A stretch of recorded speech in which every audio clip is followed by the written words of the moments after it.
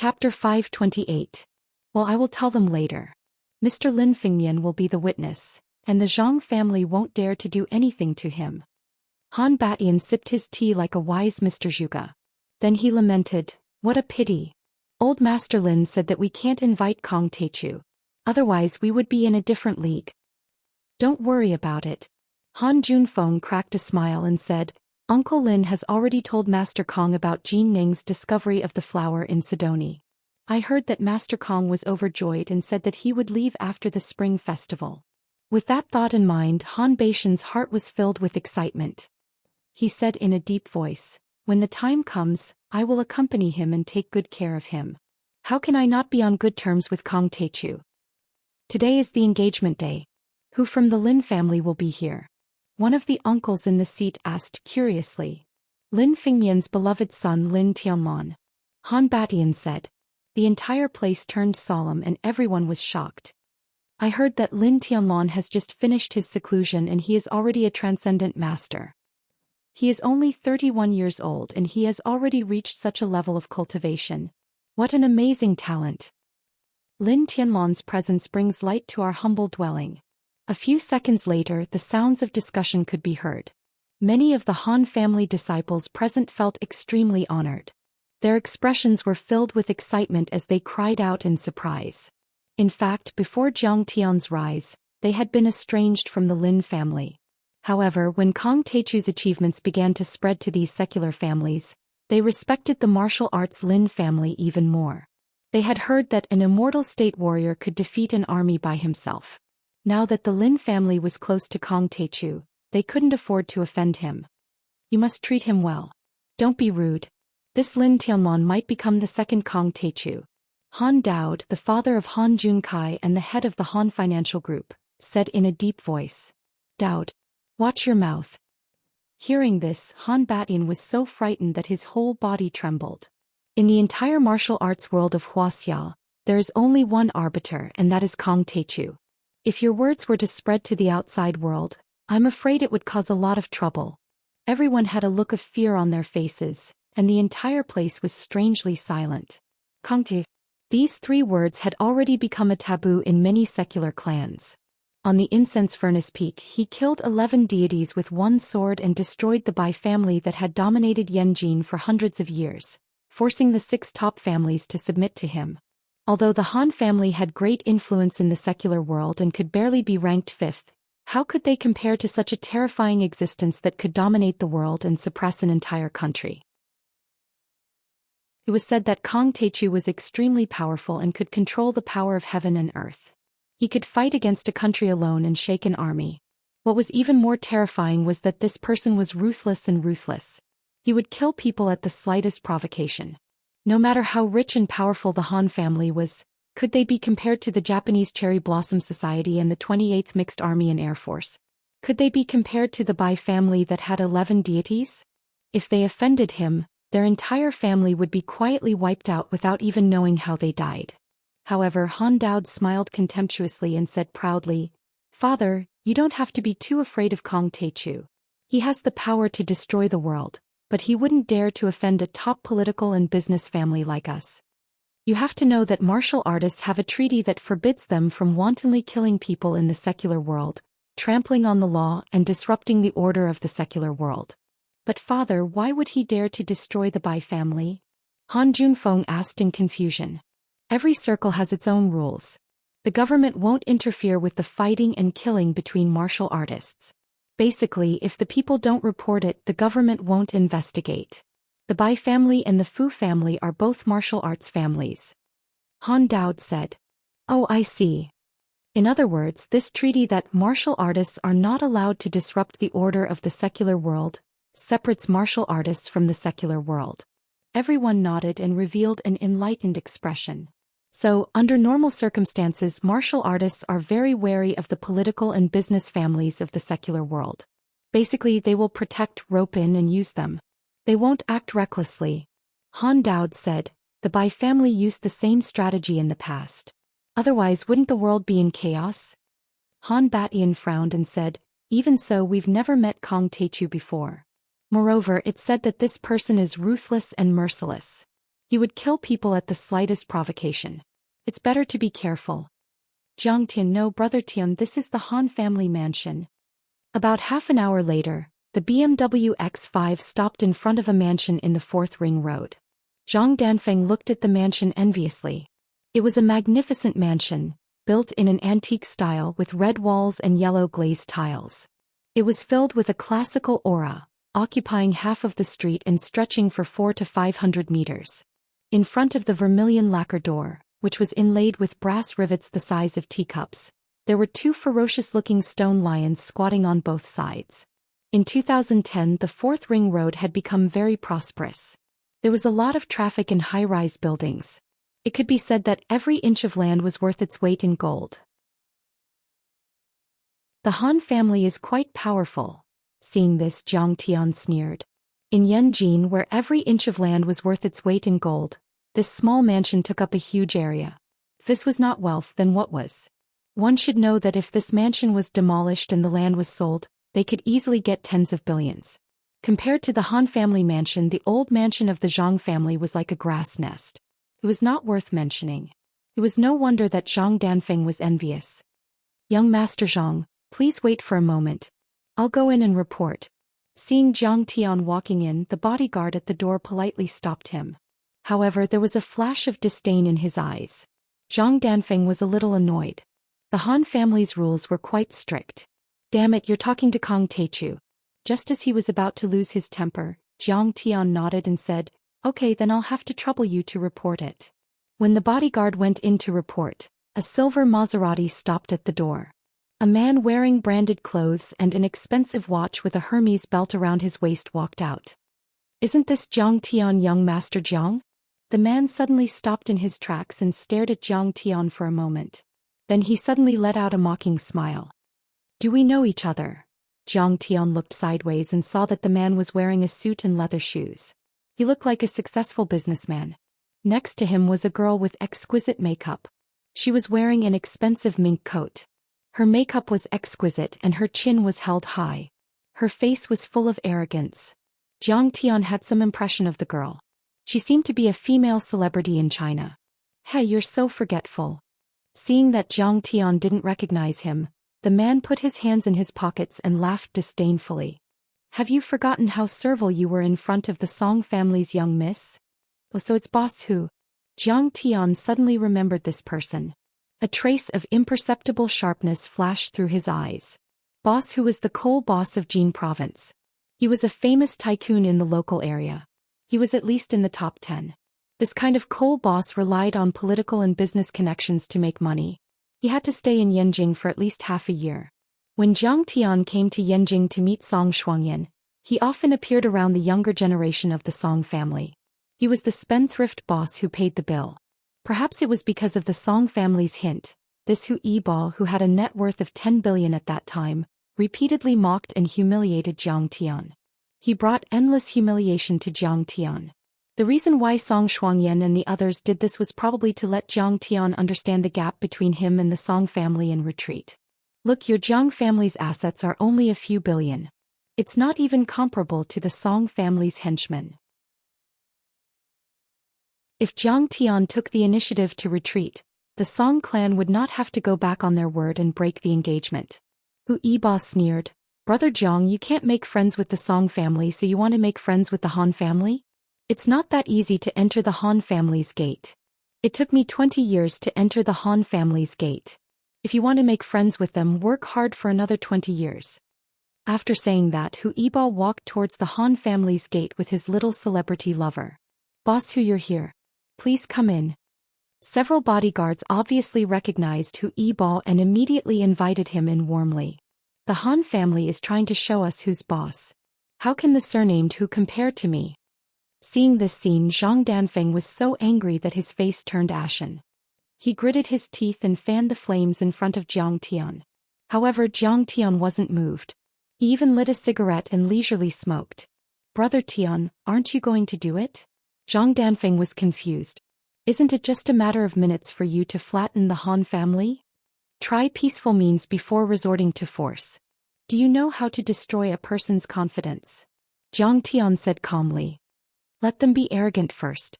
When the enemy is at his most arrogant, then give him a fatal blow and trample him under his feet. When Hu Yibo walked into the Han family's mansion, many heads of the Han family's branches and rich bosses from all over the country came to greet him. Among them there was no lack of mayors and other officials. There were also famous people on the list of the world's richest people. It's called a marriage alliance, but it's actually annexation. I heard that Zhang Yilin hasn't even graduated from university. He's just a little girl. She's easy to control. Young Master Han has Zhang Yilin under his thumb. When the time comes and Zhang Yilin becomes the head of the family, the entire Zhang family will fall into the hands of the Han family. If it really happens, then the Han family will have control over both the mining and military industries. Their words will carry a lot of weight in Wuxia. I'm afraid that they will be able to compete with the Lu family, Song family, and Xia family. The people in the Han family's camp were all paying attention and discussing this marriage alliance. They were all very pleased with themselves. The Zhang family is here. Young Master Han is here to welcome them. Someone shouted and everyone turned to look at the main hall. They saw Han Junfeng surrounded by Han Junkai and the other disciples, striding out in a majestic manner. Uncle Zhang Yilin Danfeng, thank you for your hard work. Congratulations on becoming the head of the family, Uncle Chenzhen. Congratulations. Han Junfeng cupped his fists and greeted Jiang Tian and the others with a joyful expression. Chapter 529. Han Junfeng was indeed one of the most talented young men in Yanjin. He was like a royal descendant of the heavens. His presence easily overpowered Zhang Chenzhen, Zhang Danfeng and many other tycoons. He is the prince of the Han family. He is so handsome. Look at this image, this aura. In a blink of an eye, many socialites looked at him with infatuation. Why didn't the lord of the Han family come out? A tycoon asked. He came out to welcome Zhang Chenzhen and Zhang Danfeng? That's too embarrassing. The Zhang family's ranking is almost in the top 20. Even if Zhang Jinghua came in person, Han Junfeng would be giving him face by receiving him. Someone at the side laughed disdainfully. Nice to meet you, Lord Han. Zhang Chenzhen knew that the Han family was looking down on him. However, he was not a talkative person. After they shook hands, he introduced Jiang Tian. This is the Prince of Medicine King Group, Jiang Tian. He is Yilin's cousin and is very close to Yilin. Today he is the representative of the Zhang family to discuss the marriage with the Han family. Mr. Jiang from Medicine King Group? I have heard a lot about you. I have heard that Mr. Jiang is an expert in the art of medicine. You are very famous in South Korea for defeating the TKM application. Han Junfeng smiled and shook hands with Jiang Tian. However, a glint of suspicion flashed in his eyes. Zhang Chenzhen and Danfeng were both here. Why would he be the one to discuss the marriage with Han Junfeng? Nice to meet you, Lord Han. Jiang Tian smiled faintly. After shaking hands with Han Junfeng, he extended his hand to shake hands with Han Junkai.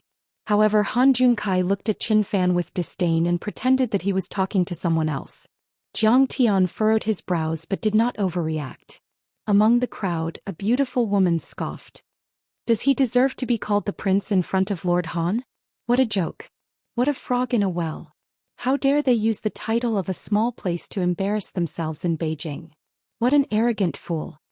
The others all curled their lips, their faces full of disdain, as if Jiang Tian was a swindler fishing for fame. In the eyes of the top nobles of Wuxia, a medical family or a scholarly family was not even worth mentioning. The voices of these people were not soft. Jiang Tian's mind was tranquil. How could he care about the provocation of these ants? When Zhang Chenzhen and the others heard this, they frowned and looked at Han Junfeng, hoping that he would say something. But Han Junfeng acted as if he didn't hear it. He smiled and greeted, "Everyone, please come in." The group of people came to a reception hall and sat down. The servants served fragrant tea and snacks. After some small talk, Han Junfeng smiled and said, "Mr. Jiang, our Han family hopes to hold the wedding as soon as possible and get things done. Let's discuss the specific process." Jiang Tian shook his head lightly and said, "Young Master Han, to tell you the truth, I'm here today to cancel the engagement." Annul the engagement? Han Junkai was stunned and said in disbelief, "Are you sure you're not wrong? Shouldn't you be begging me to marry your cousin?" "Mr. Jiang, is there something wrong with my ears?" Han Juanfeng's face also stiffened and a trace of coldness flashed in his eyes. He then forced a smile and said, "You said, cancel the engagement?" "Yes, that's right, cancel the engagement," Jiang Tian said lightly. "Fuck? What the fuck?" Han Junkai was furious and smiled sinisterly. "Is the Zhang family making fun of us? Trampling on the Han family's face? Do you know that I can annihilate the Zhang clan with just a word?" Han Junfeng frowned and scolded, "Junkai, don't be rude to the guests. We can talk about it slowly." Han Junkai was still quite afraid of this big brother, so he held back his anger and didn't speak. But he stared at Jiang Tian and the other Zhang family members with a murderous gaze. "I know Yilin is very outstanding and now she has Yen Ruan under her control. She is a Yen Jin socialite. My brother is ignorant and incompetent, and he is indeed trying to climb the social ladder." Han Junfeng was indeed one of the most powerful people in Yanjin. He quickly calmed down and said with a smile, "I will train him well. After the new year he will be the head of the strategic investment department of the Goldning Group. I believe that he will grow up very quickly." "That's right, do you think I am not good enough for her?" Han Junkai shook his shiny shoes and said proudly. "This is not a matter of whether you are good enough for her or not," Jiang Tian said lightly. "Zhang Yilin has no feelings for you, so this engagement must be cancelled. Of course, we will also compensate you appropriately. A few 100 million is not a problem. If you feel embarrassed, then you can announce the cancellation of the engagement. How about this?" Jiang Tian's words gave the Han clan a lot of face. He also took care of the benefits and benefits. He could be said to be extremely benevolent. Han Junfeng smiled and said, "Jiang Tian, you may not know this, but the marriage between the Zhang family and the Han family is in line with the strategic interests of the two families. It was also decided by my grandfather and Mr. Zhang Jinghua. The benefits are not just a few 100 million or a few billion. Also, if Yilin and my brother can get married, then the Jiang family will be relatives of the Han family. How can I treat the Jiang family unfairly? With me around, no one would dare to mess with the Jiang family and the Medicine King group. Lord Han, Yilin is like a sister to me. All I want is for her to be happy." Jiang Tian stood up, bowed slightly and cupped his fists.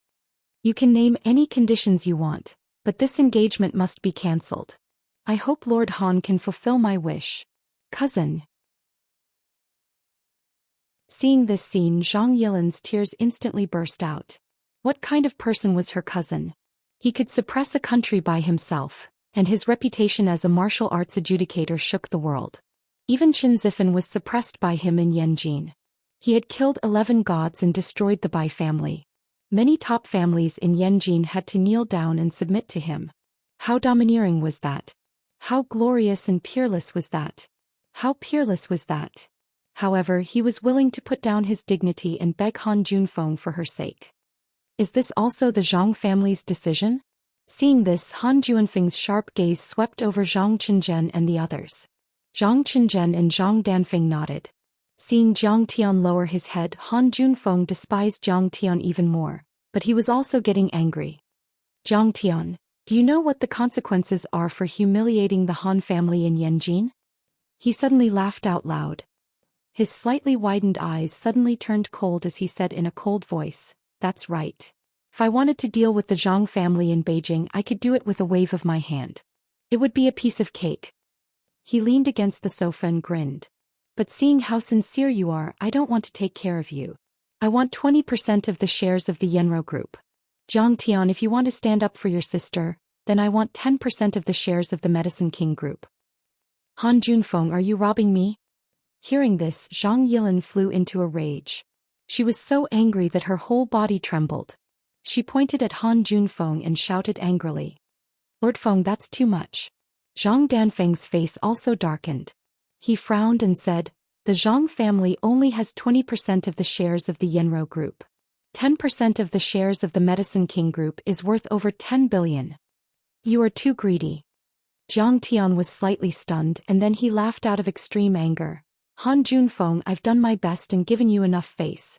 If you continue to cause trouble, then don't blame me for being merciless. Fall out. Show it to me," Han Junfeng said with a disdainful smile. "Little girl, do you know who you are talking to?" Seeing that Jiang Tian was being disrespectful and Zhang Yilin was pointing at his brother, Han Junfeng sneered.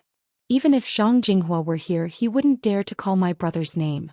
If it weren't for the Han family, the Zhang family and the Jiang family would have been swallowed by the Song family. Zhang Yilin, I don't know how many socialites and heiresses in Yanjin and the northern provinces want to marry me. Letting you marry me, it was your grandfather who bitterly begged for it. He pointed at Zhang Yilin and said disdainfully, Who do you think you are? I heard that you went to the nightclub to drink and sleep with Jiang Tian to save him. I don't know how many men you have slept with. Are you some kind of chaste woman? It is your blessing that I am willing to marry you. Cherish it. Yilin. Hearing this, Jiang Tian's heart surged. He looked at Zhang Yilin with pity and surprise. He knew that Zhang Yilin had suffered a lot for him, but he had never thought that Zhang Yilin would suffer so much. Brother, I didn't sleep with anyone. I didn't let anyone touch me. Seeing Jiang Tian looking over, Zhang Yilin felt extremely wronged and sad in her heart. She burst into tears, tears falling like rain. Don't be sad. Jiang Tian rubbed her little head, then a golden light flashed in his eyes. He looked at Han Junkai and scolded harshly. Kneel down and apologize to Zhang Yilin and I will spare your life. Jiang Tian used the demonic dragon roar and the sound was like a thunderclap. Suddenly the entire courtyard was shaken. Many guests were drinking tea and chatting in the courtyard. Even the chairman of the Han group, Han Daoist, stood up and looked at the direction of the hall. Why are they quarreling? Han Batian frowned but didn't take it to heart. Daoist, go and have a look. Okay. As soon as Han Daoist walked out, all the guests in the Han family mansion were startled. They all walked toward the hall where Jiang Tian was. Is it the young Lord Jiang you know? Is he trying to stir up trouble? Hu Yiba's celebrity girlfriend's face turned pale. She pulled his arm and said nervously. The Medicine King group is only worth a few $100 billion, and the Jiang Tian's shares are only worth a few $100 billion. How can Jiang Tian challenge the Han family? He is scared to death. Hu Yiba laughed disdainfully as if he had seen through a fire. The Han family's assets are worth a few $100 billion. They are secretly rich and have been around for decades. This is the Han family mansion. There are surveillance cameras everywhere and dozens of armed bodyguards. I heard that they even have a martial arts master. Even an internal force master would have to die, let alone a nouveau riche like Jiang Tian. A martial arts master. The Han family is so powerful that they have a legendary martial arts master. The little star covered her cherry-red lips with her small hands and cried out. Her eyes were full of worship. The two of them also got up and hurriedly walked to the front of the living room.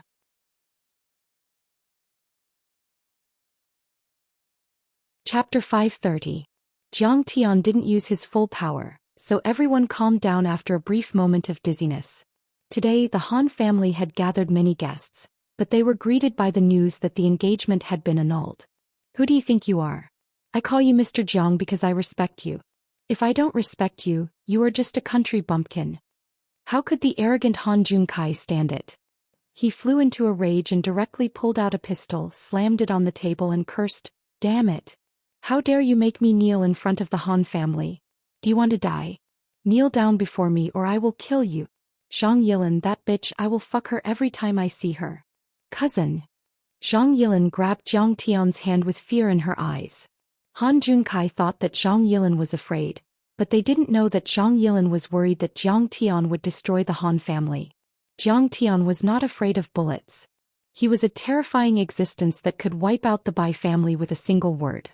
Han Junkai took out his gun in front of Jiang Tian. He must be tired of living. Pa Zhang Yilin, are you afraid now? What have you been doing? Han Junkai sneered. Zhang Yilin, you are too stubborn. It was supposed to be a happy occasion, but it has turned into a funeral. Han Junfeng sighed and shook his head in disappointment. As the crown prince of the Medicine King, Jiang Tian was a powerful figure in the eyes of ordinary people. However, in Han Junfeng's eyes he was just an ant that he could kill easily. Not to mention that his younger brother was threatening him with a gun. Even if he really killed him, he could just find a martyr to take the blame. What could the Jiang family and the Zhang family do? Yes, it is going to be a funeral. Hearing that Han Junkai was threatening Zhang Yilin, Jiang Tian was annoyed. He gently pried Zhang Yilin's hand away, took a step forward and sighed regretfully. He sighed and said, I am here to solve the problem. I have shown you enough respect, but you don't know your place. If so, don't blame me for being merciless. There are so many people in the Han family. I wonder if you have prepared enough coffins. Jiang Tian's tone was very calm, but the murderous intent on his face grew heavier and heavier. A frightening light flickered in his pupils. What did you say? This is the Han clan. You can't just... Hearing this, Han Junkai was enraged. He stood up, grabbed the gun and aimed at Jiang Tian. But Jiang Tian raised his hand and slapped him. Han Junkai flew out of the door like a rag doll, smashing into a fake mountain before falling to the ground. Jiang Tian, how dare you hit me? Seeing this, Han Junfeng was shocked and angry. His face darkened and he shouted loudly, Where are the bodyguards? Where's Brother Chong? Hurry up and come in and take care of this brat for me. Master Feng. It's here. He's here.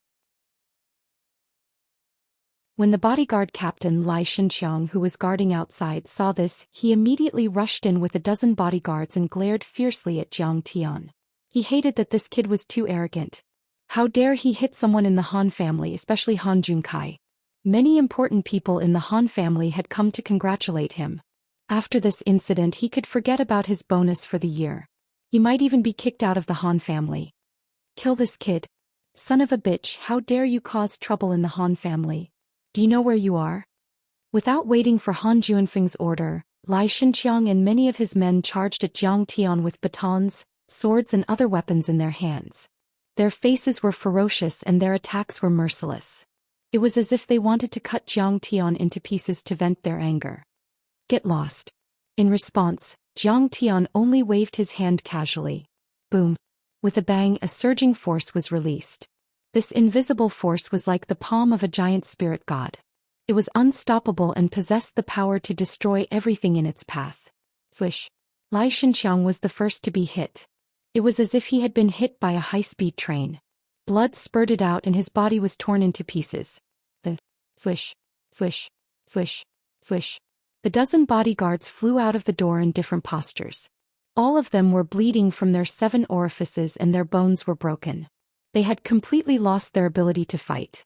The terrifying force didn't stop there. Crack, crack.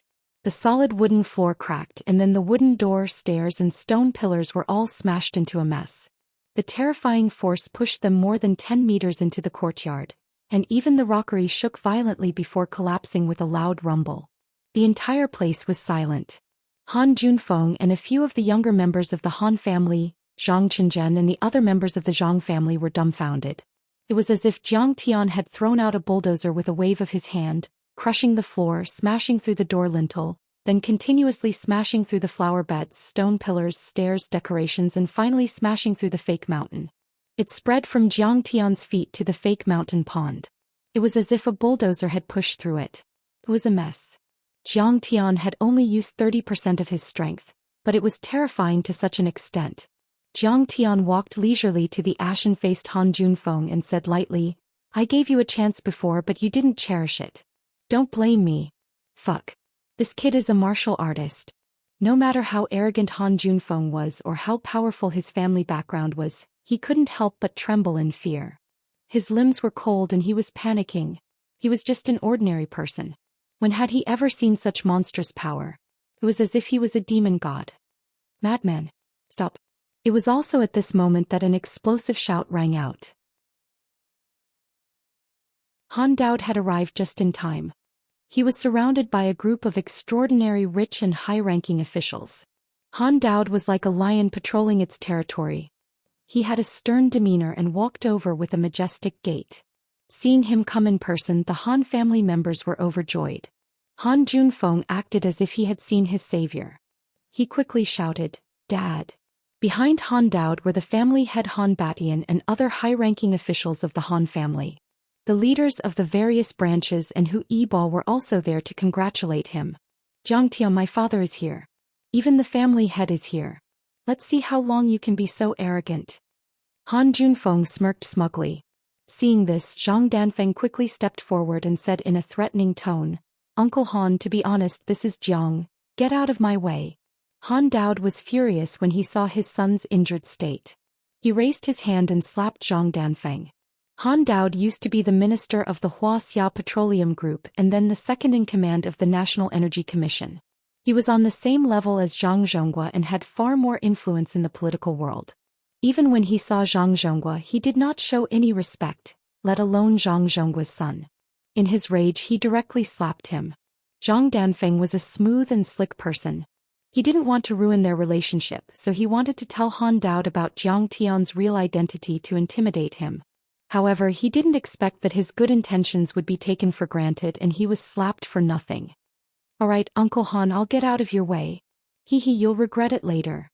He wasn't angry at all. Instead, he sneered and stepped aside, gloating over Han Daoist's misfortune. "Did you hit him?" Han Daoist ignored him and only stared fixedly at Jiang Tian, his face full of resentment. Many of the surrounding guests looked at Jiang Tian with shock and bewilderment. They didn't expect this young man to be so powerful. Was he going to destroy the Han family? However, even if he had some skills, he shouldn't have acted rashly in front of the Han family. I remember when he was facing the daughter of the Song family, he knew when to advance and retreat. Why is his temper so bad now? You think you're so great just because you made a small fortune? Do you think you can compete with the Han family just because you have a few billion? Hu Yibo looked at Jiang Tian coldly and shook his head mockingly, as if Jiang Tian was already a dead man. After listening to Zhang Yilan's explanation of the Han family's identity, Jiang Tian looked at Han Junfeng and said with a cold smile, "Do you all think that you can save this bastard just because the few of you came?" Han Junfeng was shocked and had a bad premonition. "Jiang, do you still dare to hit people? Congratulations, you even know how to answer first." Jiang Tian snorted and waved his hand as if he was brushing away dust. Kaboom! Han Junfeng flew out like a rag doll. He crashed into an antique shelf in the back wall before he slowly slid down. He had broken countless bones all over his body. He was in so much pain that he rolled on the ground and screamed like a dying dog. "You're so arrogant." Everyone's expression changed. Han Daoist was even more furious. He gritted his teeth and the muscles on his cheeks twitched as if he wanted to eat Jiang Tian alive. The former chairman of the Wuxia Petroleum Group with assets of 7 trillion was really angry. Even Zhang Danfeng, Zhang Qinzhen and Zhang Yilan were stunned. They had heard of Jiang Tian's domineering and aggressive style, but seeing it for themselves was better than hearing 100 times. The shock they felt at this moment was incomparably real. Now I've finally seen Kong Teichu's peerless demeanor. He even dared to hit Han Junfeng. Zhang Danfeng was full of admiration. Then he felt a sense of balance in his heart. Even Han Junfeng and his brother were beaten by him. "What's the big deal about me? So you're a martial arts master. But do you think you can come to the Han family with just that little bit of martial arts?" Han Daoist gritted his teeth and grinned. He then turned to an old man and said, "Brother Zhang. Leave it to me, Chairman Han. My broadsword is thirsty for blood." The old man grinned as his battle chi surged and he stepped out of the crowd. He was wearing a black jacket, old cloth shoes, a waist belt and leggings. He carried a red tasseled broadsword on his back, which was very different from the people around him who were dressed in suits and leather shoes. His hair was already white and he was in his 60s. However, when he opened and closed his eyes, he was full of vigor and walked like the wind. "This is the master of the 5 Tigers blade art, Zhou Xian. I heard that he can already release broadsword chi. He is a real grandmaster of martial arts. He can dominate anywhere." Seeing that he was about to attack, Hu Yibo suddenly narrowed his eyes and whispered to his female celebrity lover. Those who had some understanding of the martial arts world were shocked when they heard Hu Yibo's words. A grandmaster was like a divine dragon. They were characters in the clouds, high and mighty. Zhang Xian was so powerful that he could be called a grandmaster. However, he was in charge of the Han family. "I heard that the reason why the Han family has been standing for decades is that they have such a great grandmaster. It should be him," someone exclaimed with a strange look in his eyes.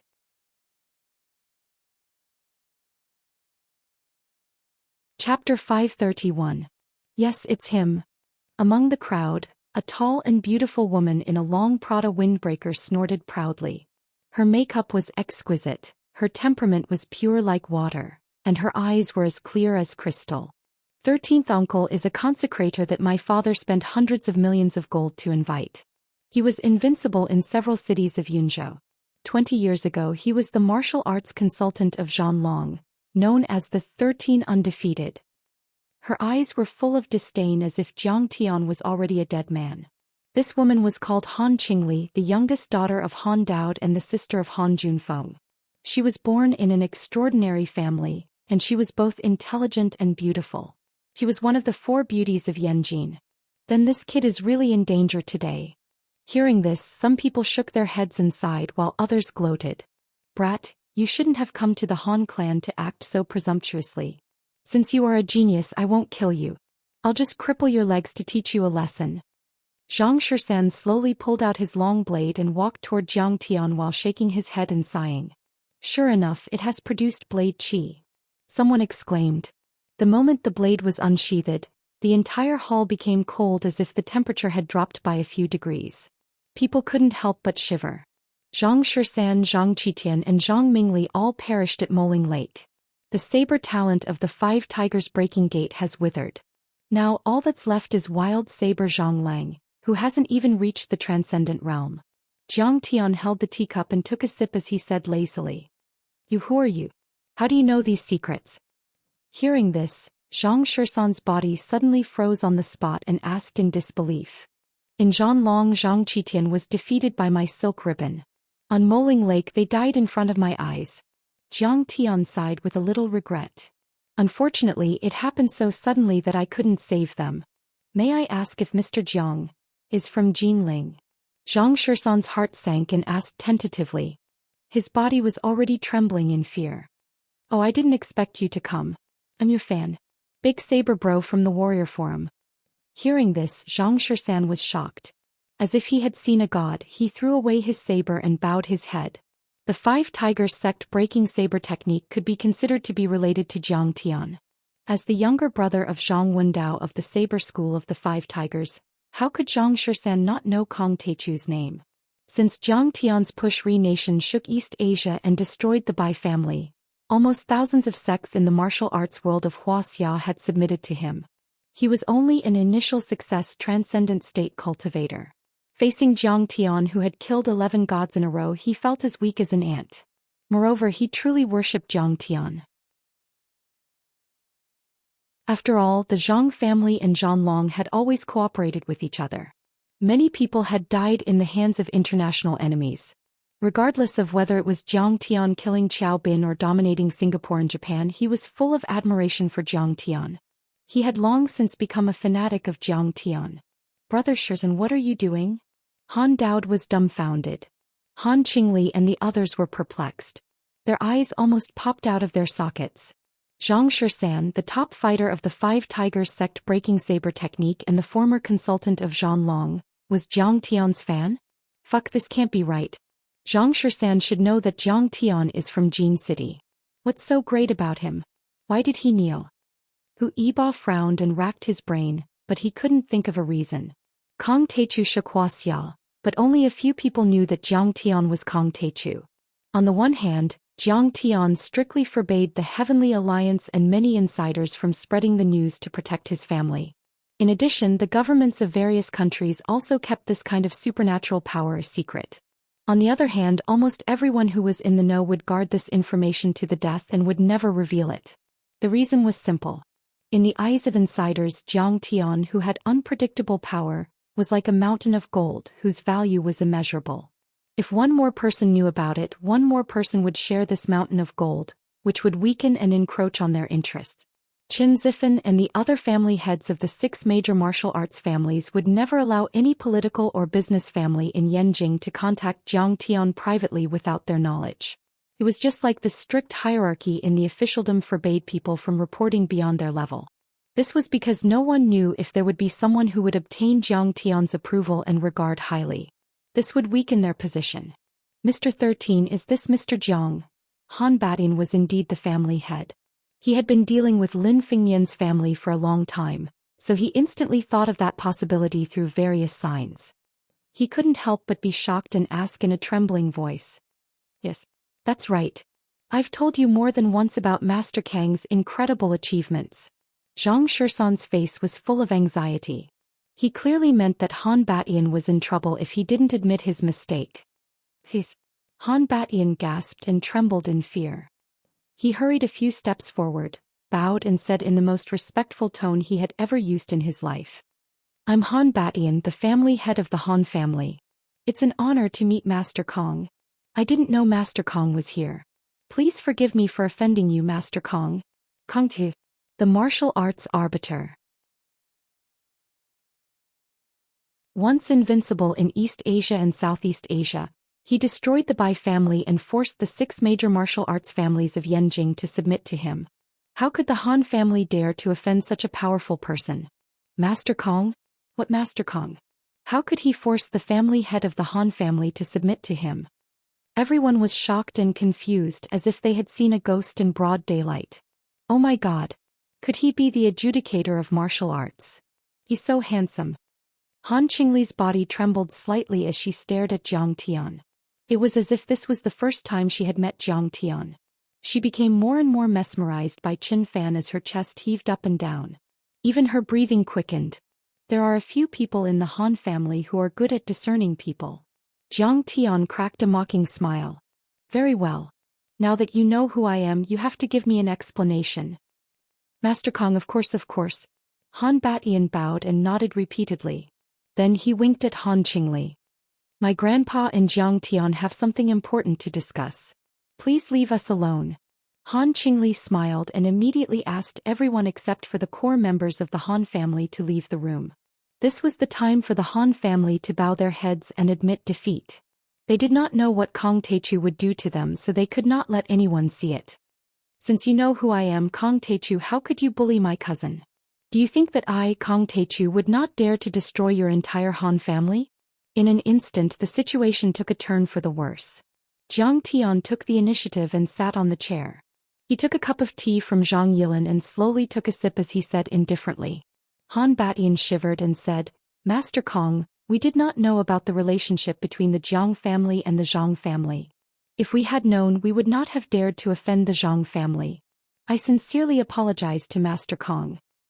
You think you can explain it by saying that you did not know? If I destroy your entire family and say that I don't know who you are, would you accept it? Apologize. If an apology is useful, what's the use of the police? Jiang Tian said coldly as he swirled the teacup in his hand. Han Dao didn't know much about how terrifying Jiang Tian was, so he didn't think that Jiang Tian would dare to make a move against the political and business families. Master Kong, my father has already given in and apologized sincerely. What else do you want? Do you really want to destroy my Han family? Han Dao, looks like you think too highly of yourself. Don't you know what I, Kong Teichu, am capable of? Jiang Tian said coldly. That bastard son of yours, Han Junkai, once drugged my sister with ill intentions. After he failed, he even threatened to destroy the Zhang family and take over Yanruan's shares. Today when I came to cancel the engagement, he took out a gun and tried to kill me. Tell me, should I kill him? Fine, fine, fine. Kong Teichu, I know you are ruthless. Han Dao was so angry that he laughed. He ignored Han Baishan's tug and said coldly. Even though the Han family is not powerful, we are still one of the top families in Wuxia. You don't have the right to do anything to us. Han Dao's words were brimming with confidence. Jiang Taichu was indeed powerful, but the Han family was also very influential in the secular world. Moreover, there was a martial Dao convention that restricted martial artists. Even when the Bai family was still in power, they didn't dare to say that they could destroy the Han family and kill them whenever they wanted. Han Batian, is this what you want as well? Do you want to see what I, Kong Teichu, am capable of? Jiang Tian looked at Han Batian and asked coldly. This old man wouldn't dare. Han Batian was taken aback. He quickly bowed and said, Master Kong, what do you want? Please tell me. If this old man can do it, I will do it. Han Junkai wanted to kill me, so I killed him. It's not too much, right? The Han family wants to take over the Han family's assets, so give us 10% of the Han group's shares. It's not too much, right? After Jiang Tian said that, Han Baishan's body trembled. His eyes flashed as he calculated quickly. Kong Teichu was indeed powerful. He had destroyed the Bai family before, but the Bai family was a martial arts family. The government had always turned a blind eye to the killings between martial arts families. He had also defeated the 28th Japanese Air Force Brigade, but that was overseas. Jiang Tian could do whatever he wanted. Jiang Tian's friends, family and assets were all in Wuxia, so he should have some scruples. If Jiang Tian dared to destroy the Han family, it would be tantamount to breaking the martial arts treaty. He would become a public nuisance that everyone hated. The other families such as the Lu family, the Xia family, and the Song family would not stand by and do nothing. Therefore the key was the comparison of power in the secular world. Kong Teichu might not be as powerful as the Han family, so he might not dare to make a move. With that thought in mind, he said tentatively, Master Kong, Han Junkai should be killed for offending Master Kong. However, it was an unintentional offense. The old man will punish him according to his family's law. I will break his limbs and kick him out of Wuxia. However, I can give you 5 more shares. What do you think? You still want to bargain with me? What right do you have? Jiang Tian's sword-like eyebrows slightly raised, his eyes filled with killing intent as he coldly asked. Han Batian couldn't help but feel a little annoyed. His originally stooped body suddenly straightened, suddenly becoming as majestic as a mountain. A faint pressure was emitted as he coldly said, Grandmaster Jiang, I know you're a martial arts adjudicator, but you're only a martial arts adjudicator. Our House of Han is a political and business family. Naturally, you can't use the methods of the martial arts world against us. If you want to sue us, we will accompany you to the end.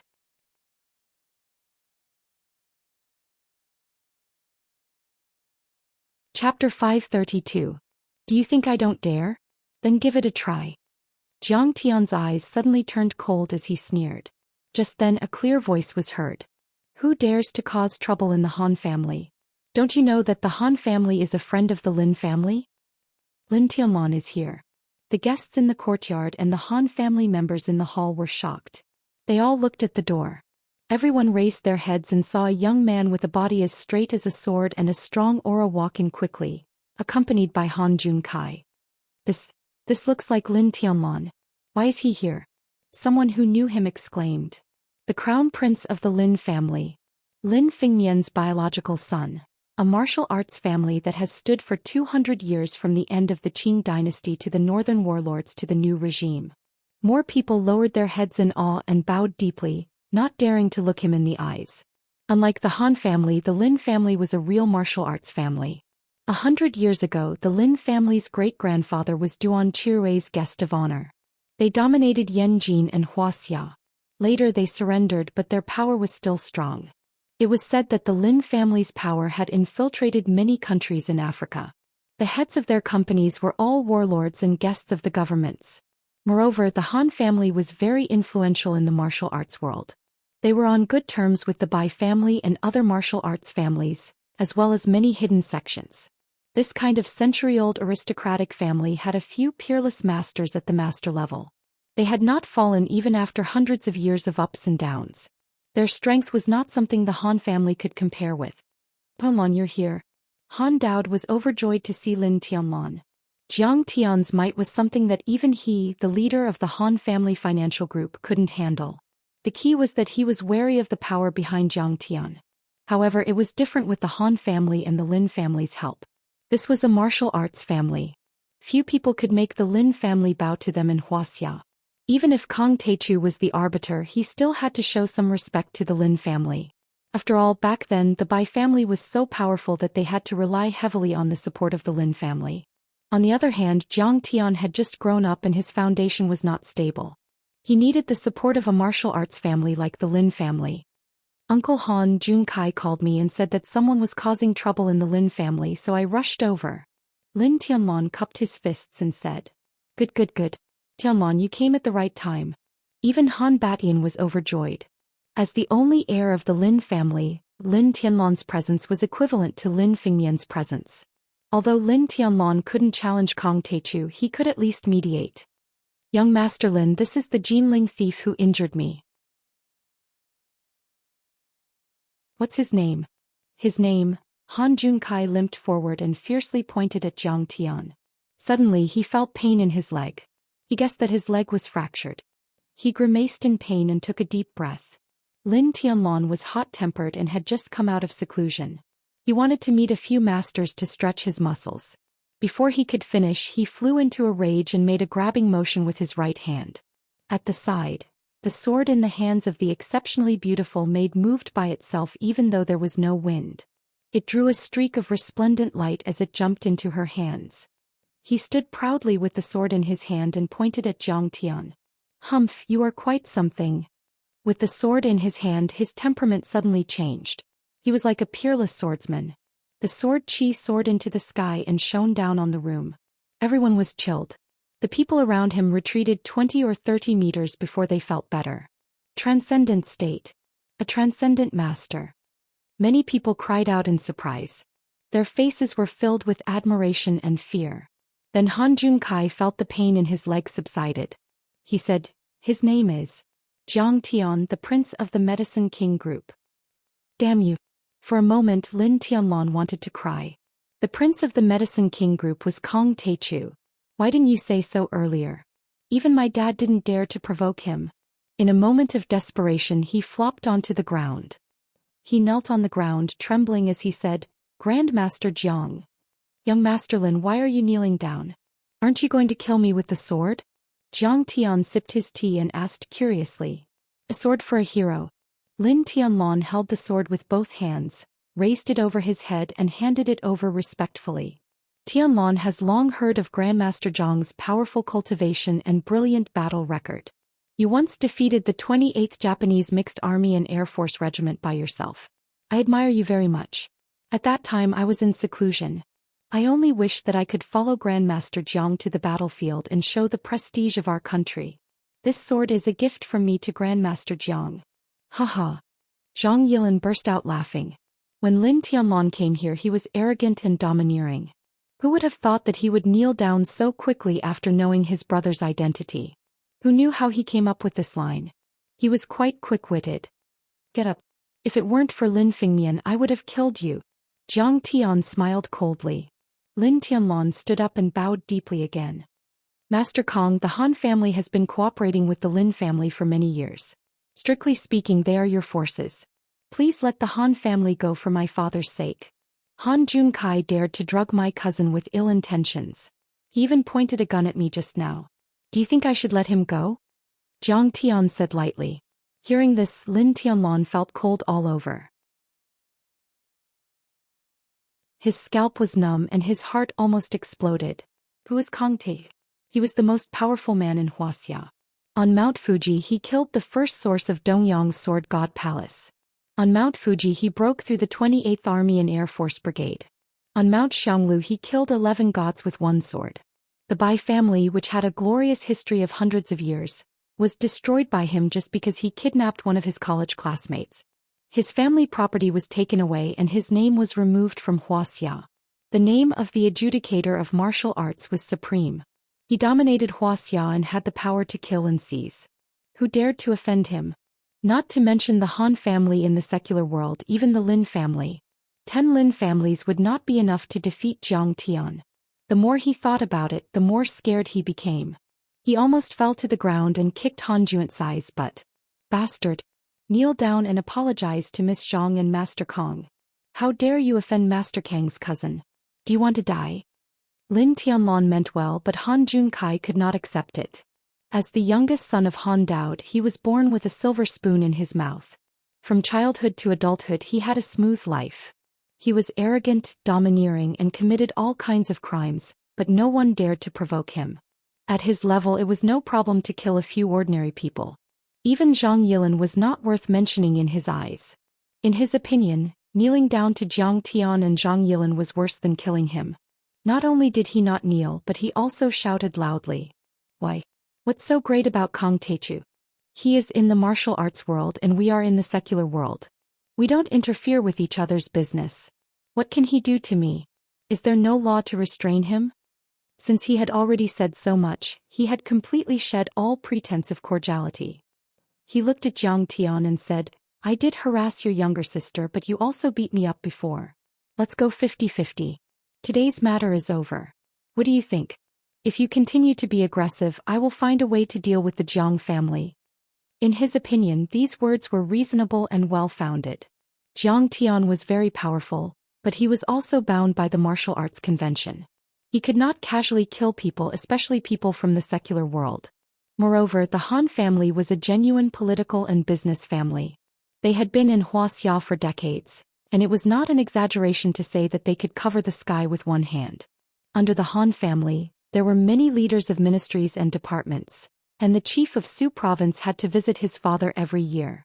In this day and age, how many businessmen were clean? If they investigated seriously, how could they not find the problem? Not to mention the Lin family, the Han family alone was enough to deal with the Jiang family. It was as easy as killing a chicken with a butcher's knife. It could be said that if the Han family wanted to destroy the Jiang family, it would not take more than a few words. This would also make Jiang Tian afraid. Shut up, Jun Kai. When Han Batian heard that, his heart almost jumped out of his chest. Lin Tianlong, on the other hand, was shocked. He closed his eyes sadly. He knew that if Han Jun Kai dared to offend the adjudicator's authority, he would not be able to keep his life. It was even a question whether the Han family could be saved. Deal with the Jiang family? Well, I've given you so many chances and you're still so presumptuous. Well then go to hell. Jiang Tian looked at him with a half-smile, his eyes indifferent. You're funny. You really dare to kill me. Han Juanzai's face was full of sarcasm, and he thought that Jiang Tian was just shooting his mouth off. In his opinion, he was the son of an official, and this was an important place in the capital where the rich and powerful ruled. It was impossible for Jiang Tian to kill him. Well, these are your last words. Jiang Tian smiled coldly, stood up and walked out lazily. Ah, what's wrong? Scared? Running away? Didn't you want to kill me? Kill me. Han Juanzai's face was full of sarcasm, but the smile suddenly froze on his face and he could not laugh anymore. His entire body stood there like a clay sculpture, not moving at all. Jun Kai, what's wrong with you? Han Daoist noticed that something was wrong and rushed over, holding Han Juanzai's shoulder and shaking him. Mr. Han, my condolences. Jun Kai is already dead.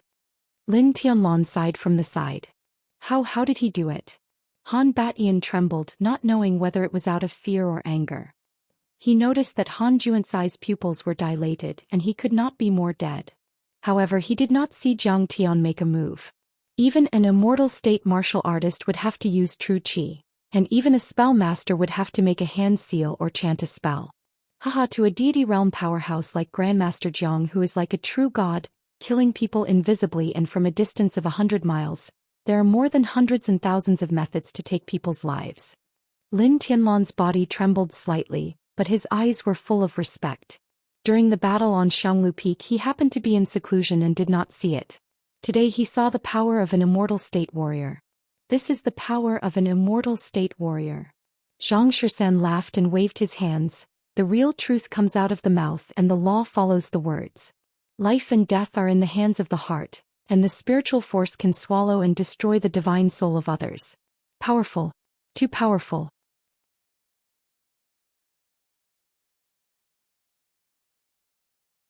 Chapter 533.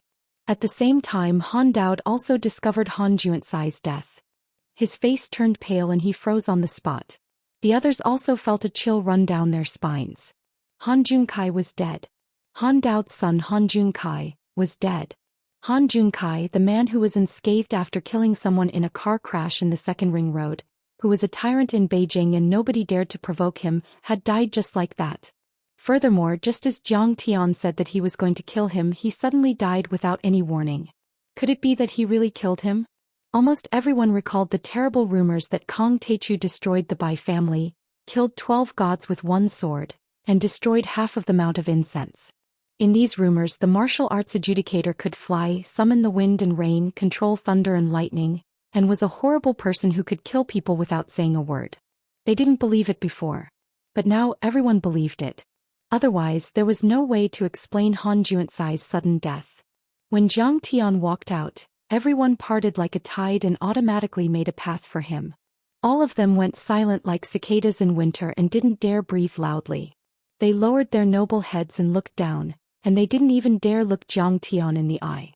It was not terrible to have power and influence, but it was terrible to be able to take people's lives at will. So what if your family is rich and powerful? I have your lives in my hands.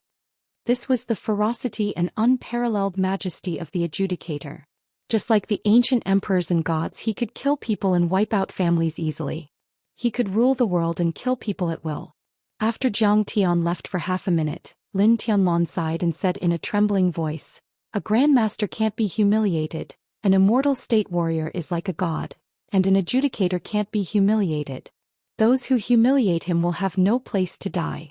The adjudicator's majesty couldn't be humiliated by these ants." The Bai family was like that, and so was Han Junkai. Everyone was silent and no one dared to say a word. To Jiang Tian, whether it was Han Junkai or the entire Han family, they were all ants that he could easily crush. Putting everything else aside, Jiang Tian only needed to say a single word, and the political forces under the 6 great clans would take action together, and they would be able to tear the Han clan into pieces.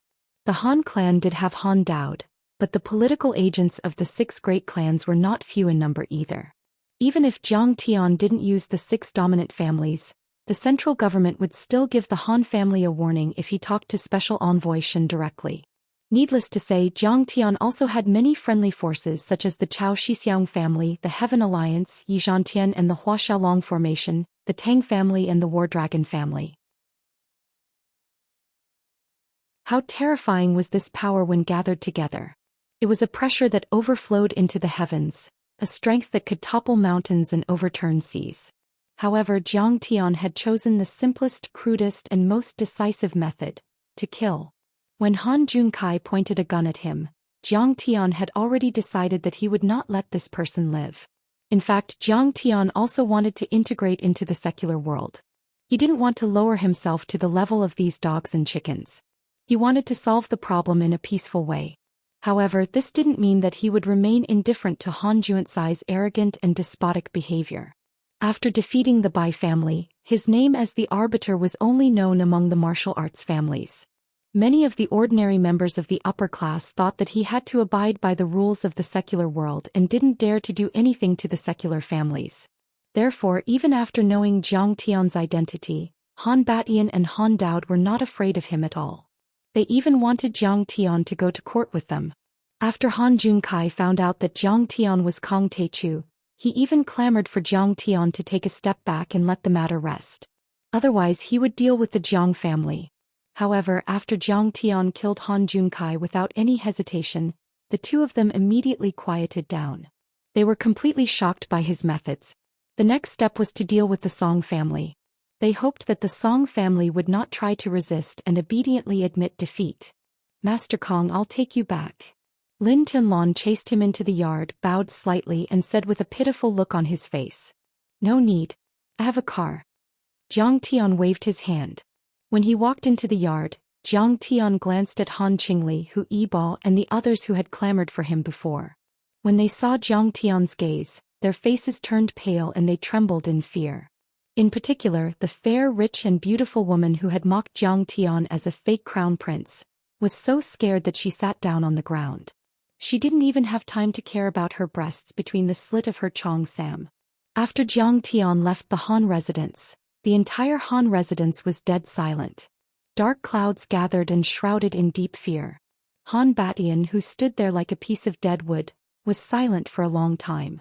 Suddenly he opened his mouth with difficulty and said, "Daoist, prepare 10% of the Han Consortium's shares and pay a visit to Master Kong with Lin Tianlan." Although his voice was hoarse and mixed with a trace of sorrow, he was still able to maintain his composure and rationality.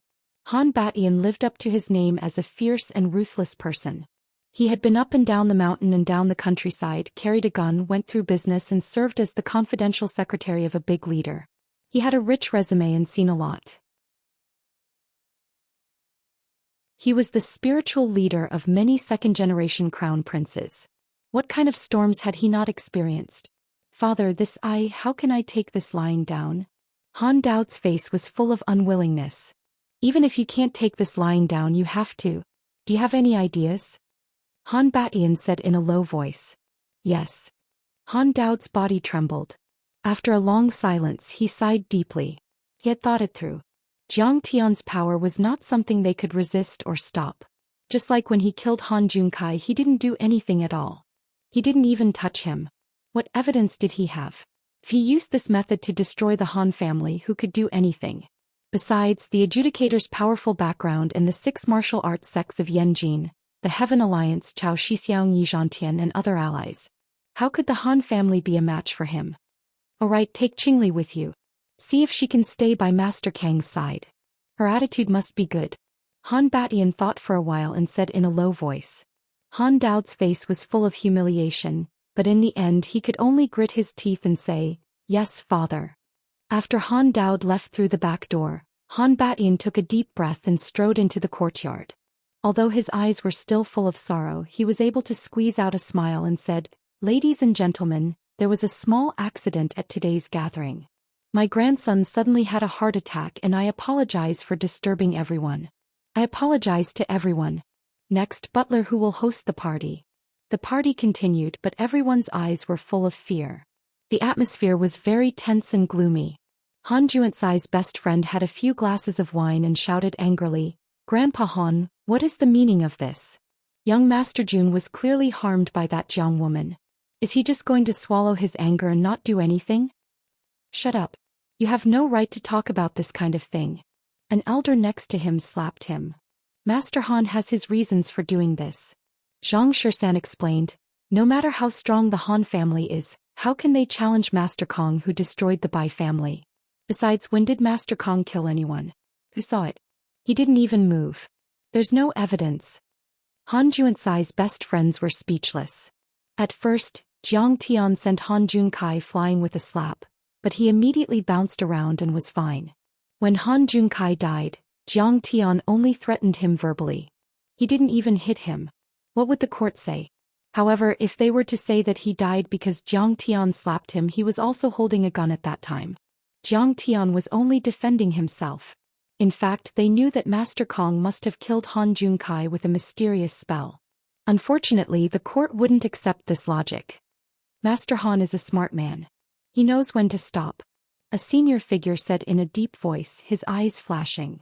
Master Kong can't be offended. What he did was wise.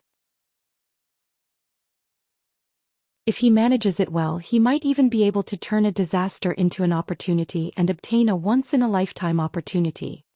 Han Junkai should have had this day a long time ago.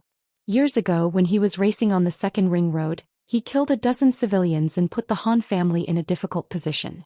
I didn't expect him to not learn his lesson. Besides, Han Junkai has been flirting with women all these years. He's been fighting for women. Who did he learn that from? It was his father. A family representative who didn't get along well with the Han family sneered and said in a low voice. The man's words were sharp. The people around him could only smile awkwardly and didn't refute him. What he said was true. A man like Han Dao was powerful and influential. His projects were worth billions. Many rich and powerful people sent female celebrities to his bed in order to curry favor with him. Rumor had it that a businesswoman had invested 100 million to remake Dream of the Red Chamber, in order to find a mistress for Han Dao. She held a nationwide audition for 12 actresses for Han Dao's pleasure. She had many admirers. Han Dao had more mistresses than he could count, and his illegitimate children were in double digits. That's it? Zhang Yilin asked incredulously as they walked out of the Han family's gate. What else can they do? Before Jiang Tian could say anything, Zhang Danfeng smiled proudly and said, Didn't you see? Even Lin Tianlong knelt before Jiang Tian? But cousin killed someone. Zhang Yilin said with a shocked face. She had seen Jiang Tian before, but that was in a private club in Zhonghai. There were no witnesses. But today there were dozens of people present and it was in front of Han Batian and the others. Wasn't this a little too arrogant? Stupid girl, shut up. Which eye of yours saw your cousin kill someone? Don't say anything outside. Zhang Qinzhen reprimanded her. Just you wait, the Han family will have to apologize to our brother Tian. Zhang Danfeng said proudly. This family doesn't know what's good for them. Yilin had already told Han Junkai about brother Tian's other identity, and he was so aggressive. I tried to persuade Han Dao, but he didn't listen. He even slapped me in the face. Now he deserves it. Yes, they have no evidence. They are afraid of our cousin's power. They can only hold their nose and eat shit. Zhang Yilin also realized what was going on. She stuck out her tongue and looked at Jiang Tian with admiration. Her cousin was not exaggerating. He even dared to kill Han Junkai, and the Han family had to apologize to him. She could do whatever she wanted in Yanjin.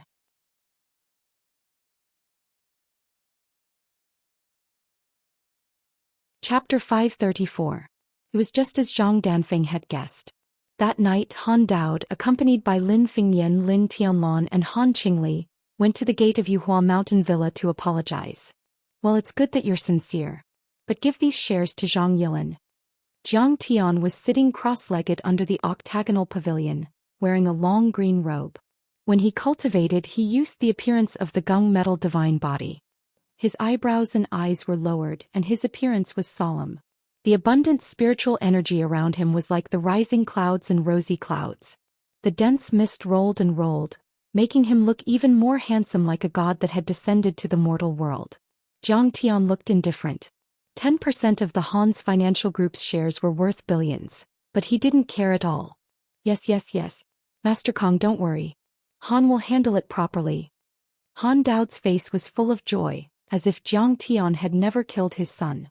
Jiang Tian finally opened his eyes. There was a strange crack in the void, and 2 electric arcs as thick as an arm shot out. God. This is a real god. Seeing this, Han Daoist was even more in awe and fear. Now the pain of losing his son had disappeared and was replaced by deep fear. He had more than a dozen illegitimate daughters. Han Junkai was just brought into the Han family and had a deeper relationship with him. In fact, he didn't care much about Han Juansai's life. He was angry because Jiang Tian had challenged his dignity and authority. When Han Juansai's mother wanted to rise in the palace, he had sent someone to kill her. He was such a ruthless person. How could he be bound by emotions? He only cared about his own interests. But later he gradually understood that Han Junkai had not only offended Jiang Tian, but also almost brought the Han family to eternal damnation. His son was dead, but he still had other children. But if the Han family was finished, he would lose his wealth and become a beggar. He would lose his power and become a prisoner. That would be a fate worse than death. How amazing! Behind him, Han Qingli, who was wearing a red evening gown, was trembling in fear. Her full breasts rose and fell violently, creating dazzling waves. Then he suddenly thought of something, and his eyes burned with passion. Still not leaving? Jiang Tian asked indifferently. Master Kong, this is my daughter Qingli. She hasn't taken her wedding leave and is a virgin. She studied at the Ivy League Business School and has a very clear appearance. She has the reputation of being one of the 4 beauties in Beijing. Han Daoist bowed and pushed his daughter out. With a smile, he said, if Master Kong is merciful and allows her to stay by Master Kang's side as a servant girl, then it will be her great fortune and also our Han family's fortune. Jiang Tian glanced sideways at Han Qingli. This woman was about 20 years old. Her facial features were exquisite, and her pair of peach blossom eyes were especially alluring. She was wearing a low-cut backless evening gown on a cold day. Her skin was snowy and translucent, and it also showed off her figure. She was indeed a top-quality beauty. She was in the prime of a girl's life. Her skin was so soft that it was as if water could be squeezed out of it. Moreover, she was born into a good family and lived like a princess. She also had a graceful and elegant aura. Compared to those female celebrities and models, she was obviously on a higher level. Master Kong, please accept me. If you reject me, my self-esteem will be greatly damaged. Seeing Jiang Tian looking over, Han Qingli let out a bright smile. It was as if 100 flowers had bloomed in an instant. It's hard for you to wear so little on such a cold day. I appreciate your kindness, but I don't need it. I already have a lot of women around me. Jiang Tian rejected her indifferently, and Han Qingli's face stiffened. Han Daoist was also disappointed. But give me your bracelet. Jiang Tian smiled faintly. Oh, this is a recuperation jade talisman. A good friend of mine gave it to me. Han Qingli's face lit up with joy. She thought that Jiang Tian had taken a fancy to the jade talisman and hurriedly handed it over to him. Vitality jade charm? Hee, the vitality jade charm is more like it. Jiang Tian sneered and threw the jade charm on the ground. Crack. The moment the jade charm broke, the void twisted and trembled. Black smoke billowed, and a ghost with disheveled hair and a green face with fangs quickly condensed. It screamed and ran out of the courtyard. This is an evil ghost? Han Dao and his daughter were so scared that their faces turned pale and their bodies trembled. It's just a ghost. It's not even a ghost, General. What's there to be afraid of? Jiang Tian's divine sense moved. With a boom, the golden armor general jumped out. The green dragon crescent blade swept out and directly cut the ghost into ashes. It then turned into a golden light and jumped into Jiang Tian's divine sense. This is a golden deity? When Han Dao and his daughter saw this, they were dumbstruck and trembled, and their respect for Jiang Tian increased by a bit. Jiang Tian smiled and asked, "This jade charm was given to you by Song Shuangyan, right?" "Master Kong, how did you know?" "That's right. She gave it to me." Han Qingli suddenly understood something and felt a chill in her heart. "I can see it." Jiang Tian smiled faintly and said, "If you wear it for 3 more months, this ghost will take over your body and you will become a puppet that she can control at will." This bitch, how can she be so cruel? I treated her as a sister." Han Qingli was shocked and angry. She cursed fiercely. "You think that's all?" Jiang Tian's eyes were indifferent as he said, "These Yin souls are all filthy things and they can't absorb other spiritual powers. They can only use your body as nourishment. You will feel cold all over, your yang qi will sink and your qi and blood will deteriorate. It will only take 3 months for your essence, qi and spirit to be exhausted, and you will become a dry corpse." Han Qingli's face turned pale and then she said angrily, "This bitch must be afraid that I will fight with her for young Master Lu Lixuan and also covet the Han family's secret. She is so hateful. I told you to stay away from this bitch, but you didn't believe me." Han Dao wrung his hands and sighed. "This woman usually plays music and makes tea. She looks like she is aloof from worldly affairs. In fact, she is the most ambitious and ruthless. If Master Kong didn't find you today, you wouldn't be alive." "Young Master Lu? Who is that?" Jiang Tian asked with a frown. "The heir of the Lu family, Yanjin's top official business family, Lu Lixuan." When this person was mentioned, Han Dao's face showed a bit of fear. He said in a low voice, "Among the 4th-generation nobles like Zhang Danfeng and Han Junfeng, this person is the spiritual leader. In terms of ability, means, background and vision, he is one of the best. Even the elders have to avoid him. He is called the Crown Prince of Yanjin." "Does this person have a martial arts background? Or is he a Dharma master?" Jiang Tian asked. "I haven't heard of him yet." Han Dao thought for a moment and shook his head. He is just an ant." Jiang Tian didn't care about him at all. He looked at Han Qingli and said, "Miss Han, I am going to the Song family to ask for some things. If there is a chance, please take me to see Song Shuangyan." "Yes, Master Kong." Han Qingli's clear eyes showed a hint of gloating. Han Dao also showed a hint of joy. In the afternoon, the Han family gathered together to secretly study Jiang Tian's information. They knew that Song Shuangyan had broken off the engagement with him. They suddenly realized that the Song family's time of death had come. When Jiang Tian killed the Yin soul in Han Qingli's jade talisman. In the suburbs dozens of kilometers away, on the peak of the snow-capped Mount Yen, in the depths of the flying dragon villa of the Song family, an old man in a Daoist robe was shocked. He suddenly opened his malicious eyes and said hatefully, "Your cultivation is not bad. You can actually destroy the little ghost that I have raised for 3 years in an instant." Oh no, Master Lei woke up. What startled him? Next to him, a few disciples who followed him to practice suddenly exclaimed, "Whoosh!" The old man had chicken skin and crane head. His body was stooped and his face was full of age spots. He was so old that all his teeth had fallen out. But the moment he stood up, his body was as majestic as a mountain. In his hand was a ball of dazzling lightning, which illuminated the whole central room. He shouted gloomily, "How dare you? In Wuxia, there is someone who dares to touch my heavenly prestige. Do you want to die?" This violent shout was like rolling thunder, which directly alarmed the entire Song family's old house. What happened to Master Lei? The head of the Song family, Song Beishan, looked fearful. He quickly stood up and walked toward the worship hall in the depths of the old house.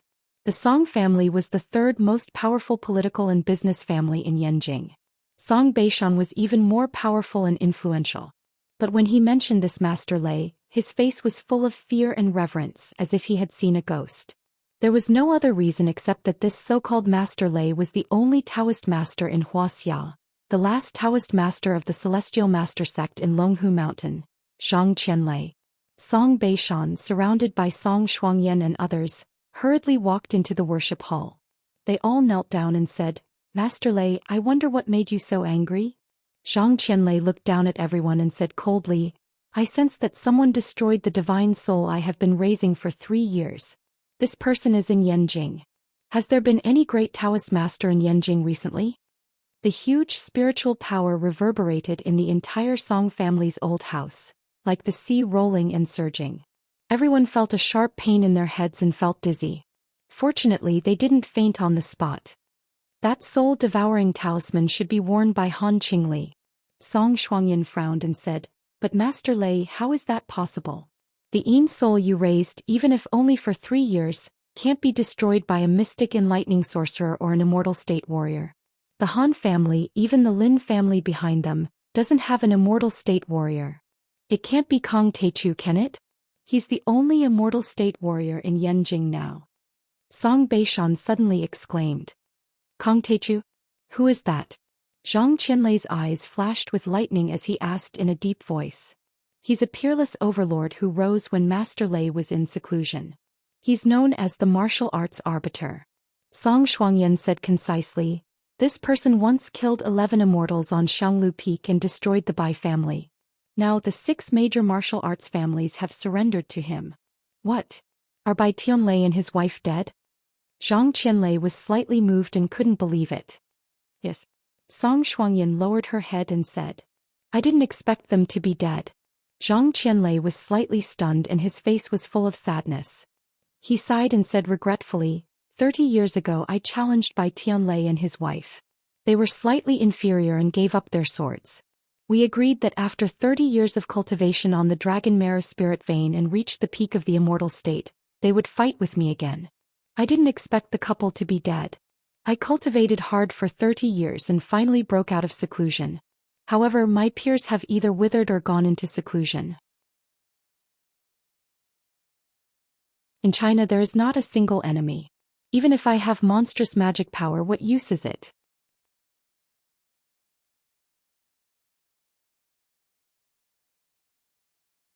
Chapter 535. Suddenly Zhang Qianlei's eyes shot out bolts of lightning and he said coldly, "But Kong Teichu defeated them, so he should be stronger than them. Then I'll kill him and reach the top of Wuxia. Master Lei is willing to suppress Kong Teichu. If he wins, our Song family will be able to defeat all the martial arts and secular families and become the #1 in Yanjing and Wuxia." Song Shuangyan looked ecstatic and excited. "Master Lei, are you really going to do it?" Song Beishan said worriedly, "But Kong Teichu is so powerful. He's really at the peak of the immortal state and has a brilliant record. He killed Wang Chongyan Chaobin and the origin of the East Ocean Palace. He even broke through the 28th East Ocean Mixed Regiment. He's really terrible. Haha, I achieved the Taoist body 30 years ago. After 50 years of cultivation, I've reached the peak of the Taoist body and touched the edge of the immortal realm. Except for the old monster Yi Turan, no one in the world can be my opponent." Zhang Qianlei suddenly turned his head and roared at Song Beishan. His huge spiritual power shattered all the doors and windows in all directions, and the entire central room almost collapsed in an instant. "Haha, if I met someone at the peak of the immortal state 30 years ago I might have to avoid it, but now..." He rumbled. He took a step forward and his originally stooped waist instantly straightened. His face twisted and changed and his figure was like an inflated balloon, rapidly expanding and growing taller. His arms, thighs and arms, which were originally as thin as firewood, were quickly filled with muscles and blood. The sparse and dirty white hair on his head quickly fell off, and black hair flowed out like a waterfall. Even his teeth grew out. It only took a breath. This aged Zhang Qianlei had actually transformed into a middle-aged man with a slender and imposing figure, an extraordinarily handsome appearance, a domineering bearing, and a might that suppressed the world and looked down upon all living beings in a myriad of worlds. My Taoist body has reached the phenomenal level. I can suppress the immortal state, control the thunder, summon the wind and rain and crush everything. Kong Teichu is nothing. Zhang Qianlei jumped up. He didn't break through the roof, but he was already hundreds of meters high. Thunder. He casually pulled. Like pulling a rag, a huge bolt of lightning that was as thick as a bowl and more than 20 meters long was pulled down from the depths of the clouds above the ninth heaven. This bolt of lightning illuminated the area within a few kilometers. It was extremely powerful. It was like a giant python that was struggling and dancing in his hand. Even though it was far away, it made everyone breathless. Zhou Xian was like the god of thunder. Bathed in lightning, he controlled the lightning and casually smashed it down. Rumble. Bang. Suddenly, a mountain peak that was tens of meters tall exploded. The hard granite crumbled like paper, and the steep mountain peak was flattened in the blink of an eye. Within a radius of a few miles, the ground trembled, the trees swayed violently and snow rustled down. In the cold winter, a thunderbolt flattens the dangerous peak. Even when Bai Tianlei and his wife were at the peak of the divine realm, they could only penetrate a rock that was a few meters thick. However, Zhou Xian could control the heavenly thunder and blow up a mountain that was dozens of meters high. What kind of divine power, and how domineering was that? Seeing this, Song Beishan, Song Shuangyan and the others couldn't help but change their expressions. They were stunned and couldn't believe it. Was this still the power of a human being? He might have already surpassed the immortal state and become a real deity. On the path of cultivation, the cultivation from the lowest to the highest was perception, Daoist entry, mystic enlightenment and Daoist body. Before reaching the Daoist body, although the spiritual power of a sorcerer was strong, he could mobilize the power of heaven and earth and had many dharma spells, but his body was weak and far inferior to that of a martial artist. Moreover, it took time to make hand gestures and recite spells. He was no match for a martial artist at all. After all, the other party had already killed him before he could do any of that. But once he reached the Daoist body, he would become a perfected cultivator. Golden mouth and jade words. Not only could he use many dharma spells, but he could also control the power of heaven and earth at will. Moreover, his body would become incomparably strong and could swallow the power of heaven and earth. His body could change endlessly and his lifespan could be increased by 260 years. He would be immortal for 100 years after death. This was the true body, or perfected person's body. In ancient times, perfected person with Daoist body was a national protector and a figure respected by the emperor.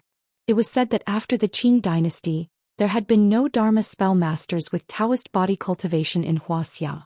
It was not an exaggeration to say that they were as rare as phoenix feathers and unicorn horns. They were simply like dragons in the sky. This is the real power of Master Lei. Song Beishan was so excited that his whole body trembled. Master Lei is like a hidden dragon in the abyss. He came out after 50 years of seclusion and turned into a dragon as soon as he met the wind and clouds. With him making a move, who would be a match for the Song family? Kong Teichu is nothing. Song Shuangyan was ecstatic as she looked at the stalwart man standing proudly in the void and bathed in divine light, like a believer seeing a true god. The Zhang family broke off the engagement with the Han family. The Han family's Han Jun died of a sudden heart attack, but the Han family gave the Zhang family 10% of the Han family's financial group's shares. When the news spread, the Zhang family's status suddenly rose. Caused a lot of waves and discussions in the upper-class society of Yanjing, and caused a lot of speculation. There were also rumors that this might be related to the martial arts adjudicator Kong Teichu. For a time, the adjudicator's reputation was even greater. On this day, Jiang Tian just woke up. Jiang Wan pulled Jiang Tian's sleeve and begged with a bitter face, "Jiang Tian, why don't you take me to Yanjing to play? It's so boring in the villa." Jiang Wan was 6 or 7 years old and she was the most active and playful. She thought that Yanjing would be lively and fun, but she did not expect to live in the deserted fragrant mountain. Everyone was either cultivating or busy with various things and no one cared about her. At first she was very happy to make snowmen and ski, but it was annoying to make snowmen every day. "Okay, let's go out and play." Jiang Tian smiled and touched her little head. Then he went to the living room and said, "Who wants to go shopping? Let's go together." Behind the Apple PC, Jiang Bangxia stretched and said, "I'm not going. I'm busy with the documents and drafting the company's articles of association." Yi Ziwei, who was watching the financial news, also waved her hand and said, "I'm not interested. I have to review the decoration design of the new office building." Huang Linger sat cross-legged on the sofa and said solemnly, I have to break through as soon as possible. Shopping is boring. At the Shuangqing villa, Qing'er's ethereal voice came through the house and yard, cultivate. Only cultivation is the way to go. Xin Mange went home to accompany her family for the holiday, not to mention. Jiang, why do I feel that everyone is very busy, and you are the only one who has nothing to do? Jiang Wan'er mocked. Who said that? How would you know when I'm busy? Jiang Tian was speechless. That's right. Jiang Bangxia took a sip of the fragrant hot coffee and joked. Everyone is working for him, but he's the only one who is comfortable lying down and counting money every day. A capitalist is the kind who doesn't know anything, doesn't do physical work, and doesn't know the difference between grain and rice. He let others do everything. The older Jiang Wan'er was, the sharper her tongue was. Do you still want to go or not? If you talk nonsense again, I'll show you that I'm busy. Jiang Tian hit Jiang Wan'er's head and drove a Volkswagen Passat down the mountain with Jiang Wan'er to play. The car was very cheap, only about 200,000 yuan. It was an office car purchased by the Yawang Holdings. Basically, the middle-level managers each had one. Jiang Tian's Rolls-Royce Phantom was left in Jinling for Jiang Chao. Jiang Tian was not particular about cars, so he asked for a few from the company and put them in Yuhua Mountain Villa. Everyone used them when they went out. He took Jiang Wan'er to eat all kinds of snacks such as rolls with donkey, fried triangles, flour cakes, soy milk and braised pork. Then they went to Happy Valley in Chaoyang District to play. Jiang Wan'er's face was red from the cold, but her mood was very satisfied. It was already noon when they left Happy Valley. Jiang Wan'er held the candied haws and complained that she was hungry.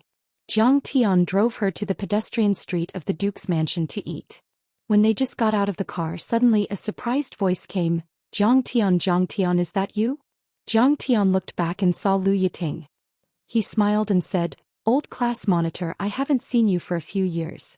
You've become more and more beautiful. The last time Jiang Tian saw Lu Yiting, he helped her to ask Li Huiyan to be her spokesperson in Linzhou. After that, Jiang Tian returned to Jinling and never saw her again.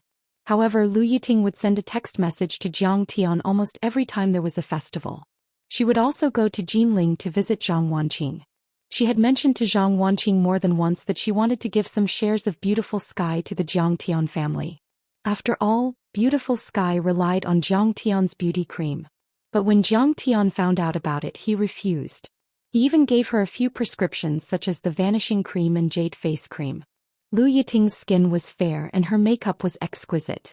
Her short hair made her look capable and neat. She was wearing a long camel coat and a limited edition crocodile skin Prada bag. The coat was lined with a tight cashmere turtleneck sweater, which made her breasts and waist look even more slender. She was wearing a short woolen skirt and black leggings. She was wearing a pair of sharp black high heels with red soles. She was mature and charming with a clean and neat look. She was elegant and had a strong aura. She was dressed like a big sister in the workplace. Am I beautiful? Yes, I have been using your prescriptions. Lu Yiting's face was full of joy. She almost ran over and hugged Jiang Tian's arm. You really came to Yanjing. But I didn't expect to see you here. I was just about to call you. You saw the announcement of the Medicine King group, right? Jiang Tian smiled. Jiang Wan'er was chewing on the candied haws. She rolled her eyes and said coldly, What are you doing? I'm going to tell on you. Jiang Tian, you are not honest. It turns out that you didn't come to take me out to play but to pick up girls. I was too excited. After all, we haven't seen each other for more than 2 years. Lu Yiting let go of her hand awkwardly. She didn't know why, but when she saw Jiang Tian, she felt very comfortable and peaceful. She couldn't help but want to get closer to Jiang Tian. She bent over and looked at Jiang Wan'er with a smile. Don't tell on me. What gift do you want? Auntie will buy it for you. Sister, I'm Jiang Tian's cousin. I'm not his junior. I want an Apple Watch. Jiang Wan'er suddenly had a good impression of Lu Yiting. She was beaming with joy and looked like a little money grubber. Can't you be more mature? You want things from people. Jiang Tian rolled his eyes at Jiang Wan'er.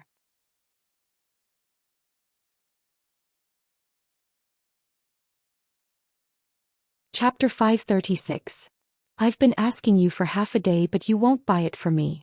Tell me, how stingy are you? Jiang Weiner raised her eyebrows and said sarcastically, Okay, then I'll go and tell on you. Naughty girl. Believe it or not, I'll throw you back to Jinling City. Jiang Tian couldn't do anything to Jiang Weiner. Even a dog would despise a 6-year-old child. Your words are useless. My sister-in-law Qing'er's words are useful. You are a henpecked husband. Jiang Weiner sneered. Jiang Tian was shocked by her words. Lu Yiting smiled and said, Jiang Tian, it's too cold outside. Let's find a restaurant to eat and talk. It's my treat. Let's eat here.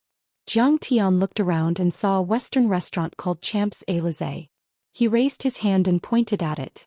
Jiang Weiner bit the candied haws and jumped with joy. She smiled and said, Great, this is the first time I've eaten in a Western restaurant. Jiang Tian, this can't be.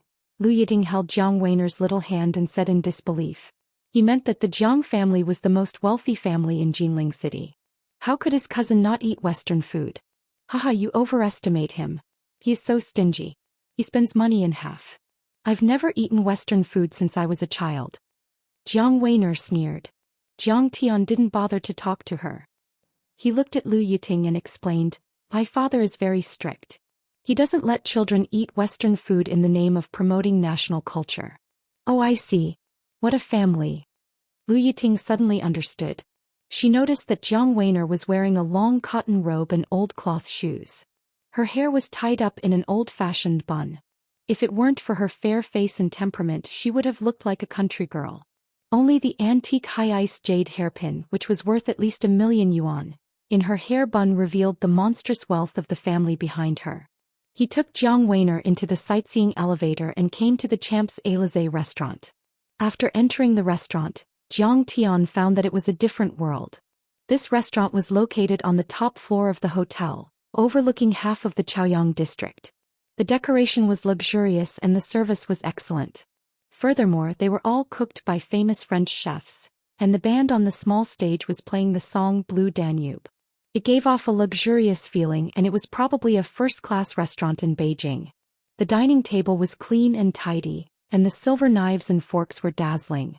They were placed neatly and the waiters were all elegant. Among them there was no lack of blonde foreign waiters. The head waiter was a French girl who was proficient in many languages. Of course, the price was also ridiculously high. The cost of a meal per person was more than 10,000 yuan. The guests were either rich or respectable. However, this level of consumption was nothing to Jiang Tian or even Lu Yiting. After Lu Yiting sat down, she called the waiter over and ordered the food according to Jiang Tian's taste. Jiang Tian looked at the price list left by the waiter. It was more than 50,000 yuan. Sis, let me borrow your phone for a moment. I need to cram some Western food etiquette. Jiang Weiner stretched out her hand and said with a smile. This little girl is so cute. Lu Yiting handed the white and elegant iPhone to Jiang Weiner. How have you been in the past 2 years? Jiang Tian and Lu Yiting blurted out almost at the same time. Then they looked at each other and smiled. Jiang Tian said, You go first. Beauty is now the #1 luxury brand in China. Lu Yiting felt a surge of warmth in her heart. She looked at Jiang Tian gently with her sparkling eyes and said, Brother Jiang Tian, the effective beauty cream is far better than brands like Chanel, Estée Lauder, Lancôme and Gucci. However, the beauty cream is a new brand and it doesn't have a strong foundation. In addition, it's a herbal formula and it's not well accepted. In the beginning it was promoted on the ground and relied on my beauty shop. Later, after Li Huiyan became the spokesperson, the product positioning became high-end, and the sales also opened up. She has also starred in a few Chinese and Korean co-productions recently, and her influence in Southeast Asia and East Asia is growing. The product's image is also rising. We changed the packaging and the price increased tenfold. Many of the products are sold for more than 10,000 yuan. Change the packaging? You didn't change the formula? If you don't give me the new formula, how can I change it? Lu Yiting sipped her coffee elegantly. There was a smile in her beautiful eyes and she gently shook her head. Are you robbing me? Jiang Tian knocked on the table and laughed. Those things, the cost of a bottle is only about 100 yuan, right? 100 times the profit. Yes, this is the luxury industry. They don't buy the best, only the most expensive. If the price is too low, it will affect the sales. Lu Yiting said in a matter-of-fact tone. It's a show-off. At present it's probably still a period where people need to use brands to satisfy their vanity and improve their personal image. Just like the customers of this restaurant. Look how many people are taking photos and posting them on Weibo to show off. Jiang Tian looked around and nodded. That's right. One is willing to hit and one is willing to be hit. The foreign brands I just mentioned are not as good as ours, but the price is more expensive. Lu Yiting smiled. Previously there was a venture capital investor who contacted me. The valuation of beauty is 2 billion yuan. But I didn't accept the investment. Yes, there's no need. We have enough funds. Jiang Tian said with a smile. It's precisely because I'm considering that the product will be marketed internationally in the future that I moved the company to Beijing. It's only been a month and we've just opened for business. The company's headquarters is not far from here. Lu Yiting tucked a strand of hair behind her ear and said with a satisfied smile, That's right. Actually, I didn't expect that I would have such a day. Beauty is actually revived and developed so well. Actually, there's also the problem of the nation's self-confidence. Jiang Tian smiled and said, The Chinese herbal medicine wasn't recognized at first, but now, they're slowly recognizing it. Are you praising yourself? At this moment the dishes were served. Lu Yiting skillfully used the knife and fork to cut the steak, chewing and swallowing slowly. She looked at Jiang Tian mockingly. I'm praising myself? Jiang Tian was stunned. Only then did he realize that she was referring to him defeating TKM and thwarting TKM's application for the World Heritage Site. He waved his hand and smiled. That's not what I mean. This is the trend of the times. With the rapid development of Wuxia's economy and the continuous rise of its international status, the nation's self-confidence has naturally increased. It used to be that the moon in other countries is rounder than in our country, but now everyone realizes that the quintessence of our country is not bad. However, after you defeated TKM, our sales have indeed been rising steadily, doubling every month. Lu Yiting looked at Jiang Tian with a smile and raised her wine glass. Come Jiang Tian, for the nation's self-confidence, let me toast you. Her small jade-white hands were sparkling and translucent against the scarlet wine in the goblet as if they were snow. This reason is reasonable. I can't refuse it. Jiang Tian didn't know whether to laugh or cry. He raised his wine glass and clinked it with hers before taking a sip. Western food is so troublesome. I'm not eating it anymore. Jiang Weiner complained resentfully. Although she had just learned how to eat Western food, she had never used a knife and fork after all. She often made loud noises which made the little girl sweat anxiously. In this hurry she forgot the knowledge she had learned. In addition, there were many authentic Western tableware, so the little girl took the small spoon used for dessert to serve soup. Lu Yiting smiled gently, took her plate and helped her to remove the steak, cut the foie gras and lobster meat. She cut them piece by piece and sent them to her.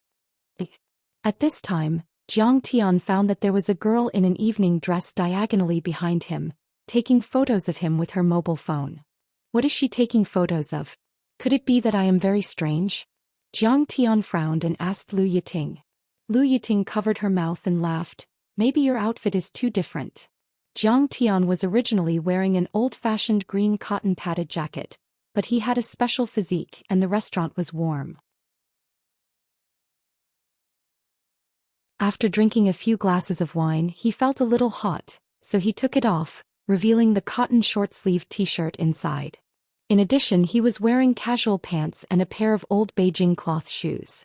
He looked very different from the people around him who were wearing evening gowns, suits, leather shoes and brocade clothes. He looked very out of place. Oh, that's it. Only Weiner and I stand firmly together and keep the same style. Jiang Tian smiled and didn't take it to heart. A cultivator's Taoism was natural and not limited to material things. He could move freely between heaven and earth and did everything with his heart. Even the appearance of a person could be changed at will, let alone the clothes.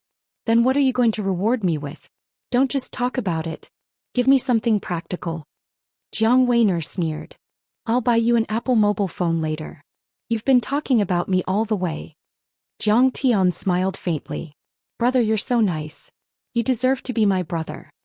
Weiner hugged Jiang Tian and kissed him a few times. When she was happy, her voice was a little loud. The girl who had secretly taken a picture of Jiang Tian's black evening gown snorted disdainfully and said, "No manners." Lu Yiting turned her head to take a look. She saw that the girl was adorned with jewelry and exquisite makeup. Her eyebrows were lightly drawn, her lips were lightly smeared, and her charming red phoenix eyelashes were slightly curved. She was both cute and sexy. Her white face matched with the black evening gown was really charming and beautiful. Sitting opposite her was a fat man with big ears. He was wearing a suit and leather shoes. His leather shoes and swept-back hair were shiny and shiny. He was dressed like a successful person. Seeing Lu Yiting looking over, the successful man snorted disdainfully. He deliberately showed his gold Rolex watch to look at the time, and skillfully snapped his fingers and shouted, "Waiter!" The French waitress was the one who paid for her. After the fat man paid, he threw out 100 yuan bill. The French waitress said in fluent English, "Thank you." That made the fat boss smile proudly. The girl in the black evening gown took a picture of Jiang Tian and said disdainfully, "Some people don't know how to eat Western food, but they still pretend to be elegant. Why are they learning how to eat French food? Have you eaten Kentucky Fried Chicken or McDonald's? You're like a naughty child from the beginning to the end. You're restless and noisy. You have no manners at all. You're a disgrace." Jiang Weiner had already heard it. She deliberately pretended to be pitiful. "Jiang Tian, you're so poor that you can't even bear to let me eat Kentucky Fried Chicken. Now you're showing your cowardice, aren't you? I've embarrassed you, haven't I?" When the fat boss heard this, he was even more disdainful of Jiang Tian. He sneered arrogantly and said, "That's right. Some people drive a lousy Passat here. They can't even afford a suit. Even if they have to sell everything they have, they still insist on eating Western food to prove that they're part of the upper class. Isn't that childish?" At first, Jiang Weiner thought it was quite fun. She just wanted to make fun of Jiang Tian. But after listening to it, she became annoyed. It's okay for others to make fun of me, but how can they make fun of my cousin? Only I can make fun of my cousin in the whole world. She threw away her knife and fork, turned her head and sneered. "You think you're so great just because you can eat French food? You think you're inferior to me just because you can't eat French food? Who do you think you are?"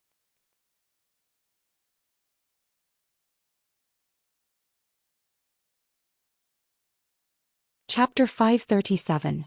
Jiang Weiner's voice was crisp and soft, but her sharp tongue was top-notch. "Besides, we like to eat like this.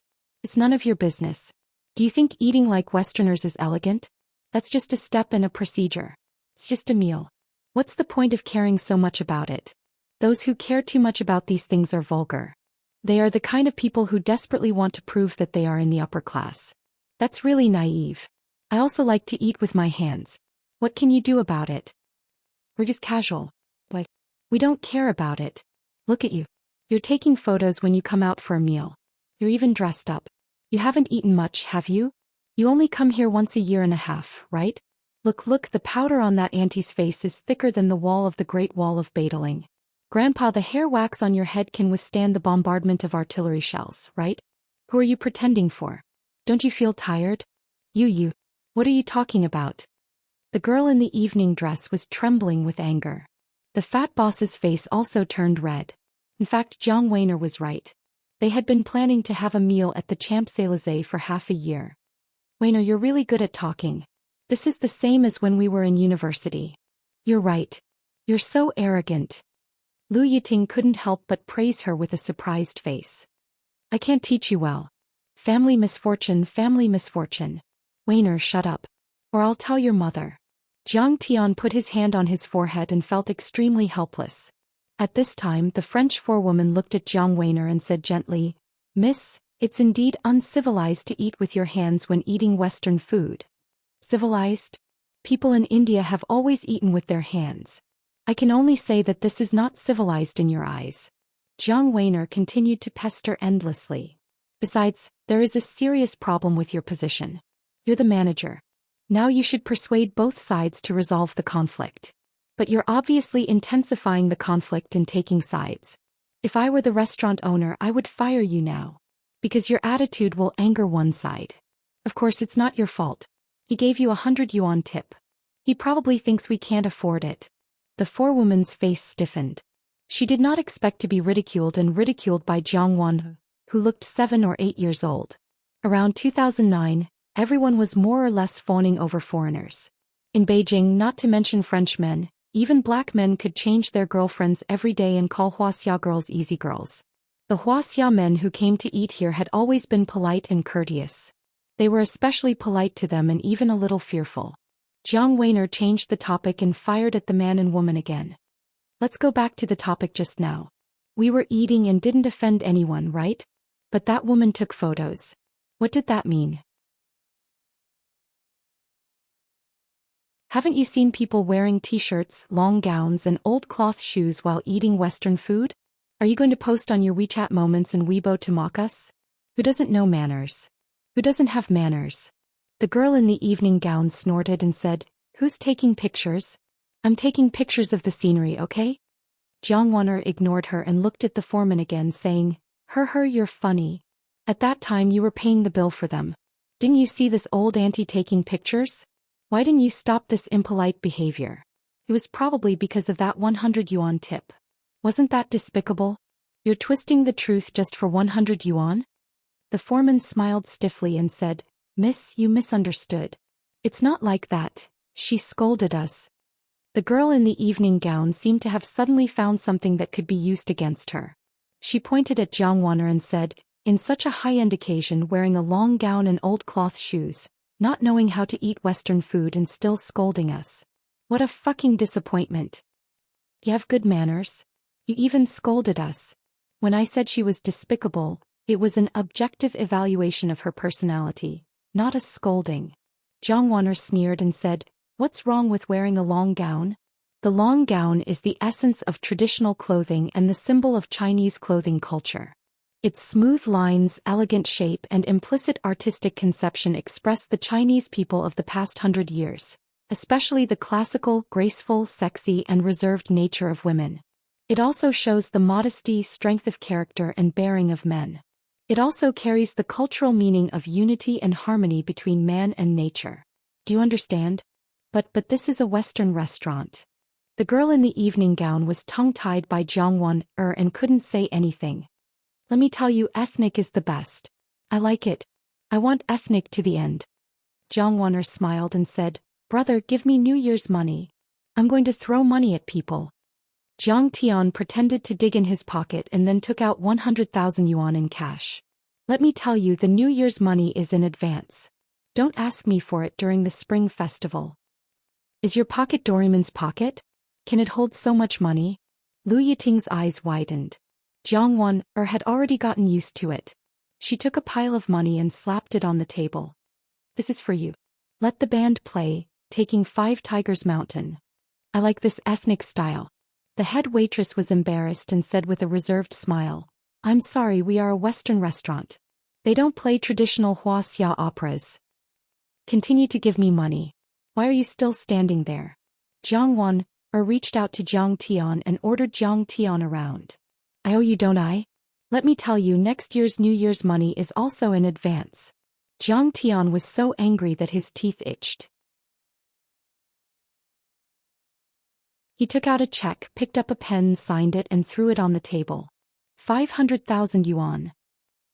"Sir, miss, please raise the money. Let's play the music." The head waitress looked at it and her eyes widened. She took the check and gathered a pile of money, beaming with joy.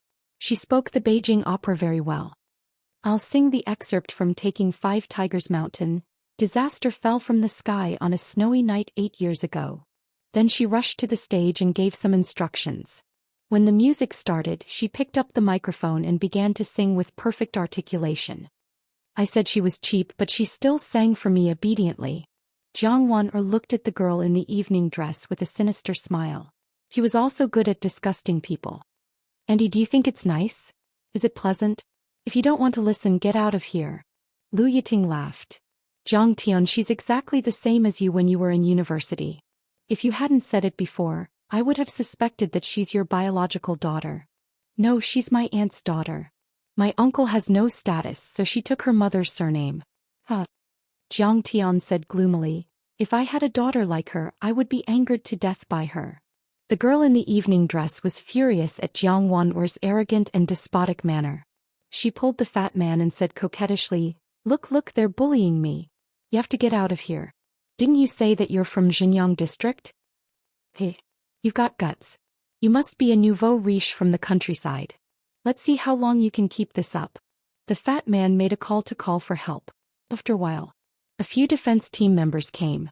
They walked up to the fat man, nodded and bowed and asked politely, Brother Hao, what's going on?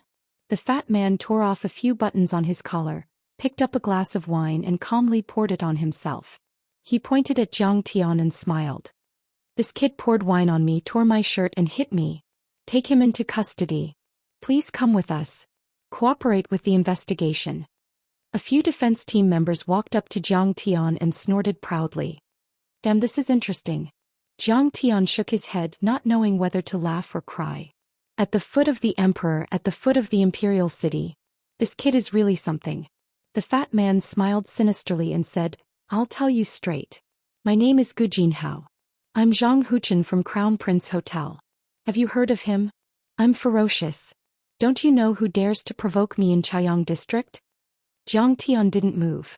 How could such a small fry be worthy of his attention? It seemed that this kid was one of Zhang Huchen's men. But he didn't have Zhang Huchen's phone number. How could he call his mother? Hurry up, what are you waiting for? Cooperate with us. Several members of the defense team pointed at Jiang Tian and scolded him sternly. Jiang Weiner was already angry.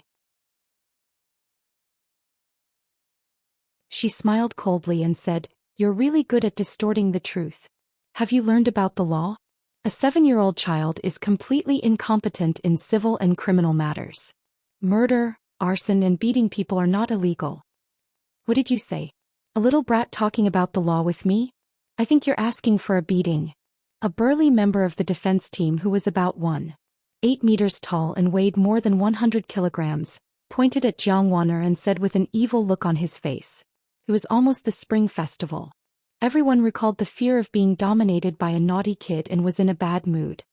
Is that so? Jiang Weiner smiled coldly. Her eyes were already very cold. She suddenly stood up and punched the big man in the stomach with her small fist. Whoosh! The big man suddenly bent over. His eyes bulged and he spat out all the food he had just eaten. Then Jiang Weiner's 1-inch punch exploded. Her huge body flew 7 or 8 meters away like a rag doll and crashed through 5 or 6 tables before falling to the ground. Sacred Heart King Fist? You're really good at it. Jiang Tian first praised her and then he said with a frown, Why did you teach her that? Grandpa, why are you teaching her this? Naughty children are already very annoying, let alone a naughty child with cultivation. Brother, what should I do? Boo-hoo. Jiang Weiner. She burst into tears. She was vomited all over and was disgusted to death. Who told you to beat people? You deserve it. Jiang Tian didn't know whether to laugh or cry. Lu Yiting quickly took a tissue to help her clean up. Little brat, how could you beat people? At this time, several stunned defense team members came to their senses. They took out their batons and hit Jiang Weiner. You still want to hit me? I'll beat you to death. Jiang Weiner was so angry. She took off her gown and threw them away. Then she rushed into the crowd of enemies. She jumped up and slapped a person away. Then she kicked another person's groin and made him kneel down. Then she elbowed and disabled another person's combat ability. Let's change the song for the young lady, General's order. On the stage, the French forewoman was very excited. She gestured to the band and said with a smile. Several blonde-haired and blue-eyed foreigners immediately began to play excitedly. Piano, guitar, bass and drums were played together. It was a lively and festive scene.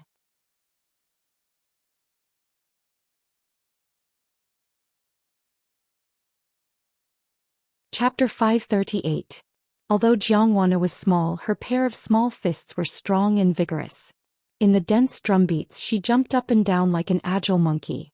It only took her 3 minutes to put several members of the defense team on the ground. Don't come over. Gu Jinhao was dumbfounded. When he saw Jiang Weiner approaching, he was so scared that his face turned pale. He trembled and staggered back. A 5-foot-tall man was scared out of his wits by a little girl, and the scene made everyone laugh again. Okay, I won't go over. Take it. Jiang Wan'er casually grabbed a wine bottle and threw it over. Bang. The wine bottle broke on Gu Jinhao's forehead and the wine and glass pieces splashed everywhere. Gu Jinhao fell to the ground on his back. His female companion was still frantically calling for help. Master Hu, it's not good. Brother Hao was beaten up. Come over and help. You're still calling for help? That's all you can do. Jiang Wanna rushed over, grabbed her hair and pulled it down abruptly. Fuck, let go of me. The girl screamed and a strand of hair fell off her scalp. She could not help but bend over in pain. Jiang Wanna jumped up and a fierce knee hit the girl's face. The girl's nose collapsed immediately. She fell to the ground with blood gushing out of her nose and cried loudly. Good. Awesome. Nice fight. Her movements are clean and neat. She must have been taught by a famous master. She can be on the New Year's gala. The surrounding diners spontaneously applauded, and the cheers were so loud that it almost overturned the roof. They saw the whole process of Gu Jinhao bullying others and the defense team members distorting the truth, and they hated it. Seeing Jiang Weiner turn the tables, they were overjoyed. The key was that Jiang Weiner's fight was really beautiful. It was both enjoyable and practical. It was like an action movie. Sinks. Wah. You'll change my clothes, wah wah wah, you'll change my clothes. But Jiang Weiner was not happy at all. She wrinkled her nose and smelled the stench on her body. Wah. She burst into tears again. She was so angry that she hit Gu Jinhao's stomach with her fists. Plang. Plang. He kicked non-stop. Now Gu Jinhao's nose bridge had also collapsed. Call the police. Help me call the police. Gu Jinhao kept vomiting and the stinky vomit mixed with blood flowed all over his body. His teeth fell out and the corners of his mouth cracked. He cried and begged, asking people to call the police, but no one paid any attention to him. Help, someone help me. Gu Jinhao's weak and miserable voice echoed in the restaurant. Brother Hao, who had traveled extensively for half of his life, was the second manager of the Crown Prince Hotel's branch on Junwang Road, and was also a tyrant in Chaoyang district, was actually beaten up like this by a 7-year-old child. This was too sullen. He called out to the heavens but to no avail. He actually began to wail. There was no need to mention how sad he was, as if he had been wronged like a child. Stop fighting. Is there an end to this? In the end, it was Jiang Tian who pulled Jiang Wanner over. If they continued to beat him, he would definitely die. At this time, a customer sitting next to him kindly advised him, "Don't worry. Little brother, quit while you're ahead. Hurry up and leave. He's Zhang Huchen's man. You can't afford to offend him." Yeah, Zhang Huchen is a tyrant in Yanjin because of his uncle's prestige. You can't afford to offend him. Yeah, I heard that even the Han family was defeated by the Zhang family recently. Zhang Huchen is even more powerful now. Everyone was shocked when they thought of this, and then they hurriedly advised him. While they were talking, a few of Gu Jinhao's reinforcements arrived. They were all dressed in luxurious clothes and looked quite powerful. Fuck, he's beaten up like this? Who is it? That's too damn arrogant. Call Brother Huchen over. When they saw Gu Jinhao's appearance, they immediately flew into a rage. Zhang Huchen of the Crown Prince Hotel? Lu Yiting was also shocked when she heard that. She quickly pulled Jiang Tian's hand and said, "Jiang Tian, let's go." Although she had not been in Yanjin for long, she had heard about Zhang Huchen's hot temper and ability. Even though he was not considered a first-rate rich kid in Yanjin, he was not someone that Jiang Tian, a second-generation rich kid from another city, could compare to. When they saw Lu Yiting, one of the rich kids walked over and said with a half-smile, "Yiting, did your friend cause trouble?" "Young Master Long. It's just a misunderstanding. Can you help me talk to young Master Huchen?" Lu Yiting quickly stood up and pleaded. This so-called young Master Long was called Long Yu. He was the son of the district's Bureau of Industry and Commerce. Lu Yiting had visited the Long family and invited them to dinner several times. Long Yu moved closer to Lu Yiting and the two of them whispered for a while. In the end, Long Yu rolled his eyes and said something in a low voice. Lu Yiting was shocked when she heard that. She quickly shook her head and took a step back. Long Yu wrinkled his nose and said proudly, "If that's what you said, then I can't do anything about it. Your friend will be taught a lesson and have his legs broken. That's Zhang Huchen we're talking about. Who would dare to offend Zhang Zhongguo's nephew?" As for Jiang Tian, he didn't even glance at him. He had heard from Lu Yiting that he was the young master of the Medicine King group in Jinlin. What use was that? He was just a country bumpkin. There were too many rich and powerful people in Yanjin. He was nothing compared to the Zhang family. Who does Zhang Huchen think he is? How dare he act rashly in front of me? Take one to the bathroom to wash up. Jiang Tian smiled faintly, his eyes filled with contempt. Kid, you're too arrogant. Watch your mouth. Yulong's face turned cold when he heard that. His slightly widened eyes were filled with killing intent. Lu Yiting was also taken aback. She whispered to Jiang Tian, a wise man knows better than to fight when the odds are against him. You go first. I'll take care of this. At this moment, surrounded by a few companions, Zhang Huchen walked over arrogantly with a gloomy face and the smell of alcohol coming from his mouth. Young Master Zhang. Boss Zhang. When the group of waiters saw him coming over, they all took a few steps back and shouted in a hushed voice. Young Master Zhang. Young Master who? Yulong's companions and friends as well as the customers in the restaurant who didn't know him, all stood up to greet him. Zhang Huchen ignored them and didn't even bother to nod. He had been frustrated lately since the situation in his family had changed. He used to be a big shot in the Zhang family. He managed a few hotels and entertainment clubs and was living a good life in Yanjin. However, Jiang Tian had come to Yanjin and was not leaving. His parents had asked him not to stir up trouble outside, in case Jiang Tian heard about it and punished him. Yes, in Zhang Huchen's eyes, Jiang Tian was like an old demon god that was pressing down on their heads. He was able to defeat the Bai family and suppress the 6 major martial arts families. If he wasn't a demon god, what else could he be? Zhang Huchen couldn't help but tremble every time he thought about how Jiang Tian could withstand a bullet, how Fat Fu had to kneel down when he saw Jiang Tian, and how even Han Junkai of the Han family was beaten up by Jiang Tian, but Jiang Tian was still safe and sound. I beat up such a demon god when I was a kid and called him a son of a bitch. Oh god. Zhang Huchen's hand that had beaten up Jiang Tian 10 years ago couldn't help but tremble as if he had Parkinson's disease. He couldn't even hold his chopsticks steadily. It had become a psychological shadow for him for the rest of his life. It was an endless nightmare and he couldn't sleep at night whenever he thought about it. Kid, did you just call me names? Fuck, I'll break your legs, you... Jiang Tian. Zhang Huchen rushed over from behind Jiang Tian, slammed the table and shouted loudly. However, the moment he saw Jiang Tian, he was so scared that his body trembled and he stood there like a wooden statue. Don't be angry, Mr. Hu. My friend just came to Yanjin and hasn't heard of you yet. It's just a misunderstanding. I'll pay for the medical expenses. I'll take full responsibility. Lu Yiting hurried to persuade Jiang Tian with a smile. As she spoke, she winked at Jiang Tian and said, Jiang Tian, this is Zhang Huchen from the Crown Prince Hotel. His father is Zhang Zhonghua, the 3rd most powerful man in Yanjin. Jiang Tian smiled and said, Huchen, is this how Zhang Zhonghua taught you? Long Yu was enraged. He pointed at Jiang Tian's nose and scolded, Who do you think you are? How dare you call Secretary Zhang Zhonghua by his full name? Don't you know the rules? Gu Jinhao was also full of vigor. He pointed at Jiang Tian and scolded, Kid, how dare you talk nonsense? This is Mr. Hu. He will kill you in minutes. Slap. A crisp slap landed on Long Yu's face and he was sent rolling 3 meters away. Long Yu's face was flushed red.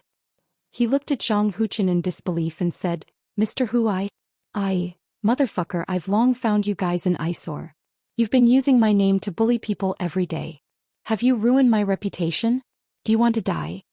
Zhang Huchen let out a thunderous roar and kicked Gu Jinhao to the ground again. Everyone was stunned.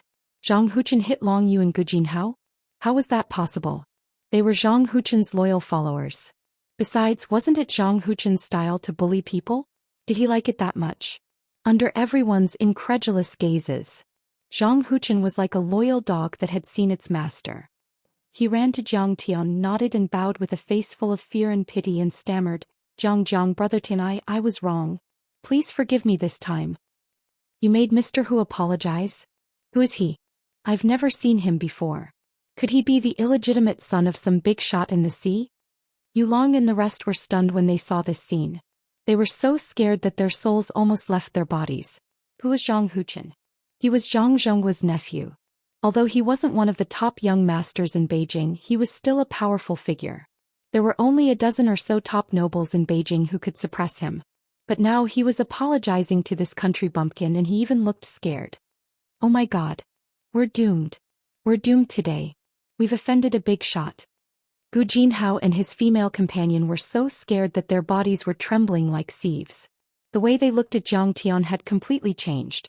They had thought that Chen Fan was a pushover, but they didn't expect him to be so powerful that even Mr. Hu had to give in.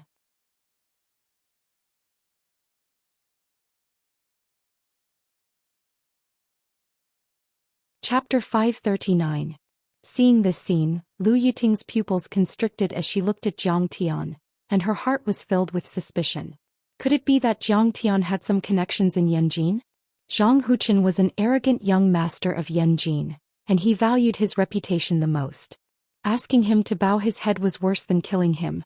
If it wasn't for Jiang Tian having the ability to suppress him, how could he have lowered his head in front of so many people? You're fooling around with these scoundrels every day? Can't you grow up a little bit? Jiang Tian said faintly, if Shang Jinghua was here I wouldn't care about you. But now that fourth uncle is in charge, don't cause trouble for him. Otherwise, get the hell out of Wuxia. Go to Africa for a few days. Yes, I won't do it again. I will definitely teach them a lesson, reflect on my mistakes and completely correct them.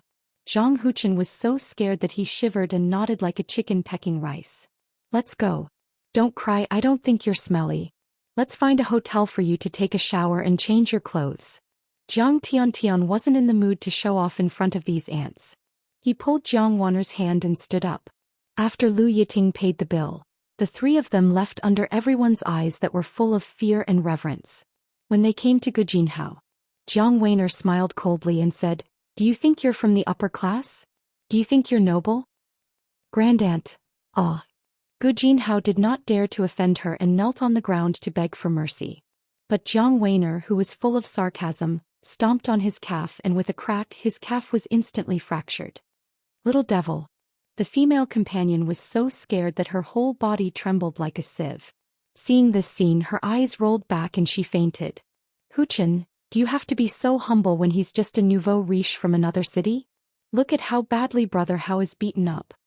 Long Yu was a little dissatisfied. Slap. What he got in response was a crisp slap. Zhang Huchen cursed angrily. Damn it, I'm going to die because of you. Do you know who he is? How dare you act so rashly? Both of you get out of Beijing right now. The group of people exploded in anger, scared silly by Zhang Huchen. Gu Jinhao's face was full of despair and he was full of regret. A murder case caused by a Western meal. Beautiful as Heaven's headquarters and the largest physical store were not far from the pedestrian street of the royal prince's mansion. After arriving there, Jiang Wanner took a bath and changed into a new set of clothes. Lu Yiting then asked her subordinates to buy a full set of fruit products for her. Only then did the little girl stop crying and smile. Lu Yiting dragged Jiang Tian to the living room to drink tea. Jiang Tian smiled and said, You're making it look good. Compared to you, I'm not a small fry. Lu Yiting smiled and asked, Jiang Tian, you're related to the Zhang family? You didn't mention it when we were in college. You seem to be a relative, but why is Zhang Huchen so afraid of you? Well, Zhang Jinghua is my uncle, Zhang Zhenghua is my uncle. Jiang Tian smiled faintly and said, but we didn't have a good relationship before. As for why he's so afraid of me, maybe he's afraid of being punished by the Zhang family. Ah, Jiang Tian, do you think I'm a fool? Lu Yiting looked at Jiang Tian with interest and said, Zhang Huchen has been arrogant and domineering for a long time. If he was afraid of being punished by his family, he wouldn't have acted so recklessly. Jiang Tian, tell me, what's your trump card? In any case, you're a big boss with a company worth billions. Why are you still as curious as a baby? Are you curious about the rainbow cat and blue rabbit? Jiang Tian smiled helplessly and said, It's not good for you to know too many secrets. But don't worry, if you need any help in Beijing, just tell me. I've said that I'll keep you safe for the rest of your life. Okay, I won't ask any more. Lu Yiting felt a warm current in her heart and said emotionally, Jiang Tian, I don't know why you're so good to me. But, thank you. After drinking tea for a while, Lu Yiting asked again, Qinger is also in Beijing, right? You two should have a good relationship. That's right. We're very happy. Zhang Tian sipped his tea and said with a satisfied smile. Husband and wife, together in the same boat. I'm so envious. Lu Yiting sighed from the bottom of her heart. She didn't know if she was envious of Qing'er or Zhang Tian. What's wrong? You don't get along well with your husband? Zhang Tian's face flashed with a hint of surprise. He knew that Lu Yiting was married, but he had never met her husband. Don't mention it. We divorced 2 years ago. Lu Yiting's eyes flashed with a hint of sadness and smiled. Let's not talk about these unhappy things. By the way, our classmates from Rinda College are having a small social gathering in Yanjin. Why don't you come? Forget it. You know that I don't like crowds. Zhang Tian shook his head gently. Chen Longxing is back in Yanjin. After Lu Yiting said this, Li Yunhong nodded. Zhang Tian's heart skipped a beat and he said, What? He's back? He's going to the gathering? If the Rinda Academy was said to be a gold-plated third-rate school in the past, there were still 1 or 2 monsters in it. Lu Yiting was one and Chen Longxing was the other. Chen Longxing was Zhang Tian's roommate when they were in university. They got along well with Zhang Tian and he was very good at his studies. Furthermore, his interest wasn't in pharmacy but economics. He could read the original English theses in his freshman year and was familiar with all kinds of data and academic terms. When he was in his 3rd year, he published a few important papers in the top economics journals. Several old professors in the School of Economics at Jinling University were shocked and often asked him questions in the name of eating and drinking tea. In his previous life, Chen Longxing suddenly passed the IELTS exam the year Zhang Tian broke off his engagement and left Jinling to study at London Business School. Before Zhang Tian committed suicide, he was still pursuing his studies. However, this person was very low-key and his background was very mysterious. Zhang Tian only knew that he vaguely knew that he was from Yanjin and that his family was quite powerful. As for what he did, Zhang Tian didn't know. Yes. Lu Yiting nodded and said, I heard that he just graduated from London Business School and is now a researcher in the Policy Research Institute of the Government Affairs Council. Good. Remember to call me when you have a class reunion. Zhang Tian looked at the time and got up to leave. When he returned to Yuhua Villa, Zhang Tian saw a guest that surprised him a little. Special Envoy Shen. Beside him was Chen Zifen and Shen Mange. There was also an old man in military uniform who was at the peak of transcendent state. Master Kong, you are finally back. Special Envoy Shen was wearing a woolen Chinese tunic suit. He stood up to greet Zhang Tian and warmly shook hands with him. Special Envoy Shen, I have been so busy these days that I haven't thanked you for your help. Please forgive me. Zhang Tian had a good impression of Special Envoy Shen. In Singapore, Special Envoy Shen had helped him suppress the Yi Cheetah family.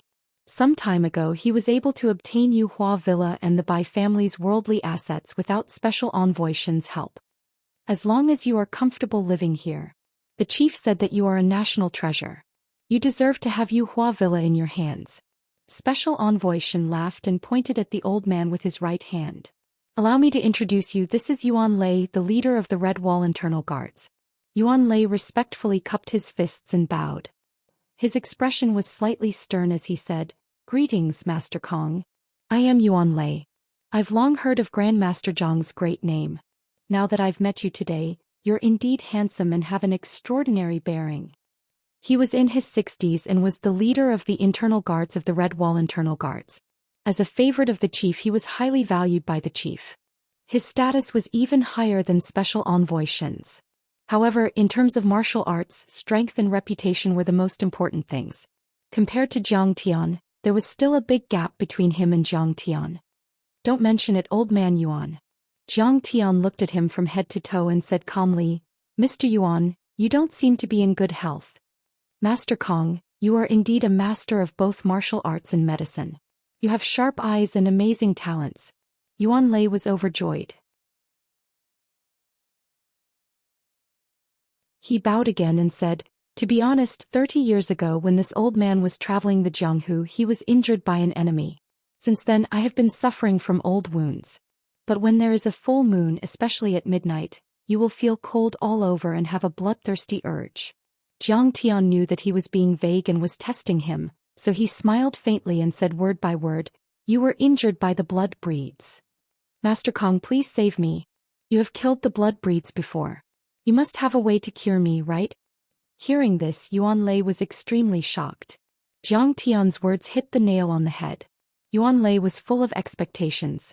Jiang Tian should have a way to cure him. Please rise, Leader Yuan. Jiang Tian helped him up, took out a bottle of pills and said, "This is a blood-dissolving qi-fusing pill. It can refine thousands of different types of qi. Consume it and circulate your cultivation technique to refine it. You should be fully recovered within an hour. It can be cured? Can really be cured. Thank you, Master Kong, for giving me this pill." Yuan Lei's face was filled with ecstasy. He immediately took the bottle and was led to a guest room by Shen Mange, swallowing and refining it. "Come, Special Envoy Shen, have a seat." Jiang Tian asked Special Envoy Shen and Shen Mange to sit in the living room. They chatted while drinking tea. Special Envoy Shen took a sip of tea and said with a smile, "Hee, please forgive me, Grandmaster Jiang. I was being rude. We have worked together for more than 20 years and our relationship is pretty good. I can't bear to see old Yuan in pain. Don't worry about it. It's just a small matter." Jiang Tian smiled faintly. Special Envoy Shen's face turned solemn as he said, "Grandmaster Jiang, the Bai family has been defeated by you. The higher-ups can turn a blind eye to a fight between martial artists. However, Han Juanxi's death has caused quite a stir in Yanjin. To tell you the truth, the political and business families in the secular world are not peaceful." "Not peaceful?" Jiang Tian smiled faintly. "Yes. The Bai family and the other 6 major martial arts families in Yanjin still abided by the martial arts convention. They didn't dare to suppress the political and business families." Special Envoy Shen shook his head helplessly. "Now that you've killed Han Junkai, there are rumors going around that the adjudicator's appearance was Elder Chao's doing. Both Chao Shixiang and the chief are under a lot of pressure. Yanjin is the most virtuous city in the world. You should restrain yourself and not make things difficult for the chiefs."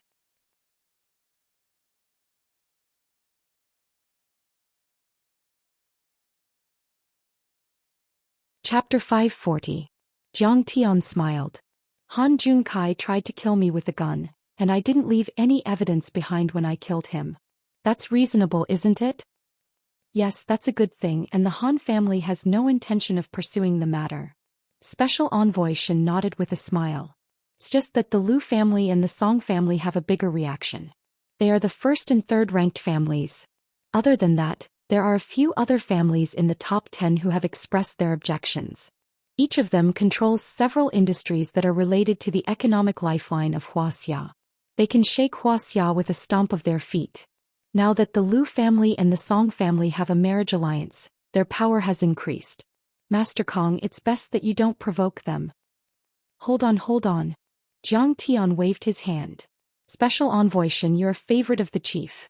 Isn't the Shin family in the top 5 families? Master Kong, you think too highly of me." Special Envoy Shen smiled awkwardly. "To put it bluntly, I'm just a high-ranking secretary. The Shin family is only in the top 20. As for the top 5, that's out of my reach. If I'm in the top 5, will I still be in this position? Then I'll be a regional governor." Beside him, Qin Zifen smiled. "Master Kong, the 3rd-ranked Xia family and the 4th-ranked Ge family have contacted me before, wanting to meet Master Kong and preparing to hold the adjudicator ceremony, but you rejected them. The Han family offended Master Kong because they didn't know Master Kang's true colors. It's just a misunderstanding. However, the Song family and the Lu family have never shown any respect to Master Kong. Also, I learned that Yi Cheetah's grandson Yi Haochen, who offended you in Singapore, has been in and out of the Lu family and the Song family recently, contacting many rich people and high-ranking officials, including the richest man Su Tianyun. I suspect that they are plotting something." "Su Tianyun? He hasn't fallen yet?" Jiang Tian asked with a frown. "It seems that the Lu family and the Song family are protecting him, so it's inconvenient for Qin Zhong to attack him." Qin Zifen said hesitantly. Towards Yi Haochen and Su Tianyun, Jiang Tian did not put them in his heart. They were just a bunch of ants wanting to contend against him. They were simply blockheads. "The Song family, is it the family that Song Shuangyan belongs to?" Jiang Tian asked with a faint smile. "You know Song Shuangyan?" Special Envoy Shen was slightly surprised. Back then Song Shuangyan was engaged to Master Kong. It should be said that she cheated Master Kong of some cultivation materials. Shen Mange had heard about it and explained in a low voice. The Xia clan, the Gu clan and the Han clan have already made their stand. Do the Song clan and the Lu clan still have some backing that they can stand against me? Jiang Tian sighed and said meaningfully, "It seems that I should pay a visit to the Song clan's patriarch in person." Special Envoy Shen was suddenly shocked. After pondering for a long time, he finally said with difficulty, "Master Kong, I can mediate, but it's better not to do it." Special Envoy Shen, "I'm afraid that your mediation is useless. I'll handle this matter myself," Jiang Tian said lightly. What the Song clan wanted was the incomplete map of the ruins of immortality. Not to mention Special Envoy Shen's mediation, the Song clan would not obediently hand it over even if the God of Heaven appeared. If he went, he would alert the enemy and let them be prepared. "Since you said so, I won't force you. However, Master Kong, you'd better restrain yourself. You have to be reasonable," Special Envoy Shen said helplessly with a wry smile. "Don't worry, I know what I'm doing," Jiang Tian said lightly. Good. Master Kong, let me toast you with tea instead of wine." Special Envoy Shen's face was full of joy as he held the cup. The two of them had just taken a sip of tea. Yuan Lei walked out excitedly and said happily, I'm fine. Yuan Tuan, it can't be that fast, right? Do you want to check again?" one of his disciples asked with a frown. "No, there's no need. I know that I'm definitely fine. There's no need to check at all." Yuan Lei waved his hand and said excitedly, "Grandmaster Zhang's medicinal pellet has already refined that ball of yin qi and even strengthened my cultivation." As he said that, he knelt down in front of Jiang Tian and said, "Thank you, Master Kong, for saving my life. This is like giving me a new life. If it weren't for you, I might have become a monster that's neither human nor ghost." "Brother Yuan, there's no need to be so courteous." Jiang Tian helped him up and said with a smile, "You were injured for the country. As your brother, I admire you very much. How can I just stand by and watch? Master Kong, if anyone dares to offend you in Yanjing, just look for me. After all, you can't reveal your identity casually. I still have some power in Yanjing." Yuan Lei was both impressed and impressed by Jiang Tian. He patted his chest and said passionately, if Jiang Tian's monstrous power of killing 11 gods and destroying the Bai family was enough to make him fearful. But now, Jiang Tian's medical skills that could bring the dead back to life made him even more reliant on him. Martial artists like to make friends with miracle doctors the most. Looking at his generosity, Jiang Tian also liked it very much. He nodded and said with a smile, "All right, then I'll have to trouble you more in the future." It's my pleasure. Yuan Lei held Jiang Tian's big hand tightly. He had already regarded Jiang Tian as a friend. Jiang Tian gave him a few more pills to stabilize the effect. Yuan Lei then left with Special Envoy Shen and the rest gratefully. The next afternoon, Jiang Tian was meditating and cultivating when he suddenly received a call from Lu Yiting. "Jiang Tian, there's a class reunion tonight. Your roommate Chen Longxing will also be there. Do you have time to attend?" "Yeah, I'll be there." Jiang Tian nodded. He still missed this roommate of his. "Jiang Tian, my shop has just opened. Although you came yesterday, it wasn't open yet. Why don't you come over and give me some guidance?" Lu Yiting invited. "I don't know how to do business. What's there to look at?" Jiang Tian smiled. "But you know how to make medicine. Although you gave me the prescription, I made the process myself. If I don't do it well, won't I ruin your reputation?" Lu Yiting spared no effort in inviting him. "All right, I'll go take a look." Jiang Tian couldn't refuse. Since Zhang Yilin was playing in the villa, Jiang Tian asked her to drive him to the main store of Beautiful Heaven. Jun Wang Fu Road Pedestrian Street, Beautiful Heaven Product Experience Store. The store wasn't small. It had 3 floors and was decorated magnificently. The soft interior walls were wrapped in African mahogany with exquisite carvings. Palace lanterns hung from the ceiling. It was full of classical atmosphere. The floor was covered with imitation Persian carpet. It was divided into the beauty area, the body area, and the yoga studio. The highlight was the exhibition area. Jiang Tian walked in and saw a basket of flowers at the door. It should have just opened. However, there were a lot of customers. They were all driving BMWs and Mercedes-Benz. They were dressed luxuriously and had exquisite makeup. It was obvious that they were either rich or noble ladies. What do you think of it? Since Jiang Tian came, Lu Yiting naturally received him personally. She took out the product and showed it to Jiang Tian. Jiang Tian unscrewed the bottle cap and sniffed it gently. He said lightly, "Increase the amount of roseroot by 20%. What are you waiting for? Have you memorized it?" Lu Yiting glanced at her female assistant, who was dumbfounded. The female assistant hurriedly noted it down and looked at Jiang Tian inquisitively with her sparkling eyes. "Director Lu, this Mr. Jiang is so amazing. He can improve the prescription with just a sniff? Other professors and researchers couldn't improve it even after years of research. How can those professors and experts be compared to divine physician Jiang?" Lu Yiting glared at her and smiled. "Mr. Jiang is the young master of the Medicine King Corporation. He's the one who defeated TKM's Pu Jingtai in July and stopped TKM's application. Oh my god. He's actually divine physician Jiang? I'm your loyal fan. Can you give me an autograph?" The female assistant's eyes widened in admiration. Not only was his medical skills amazing, he was also so handsome and rich. He was simply the perfect idol. "Why do I need an autograph? I'm not a celebrity." Jiang Tian smiled faintly and gave a few more details of improvement. Finally, Jiang Tian wrote a prescription for Lu Yiting to replenish her qi and blood, hair growth and hair care, forming a series of products. "Jiang Tian, you're amazing. I remember that you were quite bad at your studies in university." Suddenly, a burst of laughter came from the crowd. A girl walked over with a Louis Vuitton handbag. The girl was dressed in a neutral outfit with short hair like a boy. There were a few strands of hair in the middle that were dyed wine red. She looked very much like the popular Brother Chun of 2009 and 2010.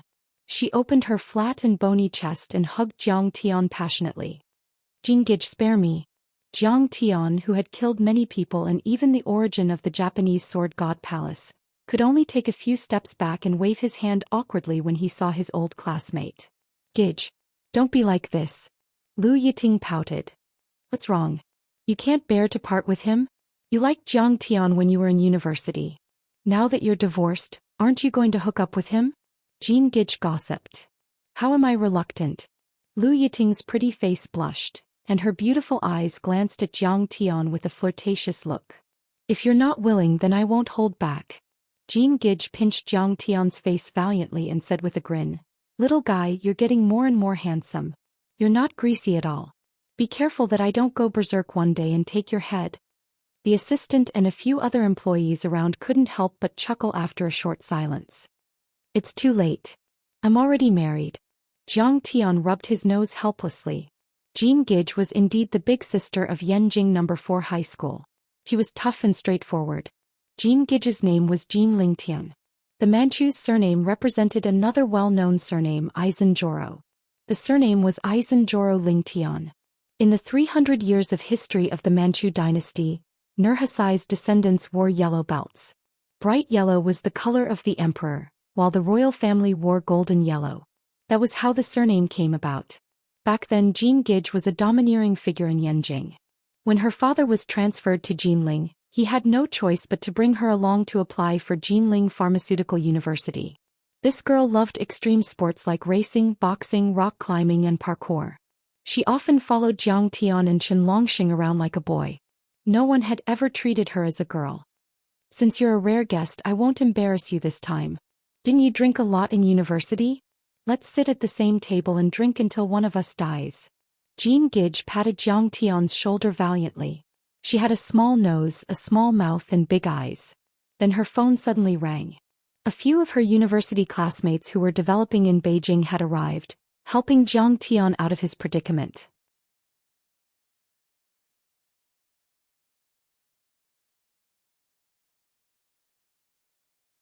Chapter 541. It's rush hour in Yanjin and the traffic is bad, so we have to leave some time for them to come to my shop. They heard that my new shop is opening and insisted on coming to have a look. Lu Yiting explained with a smile. Jiang Tian's class only had 50 or 60 students and there were less than 10 of them in Yanjin. Soon everyone had gathered. Everyone greeted each other and talked about work, housing and development over the years. The atmosphere was quite lively. Jiang Tian only wanted to see Chen Longxing, and his relationship with his classmates was not that great. Thus he sat in a corner and quietly drank tea. Chen Longxing is here.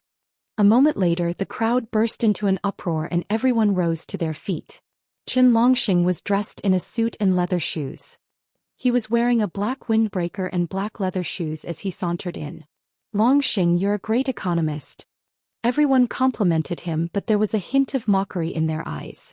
Don't tease me, I'm just a small researcher. Chen Longxing scanned the crowd and looked for Jiang Tian. Longxing. Jiang Tian walked over and found that Chen Longxing's face was thin and his eyes were dull. His body was abnormally weak. He frowned when he scanned Chen Longxing with his divine sense. Chen Longxing hugged Jiang Tian tightly and punched Jiang Tian's shoulder. Jiang Tian, I haven't seen you for a few years. You're getting more and more energetic. Hee, I noticed that you don't seem to be in good spirits. Jiang Tian said with a smile. Chen Longxing's smile froze. I've been staying up all night doing research. How can I be in good spirits? How are you? I heard that you went to Linzhou to develop your career. I'm not ambitious. I'm still the same old. I can't eat and I won't starve. Jiang Tian said with a smile. Good, as long as you're safe. Chen Longxing's eyes flashed with a hint of disappointment as he yawned. Jiang Tian was amazed. Jiang Tian didn't know about him, but Chen Longxing knew that he was the crown prince of the Medicine King group. If he was doing economic research, there was no way he wouldn't have paid attention to the Medicine King group. Not only did he take drugs, but he also lied to others. This job must be fake too. You brat, you're quite promising. At this time, Jean Gage came over and asked jokingly, Director Chen, you're in economic research and you're also working in the research department of the Government Affairs Council. You must have a lot of insider information. I've lost a lot of money buying stocks, you have to save me. Chen Longxing smiled stiffly. Finally he stammered and said, I'm in the field of macroeconomic research. How would I know anything about stocks? That belongs to the microscopic domain. Let me tell you now that Lu Yiting is divorced, she's a single noble with assets in the billions. As long as you give me the inside information, I'll pull the strings and make Lu Yiting marry you. Jean Gage laughed. Good, don't joke around. How am I worthy of Yiting? Everyone burst into laughter. Chen Longxing awkwardly smiled and waved his hand as a trace of sadness flashed in his eyes. At this moment a voice sounded. If you want to get insider information, not only do you have to look at your position, but you also have to look at your connections. If you don't have a strong connection, there's a high chance that it's fake information. You'll help others raise the stock price while you fall into the trap as cannon fodder.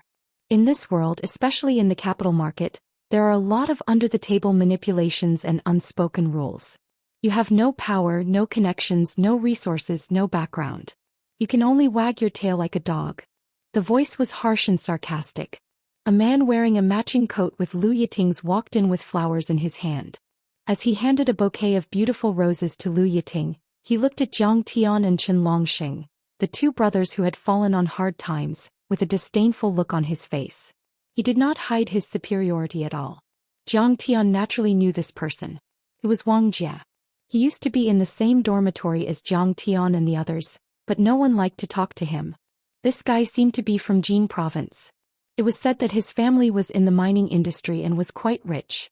Rinda College was originally a gold-plated school. There were many rich people and the students were more or less foppish.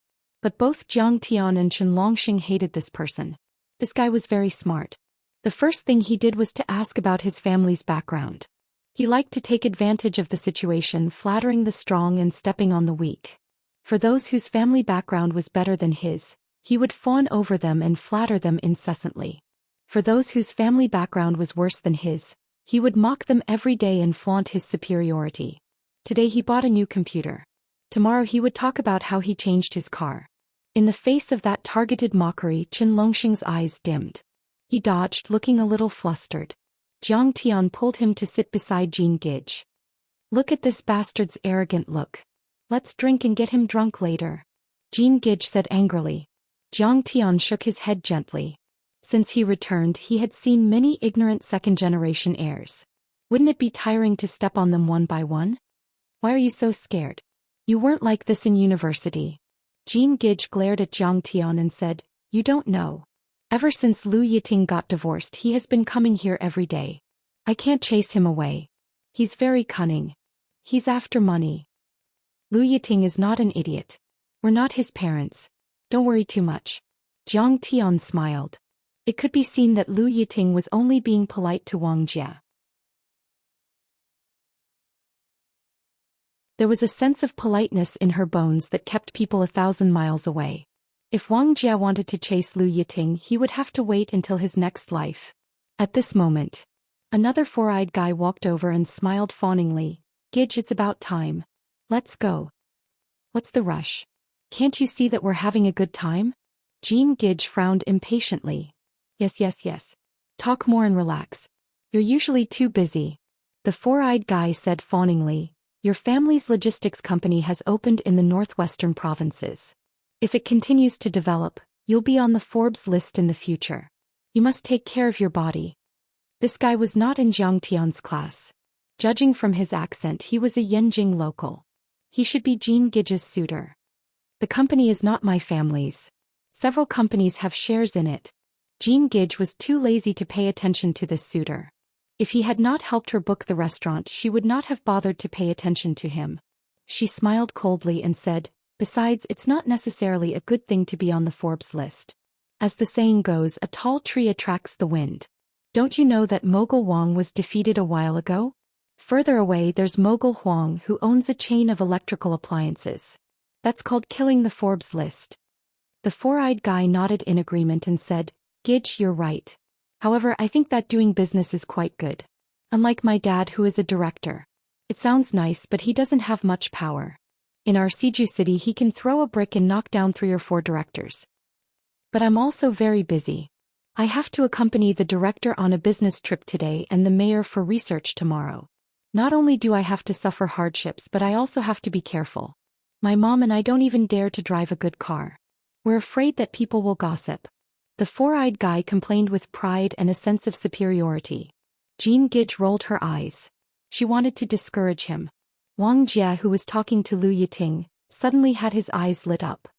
He asked, Bro, which department does your father work in? The Deputy Director of the General Office of the Ministry of Land and Mineral Resources. I work in the Jinning Group. The four-eyed guy smiled and said, My dad has several large coal mines in Jin Province and Beihai Province. Let's get to know each other. My dad works for Hu Yiba boss Hu. Wang Jia was not a good-for-nothing who only knew how to show off. He was influenced by his father's teachings and knew how to build a network. I'm familiar with Boss Hu. We even had a drink together some time ago. Boss Hu is quite capable. He's very close to the Han family now. Since you work for Boss Hu you have a bright future. Actually, the Jinning Group is controlled by the Han family. We're in the same camp. The four-eyed guy smiled reservedly. They exchanged business cards, smoked cigarettes and talked arrogantly. They began to be arrogant even before they sat at the table to drink. Their topics became more and more profound, from secrets to the macro control of the international situation. Their arrogance almost broke through the roof. At this time Wang Jia stole a glance at Jiang Tian and Chen Longxing in the corner. His eyes became more and more disdainful. A drug addict who was expelled by his family and a little rich second generation who was waiting for death. How dare he compete with me for Lu Yiting? He really doesn't know the immensity of heaven and earth. The reality was like this. The circle of people was slowly divided and the gap between them widened. Finally, there was an insurmountable gap between the lowly and the noble. Not to mention waiting for another 10 years. Even now you can't cross this gap in reality. Jean Gidge was so angry that her teeth itched. 2 flies came to this party and she couldn't even drink happily. She looked at the time on her watch and said, Let's go. It's almost time. Jiang Tian, did you drive here? Take my car. Wang Jia took out his car key and pressed it. The lights of a Porsche Cayenne outside the door turned on. Take what car? The restaurant is just across the street. Are you afraid that other people don't know that you have a good car? Jean Gidge directly confronted him, causing Wang Jia to smile awkwardly. Sister Ting, you have to take a look. Those people are here again. And they have been here for an hour. When everyone was about to get up and leave, Lu Yiting's female assistant hurriedly ran over and pointed at the door. Everyone was shocked to see 8 uninvited guests lying on 8 electric massage beds on both sides of the door. In the shop full of female customers, they were particularly eye-catching. The 8 men were all bald with hideous tattoos on their necks and wrists. Their faces were fierce-looking and ferocious. Anyone with a bit of insight would be able to tell that they were Jianghu ruffians. When female customers passed by, they would tease them and take photos with their phones, which made them frown. Go and ask them. They can't always be like this. Lu Yiting sighed and frowned. Gentlemen, are you here for beauty treatment? The assistant approached them and bowed politely. Yes, men have to be handsome now. They can't be too greasy. A burly man smiled lazily. If you want beauty treatment, then please order a set meal and a technician. You have been here for a long time. The assistant had a pair of big watery eyes. When she smiled, her eyes curved into a beautiful crescent moon shape. Fuck. What is the meaning of this? Are you trying to drive us away? Does your boss know the rules? One of the fat, bald men suddenly shouted angrily. He raised the ashtray and the cigarette ash flew everywhere. The assistant was covered in dust and retreated in panic. When the surrounding female customers saw this, they frowned and looked unhappy. A few of them got up and went to the front desk to pay and leave. Ask your boss to come out and talk to me. You have no right to talk to me. The bald man looked at the assistant coldly, lit another cigarette and blew smoke. The assistant was so scared that she was about to cry. She stood there in a dilemma.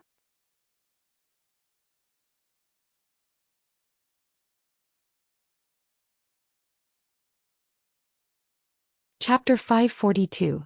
What's going on? Jiang Tian asked. Lu Yiting looked at Jiang Tian and frowned. This isn't the first time this has happened. There are people coming to the 8 stores in Yanjin every day. Li Yanmei's Qingqing International wanted to buy the shares of Meirua Heaven, but I rejected her offer. I suspect it has something to do with them. Lu Yiting and Jiang Tian said that there was a reason. Jiang Tian was related to the Zhang family and Zhang Zhongguo was in charge of politics. Therefore it was easy for Jiang Tian to call the police. In fact, Jiang Tian didn't want to leave them alone. After all, Lu Yiting had helped Jiang Tian a lot in his past life and Jiang Tian wasn't an ungrateful person. But then Wang Jie smirked and said, Yiting, what's the point of talking to him?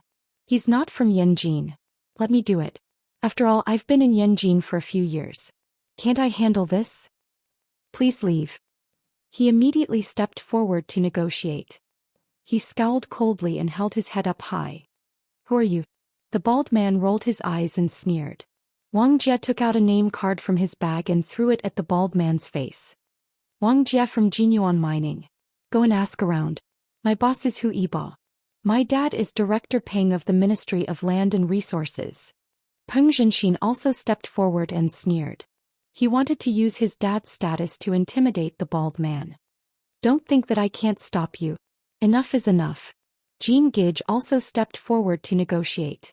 A dozen or so students stepped forward, waving flags and shouting as they tried to reason with them. Maybe it was because the bald man was afraid of Wang Jie and Peng Zhenxin's background, but there was nothing he could do. When the bald man saw Jiang Tian standing at the back of the crowd, his heart skipped a beat. What a murderous aura. What a cold look. Based on his many years of experience in the Jianghu, he could tell that this man, who didn't seem to be much, was definitely a ruthless person. Let's go. The bald man in the lead glared at Wang Jie, then called out to his companions and strode away. Jean Gage stuck out her arm and gave them a disdainful middle finger. The students behind him immediately booed. Wang Jie and Peng Zhenxin were even more complacent, and their tone was disdainful as they commented on this group of punks showing off their victory. From Jiang Tian's point of view, this was just the beginning of a storm. The best part was yet to come. He looked at Lu Yiting and said indifferently, Yiting, you'd better find out who's behind this. I'll help you deal with them. Otherwise they'll keep pestering you. Wang Jie smiled disdainfully and said, Jiang Tian, you worry too much. They'll be scared to death if they know Zhenxin's and my identity. They're just a bunch of trashy people trying to take advantage of us. Wang Jie, who are they? A classmate asked. To put it bluntly, they're gangsters. Wang Jie smiled.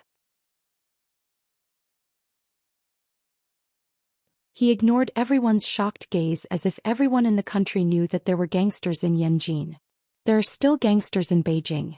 Now we're digging 3 feet into the ground to fight against gangsters. Why is there still one in Beijing?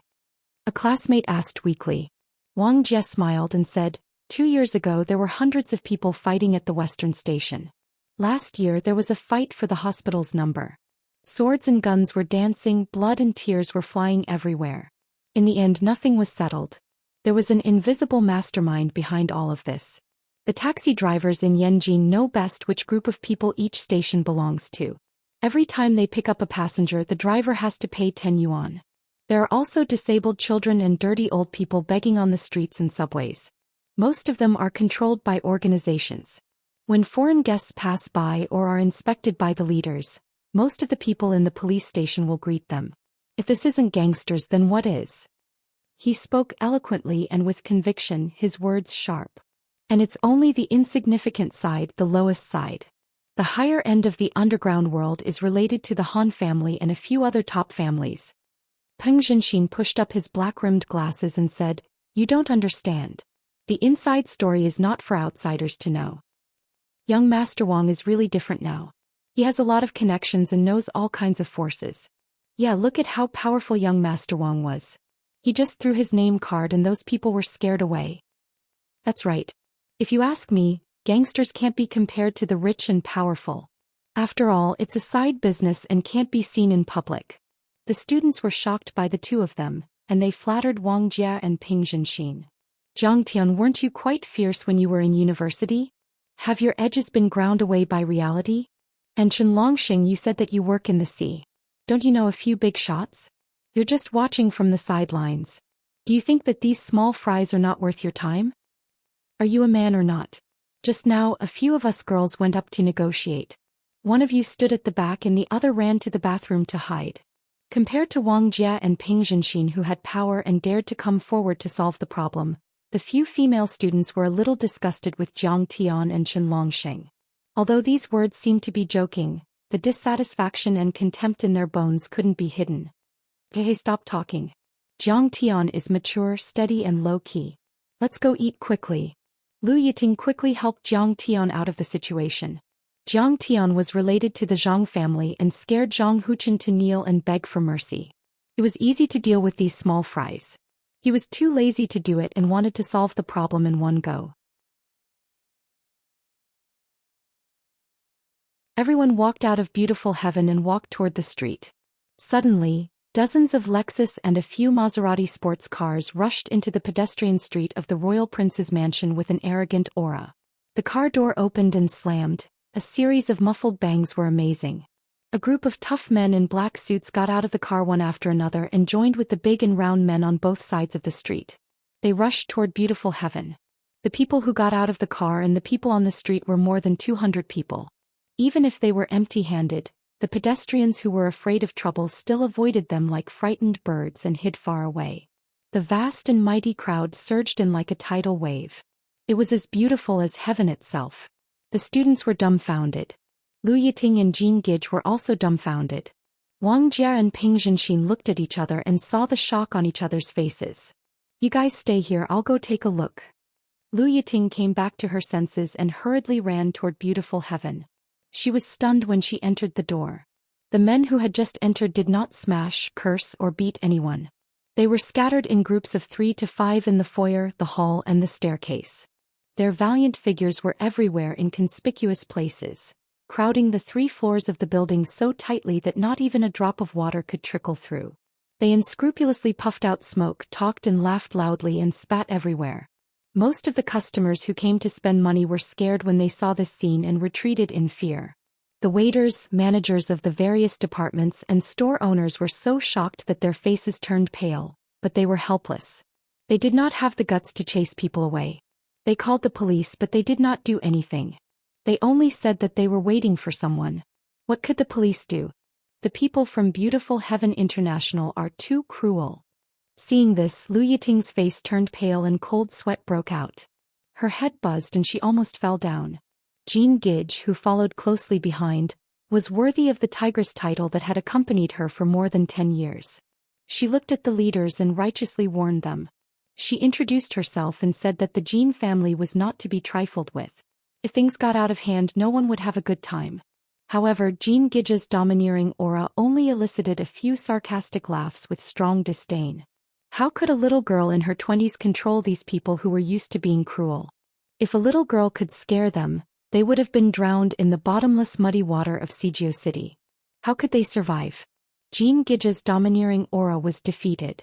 She looked around at the men who were laughing coldly and saying nothing and was at a loss. The leader of the group was not one of the three bald men from before. This person was thin and had a long and narrow donkey face. His facial paralysis made him neither happy nor angry, and his appearance was average.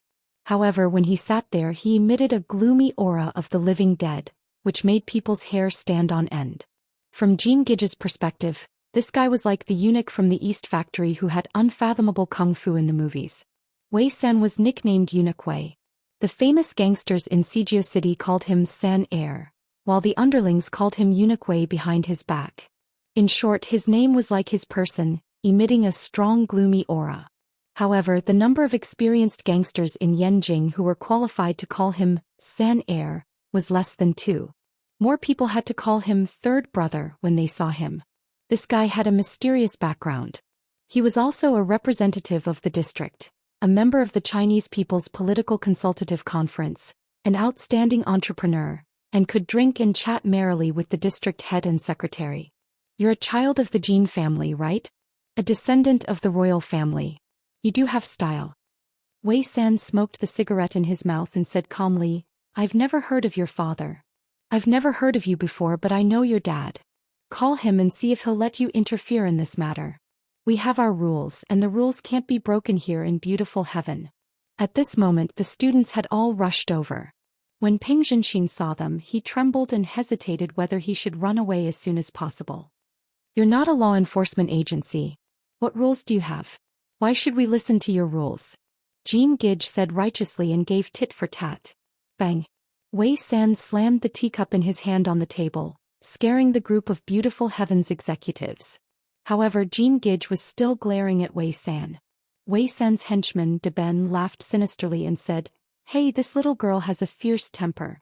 I like it. I haven't ridden a fierce horse in a long time. Hee hee.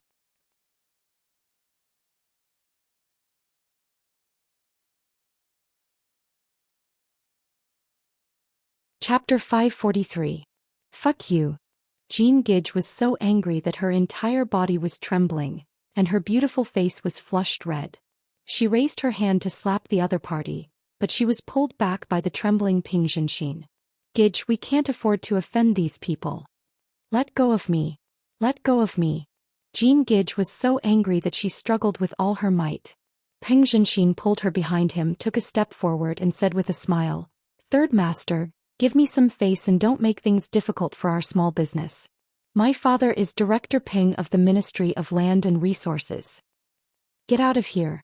Why are you, a little brat, getting involved in a discussion between adults? Wei San scolded sarcastically. Peng Zhenxin's face stiffened, but he didn't dare to say anything. He stood there with a frown on his face. Wang Jie took a deep breath and mustered up his courage. He stepped forward with trepidation, nodding and bowing. He bowed and said, Master Wei, Boss Hu of Xining Mining is my uncle. Can you take them away for Boss Hu's sake? Boss Lu and I will come to talk to you another day. Boss Hu. Wei San frowned. Huiba. Bullshit. Him. He doesn't even dare to say a word in front of me. Wei San smiled disdainfully and spat on the ground. He sneered. I thought you were a big shot. Huiba is only worth a few billion. He's just a coal miner in Jin province. He hasn't even cleaned his face yet and he's already here in Yanjing. While cursing, he took out his nouveau riche golden phone and dialed a number. After saying a few words casually, he handed the phone to Wang Jie and said arrogantly, Answer it, it's your uncle. Wang Jie had just put the phone to his ear when he heard Huiba's angry voice. Get out of here. Why are you, Immortal, getting involved in a fight between gods? Wei San is Lu Liwei's man. Get out of here if you don't want to die. Uncle. Wang Jie was so scared that his forehead was sweating. He wanted to say something, but Huiba had already hung up the phone. We're not here to make trouble. We just want to talk business with Boss Lu. Why are you so angry? Let's go and have a beer to cool down. The lackey dashed to Jean Gidge's side and pulled her snow-white arm, obviously wanting to take advantage of her. Jean Gidge, who had learned Taekwondo for 3 years, reacted quickly and mercilessly. She pulled and flung, tripping him with her feet. He did not seem like a girl at all. De Benz had never thought that a little girl would play this trick, and it really became De Benz. Whoosh. He jumped out and miserably drilled under the massage bed 2 meters away. His head hit one of the bed legs and blood immediately gushed out. Great run! A group of people exclaimed, and the audience was in an uproar. Although De Ben was wretched and lecherous, he was Wei Sen's brother-in-law. Although his sister was not Wei Sen's legal wife, she was the most favored mistress. You're courting death. Wei Sen was stunned at first, then his face turned angry. The 2-meter-tall muscular man behind him suddenly stood up and approached Jean Gidge, raising his hand to slap her in the face. According to Taekwondo, Jean Gidge originally had at least 10 ways to deal with this kind of move that was not considered a move. However, she felt a sense of powerlessness when the powerful slap came at her. Gidge, I already told you to stay out of this. Seeing this, the 4-eyed man Peng Zhenxin helplessly stopped and took out his phone to call the emergency number. Wang Jie could only sigh helplessly, knowing that things had gotten out of hand, and his heart was filled with sorrow. The most frightening thing about Wei San and his gang was not their fighters, but their connections. They were Lu Liwei's men. In front of this kind of real power and influence, the millionaires with a net worth of hundreds of millions and billions were like chickens and dogs that couldn't withstand a single blow. Gidge. Lu Yiting and the other girls also exclaimed and turned their heads away in fear, not daring to look. Bang! There was a muffled sound, followed by the sound of tables and chairs rolling and windows breaking. The girls who turned their heads away did not think it was the sound of a slap. When they turned their heads, they saw that Jean Gidge was safe and sound, while the bear-like man had crashed through the floor-to-ceiling glass window and fallen on the street, motionless. The entire hall on the first floor of Heavenly Beauty was suddenly dead silent. The gangsters who had been smoking and drinking without restraint stood up slowly, while the ones who were smoking threw away their cigarette butts and stared in the same direction and the same person as if they were facing a formidable enemy. Jean Gidge also looked at Jiang Tian in surprise. Damn, when did you become so good at fighting? Although this group of people who had been living in Siju City did not know who Jiang Tian was, they could tell that this guy was definitely a tough nut to crack. He could kick someone more than 10 meters away. If he was in the underground boxing market, he would be almost invincible. Wei San stared at Jiang Tian and was speechless for a long time. He stood up involuntarily. On the one hand, he was shocked by Jiang Tian's nimble fighting skills, but more importantly, he was intimidated by Jiang Tian's overwhelming dominance. This young man was quite handsome, but his eyes were indifferent, domineering, and ruthless, as if he was a peerless demon who had walked out of a mountain of corpses and a sea of blood. If you leave now and don't come here in the future, I won't argue with you. We can't be considered friends, but we can't be considered enemies either, alright? Jiang Tian said in an indifferent tone. Damn, you want me to leave? You want to argue with me? Hearing this, Wei San was furious. He pointed at Jiang Tian's nose arrogantly and shouted, Do you know who I am? I am Lu Liwei's man. Lu Liwei. This is troublesome. Ying, how did you offend Lu Liwei? Jean Gidge, who had always been arrogant and domineering, was shocked and her face turned pale. Lu Yiting frowned and shook her head gently. Obviously she did not know Lu Liwei at all. Who is Lu Liwei? A group of students frowned and looked at each other. They all saw the confusion on each other's faces. Between people there was an invisible barrier, a chasm between classes. Lu Liwei was a notorious name in Yanjin's upper-class society, but it was unfamiliar to them. So Lu Liwei is the one behind Wei San. Peng Zhenxin was terrified. His face was pale and his legs were cramping. He looked at Wang Jie. He finally understood why Wei San was so arrogant and why he was able to dominate a few districts in Yanjin for more than a decade. He also finally understood why Hu Yiba asked Wang Jie to get out of here and mind his own business. Lu Liwei. He was Lu Lishuan's brother, the young master of the Lu family, the most spoiled brat in Yanjin. He had billions of assets and shares in the heavenly earth and the emperor's palace. Not to mention him, even Zhang Huchen, Han Junkai, and the other young masters paled in comparison. He tugged at Jean Gage and lowered his voice, but it was unprecedentedly serious. Gage, don't get involved in this mess. Your classmates offended Lu Liwei and none of them will live. No one in Siju City dares to offend him. Wang Jie looked at Lu Yiting helplessly and said, I think you should ask Jiang Tian to apologize. Otherwise, young Master Lu will be more difficult to deal with than Wei San. Why should we apologize? They disrupted our business and that guy even took advantage of us. Is it wrong for Jiang Tian to hit that pervert? Lu Yiting pondered and didn't say anything. Jean Gage snorted and scolded. Wang Jie ignored her and shook his head. A glint of disdain flashed in his eyes. Why? Just because the other party is richer than you, just because the other party has more power than you, just because the other party has more money than you, just because you ants, what can you use to arm wrestle with the other party? Jiang Tian was dazed and burst into laughter. He asked in disbelief, You are Lu Liwei's underling? What a coincidence. Of course. You have also heard of young Master Lu. Wei San thought Jiang Tian was scared. He sneered and said, Boy, are you scared? Do you think you can do whatever you want in Siju City just because you can fight? There are many more masters in Siju City who are better than you. Ask him to come here. I am looking for him. Jiang Tian said coldly. A sharp glint flashed in his eyes. You want to meet young Master Lu? Who do you think you are? Wei San sneered. Do you think Lu Liwei will come out if I break your legs? Jiang Tian suddenly laughed. What did you say? Wei San was stunned and took a step back subconsciously. However, Jiang Tian had already made his move. Two crisp cracking sounds were heard. Wei San, who had been domineering in Siju City for many years, was lying on the ground like a dead dog. His legs were bent into a weird angle and were bleeding. His white bones were exposed. They were fractured. Ouch! Wei San screamed and rolled on the ground holding his legs. Blood spurted out and left streaks of bright red on the ground. Damn, how dare you hit our boss? Let's attack him together. Kill him. A group of hooligans was enraged and rushed toward Jiang Tian. However, they were no match for Jiang Tian. Jiang Tian sent one of them flying with a slap. 3 minutes later, there were dozens of them lying on the ground. What a tough guy. His combat power is too scary. Ask young Master Lu to come here. Even third master was hurt.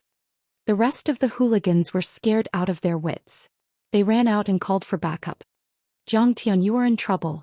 Lu Liwei has money, people, and background. How can you beat up his people? Ying, hurry up and apologize to Wei San.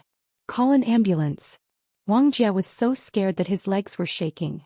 He was so anxious that he beat his chest and stamped his feet. He felt that Jiang Tian had pushed Lu Yiting into a fire pit. Jiang Tian turned around and looked at Lu Yiting calmly. He smiled gently and said, Yiting, you are my friend. From now on, everything you do is right. You don't need to apologize to anyone. Because my fists are the biggest. As he spoke, he showed his white fists.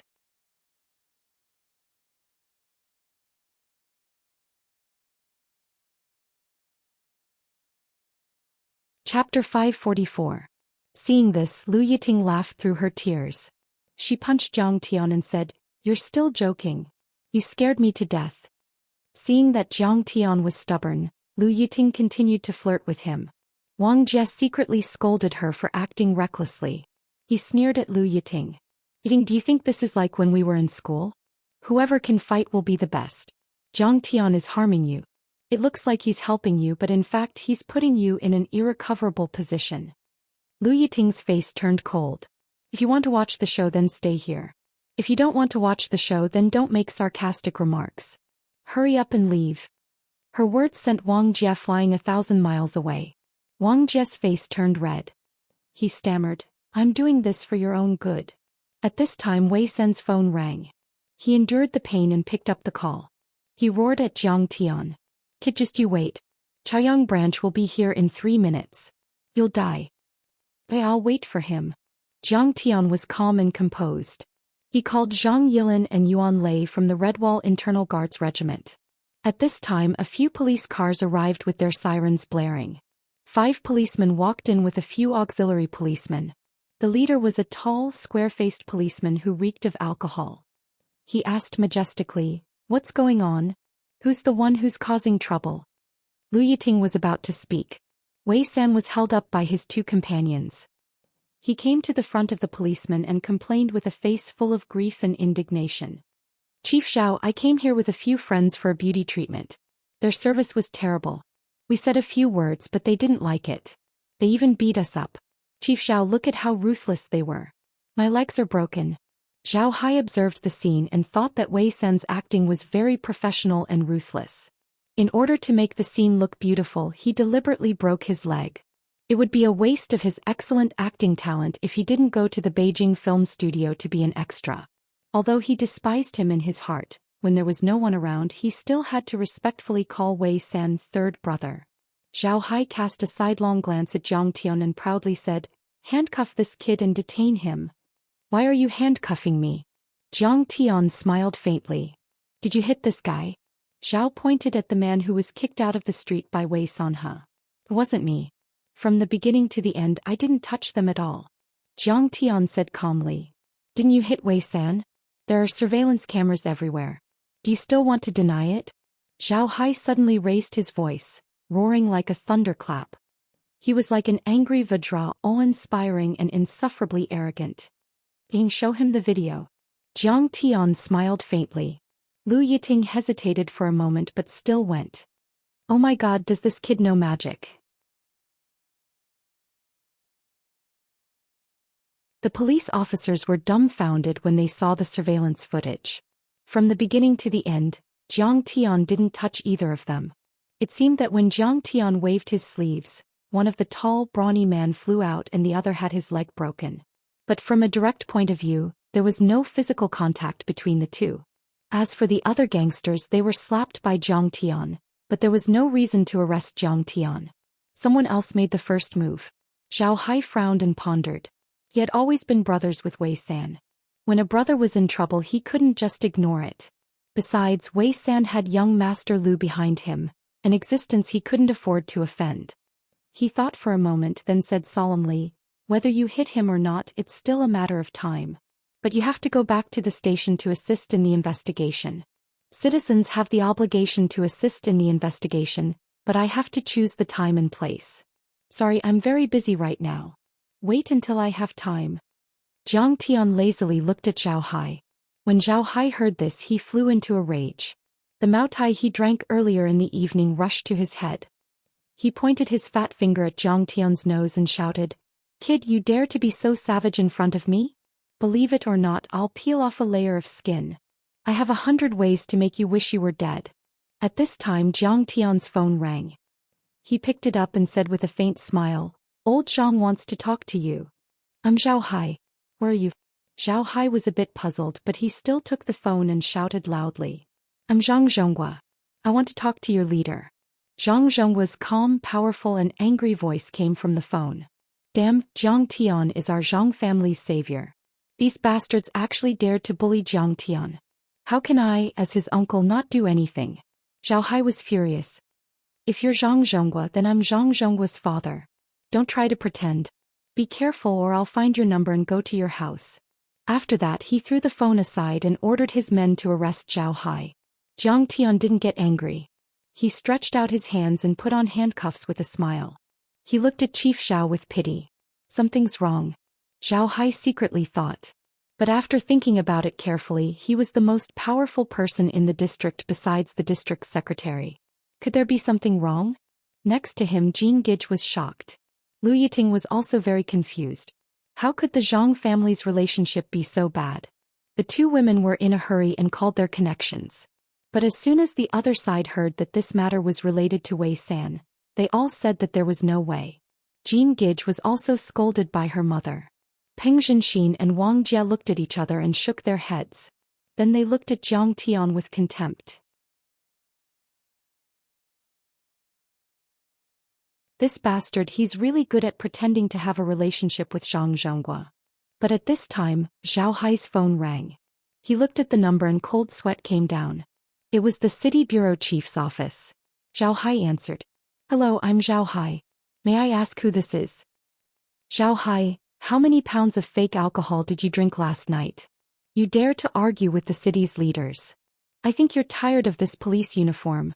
If you want to be unlucky, don't drag me down. Secretary Zhang said that he'll come to your branch to inspect your work. You wait, if I get scolded, I'll definitely not forgive you. A thunderous scolding came from the other end of the phone. The voice belonged to old Zhou of the city police bureau. Zhao was scolded until his face turned red and white. He used a handkerchief to wipe the cold sweat off his forehead. His drunkenness was completely exposed. Putting away his phone, Zhao Hai slapped the members of the defense team a few times and angrily shouted, "Stop messing around. Who told you to handcuff people? Hurry up and release them." Several temporary workers were very puzzled.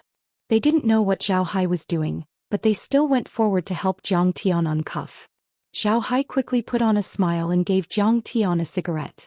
He grabbed Jiang Tian's hand and shook it. "Oh, I'm sorry. I didn't know you were Secretary Zhang's friend." Jiang Tian wouldn't lower himself to the same level as this small fish. "It's my fault. I didn't make it clear to you." Zhao Hai patted his thigh and said, "Brother, you're too polite. Go. I'll be the host. I'll treat you later." But the matter of beautiful as heaven. Jiang Tian smiled and put the cigarette in his mouth. Zhao Hai quickly lit Jiang Tian's cigarette and smiled. "It's just a small dispute. No one got hurt. Let's just forget about it." On one side was Zhang Zhonghua, on the other was the Lu family's young master Lu Liwei. He couldn't defend either side, so he could only smooth things over. The two of them chatted for a while. The atmosphere was quite harmonious. Zhao Hai said that Beautiful as Heaven was a high-tech company supported by the district. He would pay more attention to it in the future. Then he said goodbye. "Zhao Hai, how come no one got hurt?" Wei San wanted to stop him. But Zhao Hai glared and shouted angrily. "You're hurt, but you fell down yourself. How can you blame others? Don't make trouble. Hurry to the hospital. If you're late, you won't be able to get through." He hurriedly left with the police. The group of people were dumbfounded. They looked at Jiang Tian in a completely different way. Who was Jiang Tian's phone call? Why was Zhao Hai so scared? Peng Zhenxin and Wang Jie both sucked in a breath of cold air. They looked at Jiang Tian with shock and fear in their eyes. The two of them were very familiar with the procedures of power operations. They knew how important this call was. Wei San was at his wits' end. He knew that he had met a ruthless person today. He hesitated whether or not he should hurry to the hospital. If he didn't go now, he would probably die from excessive blood loss. Fortunately, the ambulance came. Wei San simply bandaged his wound and stopped the bleeding. He ignored the doctor's strict advice and returned to Beautiful as Heaven. Young Master Lu was coming. How could he not be there? He would be punished by Lu Liwei. Fortunately, they didn't have to wait too long before little brother ran over. Third Master, young Master Lu is here." The Demon King really came. Peng Zhenxin and Wang Jie's hearts thumped. Their faces were as pale as paper. The police are useless. What can he do? It seemed that Jiang Tian's presence greatly increased Jean Gige's confidence. She was not afraid and snorted coldly. Wang Jie curled his lips and said, Back in the day at Drunk Eye Bar there was a son of the West District mayor who accidentally bumped into him. He directly broke both of his legs. How capable do you think he is?" Peng Zhenxin adjusted his glasses and said with a serious face, "Gage, you don't know this. The Lu family is the most powerful political and business family in Yanjin. Back in the day, he and Han Junkai were racing on the second ring road.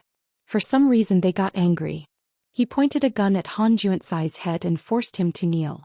In the end, the Han family left the matter unsettled." He then shook his head and said, "No matter how capable your classmate is, how can he be his opponent?"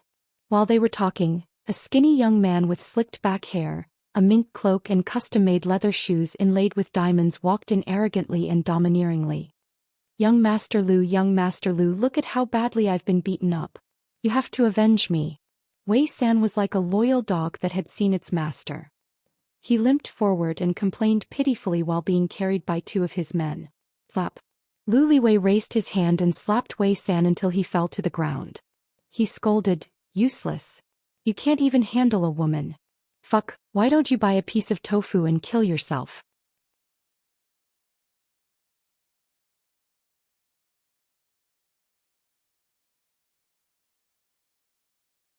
Chapter 545. Who hit him? Lu Liwei's pair of sinister and ruthless triangular eyes looked around as he yawned listlessly. Him. Someone pointed at Jiang Tian. Fuck. Who is it? Isn't it Jiang Tian? Lu Liwei's gaze fell on Jiang Tian. He was taken aback for a second and then burst into laughter. Jiang Tian, why are you in Yanjin? You're still so arrogant, daring to hit my people. Did someone squash your head? Young Master Lu, do you know this kid? He doesn't look familiar. Wei San asked with a frown. He's awesome. He's the young master of the Medicine King group. He was engaged to Song Shuangyan. Lu Liwei sneered and said, no wonder Zhao Hai didn't dare to mess with him. His uncle is Zhang Zhonghua.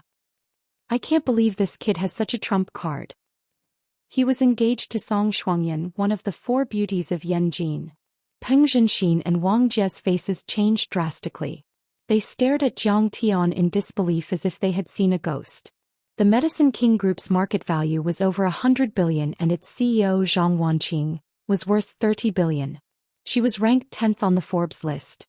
Zhang Zhonghua was the third most powerful person in Yanjin.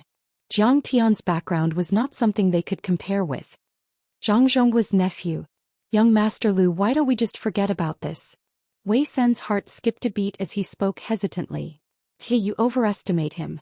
Lu Liwei sat on a chair that his subordinate had pulled over. He crossed his legs and laughed mockingly. He said with a sneer, when I accompanied young Master Song to break off the engagement, he still dared to argue with me. In the end, his grandfather called him to Yanjin and punished him to kneel down and apologize to me. I asked him to bark like a dog and he did a good job. He shook his shiny leather shoes, picked up a soft Chunghua cigarette and said with a face full of disdain, ever since he messed with the Song family and the Lu family, his grandfather Zhang Jinghua and the Jiang family cut ties with him. Zhang Zhonghua probably doesn't know that I'm your backer. I see. Pa, so what if he does? Young Master Lu, step on him and let him continue barking like a dog. Wei San immediately revealed a look of disdain and passionately instigated. A big family like the Zhang clan had many branches and leaves, and had many descendants all over Wuxia. The direct line of descent and the collateral line were completely different. If it was a direct descendant like Zhang Danfeng who came out, Wei San would definitely have to give way, not daring to offend them. However, even if Zhang Danfeng stepped out, it was still not enough to intimidate Lu Liwei.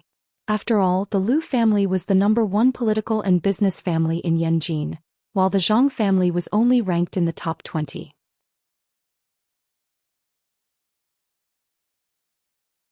However, if it was a distant descendant of the Zhang clan who had offended the Lu clan and the Song clan and had their relations severed, then they would be like a phoenix without feathers, not even worth mentioning in front of Lu Liwei. Seeing Lu Liwei's arrogant appearance, a trace of killing intent flashed in the depths of Jiang Tian's eyes. He smiled and said, have you said enough? Lu Liwei was the young master who accompanied Song Shuangyan to the Jiang family to break off the engagement. He had humiliated Jiang Tian and Jiang Chongqing. Jiang Tian couldn't bear it and fought with him, but he had to endure endless humiliation and torture. All right, I'll talk to you. Lu Liwei looked at Jiang Tian coldly and said, Jiang Tian, you better not interfere in this matter. So what if I interfere? Jiang Tian raised his hand and slapped Lu Liwei's face, causing the latter to feel dizzy and shake his head for a long time. Lu Liwei had never imagined that Jiang Tian would actually dare to hit him. His eyes were filled with anger as he roared, Brat, how dare you hit me? So what if I hit you? He dog, so what if I kill you? Jiang Tian said calmly, however, I won't kill you. I'll play with you properly. Your following days will be very miserable, very sad. Lu Liwei was about to explode when a bodyguard took out his mobile phone and said, Young Master Lu, a call. I'm not answering it. Can't you see that I'm going to teach someone a lesson? Lu Liwei pushed the phone away and said irritably, It's Li Yanmei. The bodyguard said. Hearing this, Lu Liwei was slightly moved. He quickly took the phone and pressed the answer button. His face was full of flattery and fawning. He said with a flattering tone, Sister May, don't worry. I'm helping you. Don't worry. I'll definitely help you get beautiful as heaven. Get beautiful as heaven. There's a fire in the backyard. Heavenly Earth, Imperial Palace, Great Joy and several other places have been raided by the Yanjin police. Li Yanmei's exasperated voice came out. What? Who the fuck dares to raid my places? Lu Liwei couldn't believe it and was furious. These places were well known in Yanjin and were the places where successful men squandered their money. The girls who accompanied him were almost all campus belles from major universities such as Beijing Film Academy, Beijing Foreign Art Academy and China Drama Academy. These places were also his core industries. The monthly income was hundreds of millions or even billions. The net profit every month was hundreds of millions. But because they were afraid of the Lu family behind him, the police had never dared to touch these places that had stood for 10 years without collapsing. Therefore, these places were also the safest and most high-end entertainment places in Yanjin. Almost all of them were members only. I've asked around. It was Zhang Zhongguo's order. Zhang Zhongguo held a meeting an hour ago and mobilized his men and the police from Beihai province. That's why we didn't get the news at all. It's a mess now.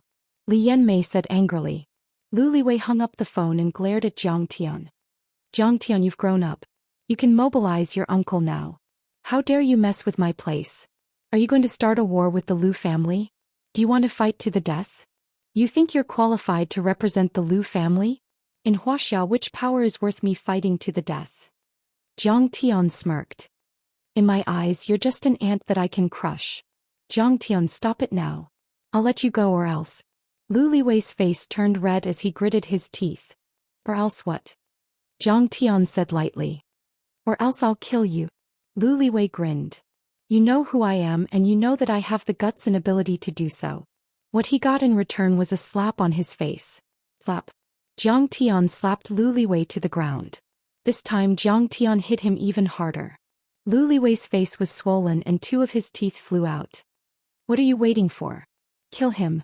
Lu Liwei was fuming. His eyes were filled with malice as he scolded coldly. Suddenly 7 or 8 bodyguards pulled out their guns and pointed them at Jiang Tian. The girls around them screamed. They really do have guns. Ping Zhenxin was also shocked. Young Master Lu, please don't do that. It'll be hard to clean up after someone dies. Wang Jie stomped his foot and sighed. Jiang Tian, you have a great background and can definitely be considered a character. But it depends on who you're talking to. So what if you're Zhang Zhongguo's nephew? Don't you know how powerful Lu Liwei is? The situation took a turn for the worse, and Lu Liwei thought he had the upper hand. He crawled up, wiped the blood from the corner of his mouth and sneered arrogantly, Jiang Tian, kneel down and bark like a dog and I'll spare your lowly life. Just when everyone thought that Jiang Tian was at his wit's end and was about to lower his head, suddenly, a few rugged and domineering domestic explosion-proof vehicles barged in and stopped in front of the gate. Holy shit. That's Unit 6188. The Navy's Internal Defense Unit. Oh my god, who is Jiang Tian? His trump card is too powerful. Peng Zhenxin and Wang Jie were dumbfounded by the sight.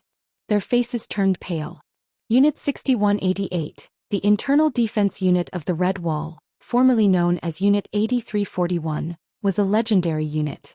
If 1 division and 3 divisions of the Yanjing garrison were considered the Imperial Guards, then the 8341 unit could be called the Imperial Guards. For those who knew about the unit, the Internal Defense Unit of the Red Wall was no match for the War Dragon unit. It was even weaker than the nuclear unit 8342 that had been hiding in the Gobi Desert for decades. However, the Internal Defense Unit of the Red Wall was still the most powerful unit in Yanjin. Suddenly, countless people's faces changed color. The heavy car doors opened and slammed shut. The muffled thuds were shocking. Burly figures armed to the teeth with loaded guns suddenly appeared and rushed into the heavenly beauty. Put down your guns and kneel down with your hands behind your head. Kill anyone who dares to resist. A dozen Internal Defense Unit soldiers immediately positioned themselves at the most important positions. All of them held a submachine gun in their hands and aimed at the bodyguards. They wore bulletproof helmets, face masks, air headsets, anti-stun night vision goggles and other equipment. They also had pistols, grenades, flashbangs and other weapons hanging from their waists. They were well equipped. Compared to them, Lu Liwei's bodyguards were like a bunch of kids playing with toy guns. Don't kill me. Don't kill me. Good citizen. I'm a good citizen. Wei Sen's face turned pale. His body trembled uncontrollably as he knelt on the ground. Just like Pan Chongjiang in the movie Hands Up, he raised his hands high. The bodyguards didn't even hesitate for a second. They put down their guns on the ground and squatted down with their hands behind their heads. A well-built and mighty figure walked into the beautiful scene with majestic gait. Two cold lightning-like eyes swept across, making Lu Liwei feel a chill at the back of his head. Lu Liwei's face turned pale and he couldn't help but exclaim, "Uncle Yuan. My bodyguards are all from a legitimate security company. They all have a gun license."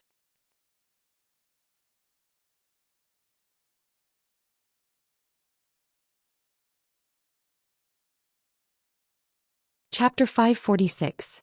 Who's your uncle? Stop trying to get close to me. Yuan Lei walked in front of Lu Liwei. Like a lion looking down at a weak little rabbit, he let out a thunderous roar. Even if you have a gun license, you can't hurt civilians. This is an important place in the capital, a city of kindness. I will not allow any illegal violence to occur here. Everyone has to follow the rules. You Lu Liwei don't have any special privileges. I'll report this to the chief. I'd like to see if the patriarch of the Lu family can give me a reasonable explanation.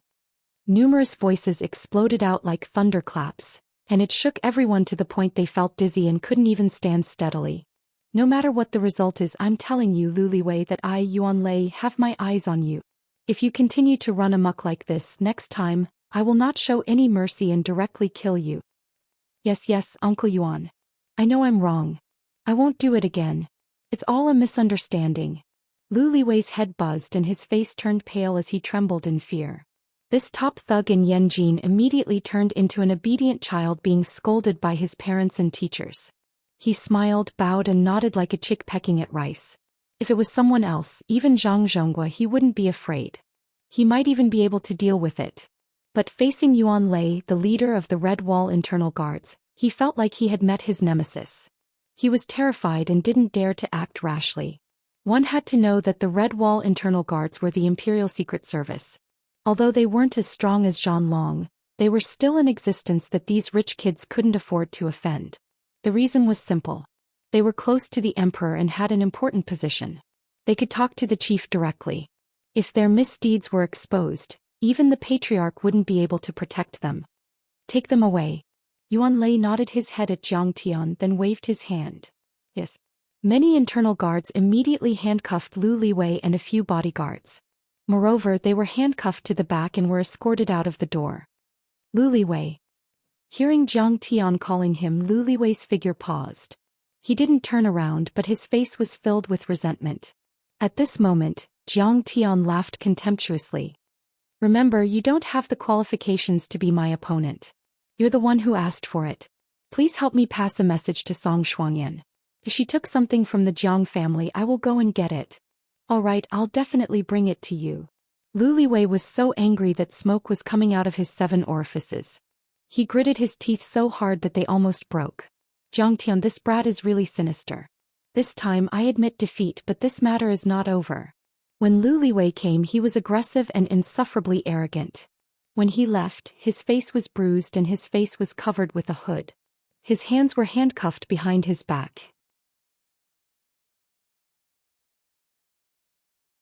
Kidby said that he was covered in dirt and was in a sorry state. Half a minute after everyone had left, everyone stared at Jiang Tian with their mouths agape, unable to come back to their senses for a long time. Jiang Tian, you're really something. You even managed to get the embroidered uniform guards involved. In the end, it was Jean Gidge who broke the silence. However, she could clearly feel that her laughter was a bit unnatural. Jiang Tian, who the hell are you? Wang Jie lit a cigarette for Jiang Tian with a humble and flattering smile.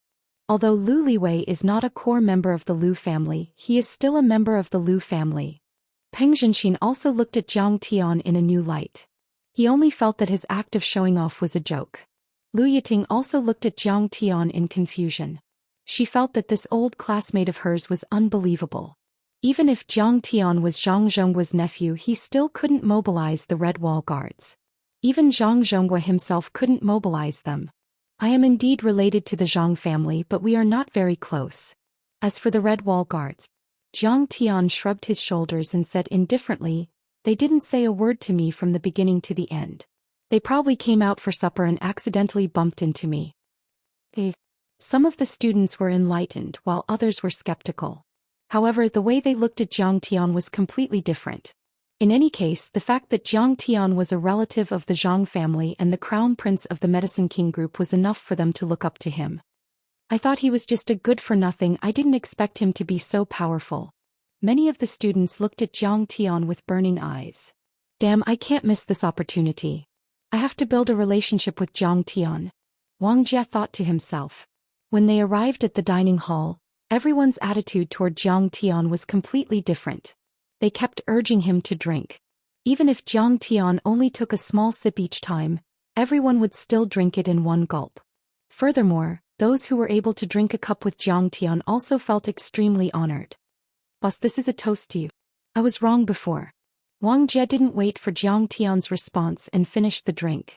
University dormitories were arranged according to age and called each other brothers. Zhang Tian was the oldest. Everyone else called Zhang Tian boss, but Wang Jie had never called him that. Today was the first time. He used to be a snob and mocked Zhang Tian several times. Today he learned that there was always someone better than him. It was not wrong to be humble at all times. It's okay. We are all roommates. Zhang Tian smiled faintly and took a sip. When the water is too clear, there will be no fish. No one was perfect. Although Wang Jie was greedy, vain, and lecherous, this was formed by the influence of his family environment. He was not an evil person by nature. In fact, when Lu Liwei's bodyguard pointed a gun at him, he was anxious and tried to persuade him. Zhang Tian, you are Ms. Zhang Wanqing's only son, right? Jin Gij asked. Everyone stopped drinking and turned to look at Zhang Tian. Yes. My father worked for the government. The family planning policy was very strict. Zhang Tian nodded. That's awesome. The crown prince. Tens of billions of assets will be yours in the future. Wang Jie said enviously. That's right, that's right. There's no need to fight to the death. You don't know, but the descendants of several big families in Beijing are fighting for the right of inheritance. Some of them even killed people. Jin Gij laughed. Qin Longxing's hand that was holding the glass trembled slightly as a glint of sadness appeared in his eyes. Because of the incident with Beautiful Sky, everyone arrived a little late. Although they only drank for 2 hours, they only left after 11 at night. Everyone came to the hotel lobby and took a taxi home. However, Qin Longxing yawned and said that he needed to go to the washroom. He then went back upstairs and asked everyone to leave first. Lu Yiting's beautiful eyes rippled as she looked at Zhang Tian and said, Zhang Tian, you drank wine, let me send you off. Zhang Tian held the cigarette in his mouth and kept silent for a while. Then he suddenly said, Yiting, come with me. Zhang Tian rushed upstairs in big strides. Lu Yiting and the rest followed behind, only to see Zhang Tian enter the washroom on the second floor and kick open a cubicle. Qin Longxing walked out awkwardly and said with a smile, Zhang Tian, why did you come back again? I have something to tell you. I'm a little short on money recently. Can you lend me some money? 3 to 5,000 is fine. Slap. Qin Longxing's smiling face was met with a crisp slap. Even though Zhang Tian had purposely suppressed his cultivation, Qin Longxing was still unable to withstand this attack. He fell to the ground with blood spurting out from his nose and mouth. He covered his face and looked at Zhang Tian in shock. He didn't seem to understand why Zhang Tian hit him. Qin Longxing didn't dare to look at Zhang Tian. He shook his head and pretended that he didn't know why Zhang Tian hit him. Is it easy? Zhang Tian tore open his pocket. The syringe, tinfoil, lighter, and powder all fell to the ground. Qin Longxing was stunned. When he wasn't addicted to drugs, he still felt a little ashamed. He lowered his head in shame and tears filled his eyes. Useless. Zhang Tian pointed at his nose and scolded. He then raised his hand and pointed at Jin Gij and the rest at the door. According to my observation, other than Lu Yiting, everyone knows that you've already taken drugs. They sympathize with you on the surface, but they're actually gloating. They're laughing at you. You're still shamelessly borrowing money. Even if they lend you money, they'll treat you like a beggar in the subway. They're giving you alms from above. Zhang Tian's words were powerful and powerful. Jin Gij and the rest who had rushed to the door looked a little unnatural. Qin Longxing lay on the ground and gradually turned from whimpers to sobs and finally to wails.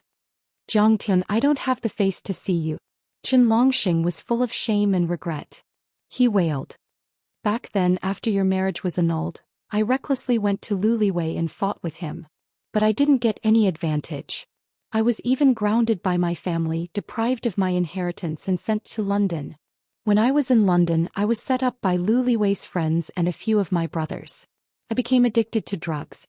I've been taking drugs for 3 years. I didn't get a diploma and I don't have a job. I'm lying. I'm pretending. Jiang I'm completely useless. I'm better off dead. I'll only disgust others if I live. There's only hope if you're alive. Jiang was moved when he heard this. He sighed and patted the shoulder of Chen Longxing, who was crying bitterly, and said, "Go home and prepare. I'll contact Zhang Zhonghua and send you to the best drug rehabilitation center. You can only leave that thing after you change your environment." Chen Longxing hesitated. After asking, Jiang found out that the Qin family was actually a second or third-tier secular family in Yanjin. They were a branch of the Qin family. That was easy to deal with. Jiang made a phone call and gave the order. Chen Zifan immediately acted decisively. In just an hour he took back Chen Longxing's inheritance rights and became the family head. That was the advantage of having power. Chen Longxing's family had been fighting for the inheritance for a long time. But Jiang only needed to say a few words. At the same time, Zhang Zhonghua drove the car and picked up Chen Longxing with the person in charge of the drug rehabilitation center. "Jiang thank you." Before getting into the car, Chen Longxing hugged Jiang and cried. "No matter what, you're my best buddy in university. I'll help you get back what you lost because of me." Jiang helped Chen Longxing get into the car. His casual words tugged at everyone's heartstrings. Jiang was a good buddy. The person who forced you to drink at the table might not be your buddy. The person who told you how others scolded you behind your back might not be your friend. The person who helped you when you were in danger and woke you up when you did something wrong was a real buddy.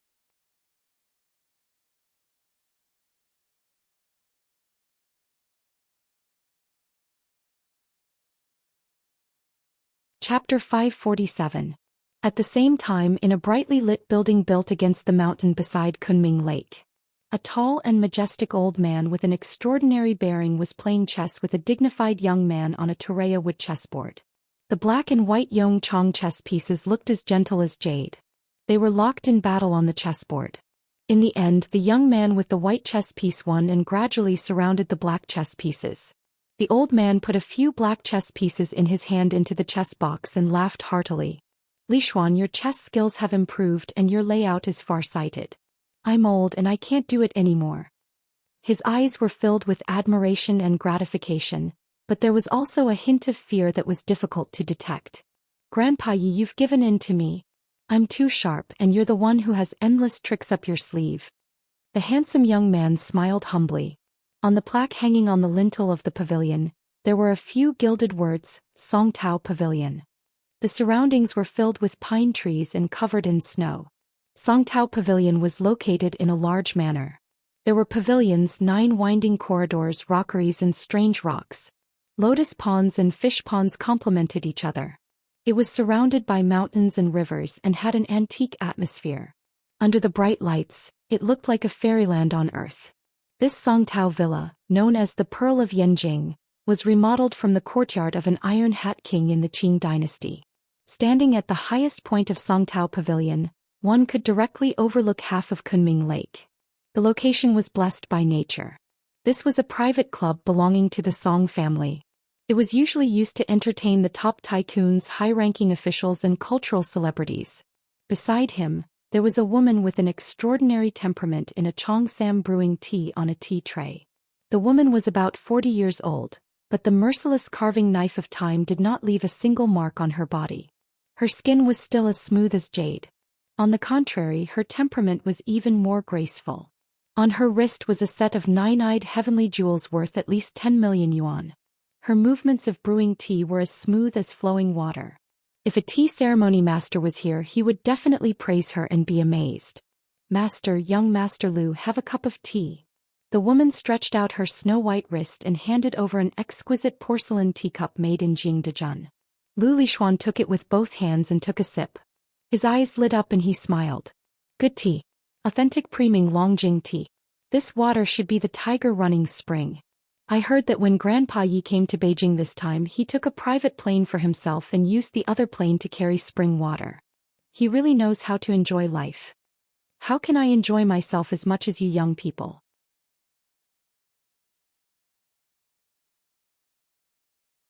The old man laughed and said, Young Su, the richest man in southern Min province. I've helped him once. He has a few acres of tea plantation in Lion Peak's Plum Dock. Every year he would send some over. It can be considered a more authentic Longjing tea. Li Xuan, if you're interested in gathering your friends to pick tea, we can make it in time for preaching Ming tea. If you're too busy, you can wait for Guyu. Qingming and Guyu are both good seasons. Grandpa Ye's tea is good, the water is good, but Aunt Kai's tea ceremony is even better. Lu Lixuan glanced at the tea girl and said. The woman with the surname Kai smiled and said, Lixuan, if you want to drink tea, go to Xianxia more often. There's a lot of good tea and water there. The old man sipped his tea and casually commented, Little Kai's personality is too unyielding and impulsive. In martial arts, she's on par with Hu Qingtian, Lin Zhenyu, and Wu Yingxiong. However, she's still a little lacking. That's why I didn't dare to let her expand all these years and only let her stay in Jiangzhou and Zhonghai. If there were martial artists present, they would have cursed out loud. How could a weak woman be on par with the likes of Hu Qingtian, Lin Zhenyu, and Wu Yingxiong? It was like a joke. However, Lu Lixuan had a higher opinion of Kai Zhijing. He smiled and said, Aunt Kai became a transcendent master in her 30s and became the underground queen of Jiangzhou. She's a hidden dragon in the abyss. If it weren't for old Master Yi, she would have dominated Wuxia long ago. Kai Zhijing smiled faintly and said, You flatter me, young Master Lu. I'm quite satisfied. Drinking tea and listening to songs in Jiangzhou is not a bad thing. Lu Lixuan suddenly rose to his feet and walked to the window. He looked down at the frozen Kunming Lake and said with a smile, Grandpa Yi, did the Yi Zhantian family have anything to say about your visit to Yanjin? The old man's eyelids twitched. He forced a smile and said, Yidanren asked us to seal off the mountain for 50 years. It's already over. Besides, I'm just a rich man now. I've never been involved in any martial arts competition. Besides, young Master Lu has invited me. What can Yi Zhantian do? If you ask me, Yi Zhantian must be afraid of your power. You are already an immortal state warrior. Yi Zhantian is only half a step away from immortal state. Lu Lixuan smiled and said, Back then Yi Zhantian ranked you as the 5th Grandmaster in Wuxia on the divine roll. He even put Hu Qingtian ahead of you. In fact, he was just a junior. What right did he have to judge you? Many people don't know that the Hong sect, the Qing gang, the Blue Cloth Society and the 9-story pagoda were the 4 major gangs in Wuxia. At that time, the Qing gang was so prosperous and glorious that even Du Yuexing and Wang Chongyan had to call you young dragon head. Even Jiang Jianfeng had to bow to you and call you grand uncle.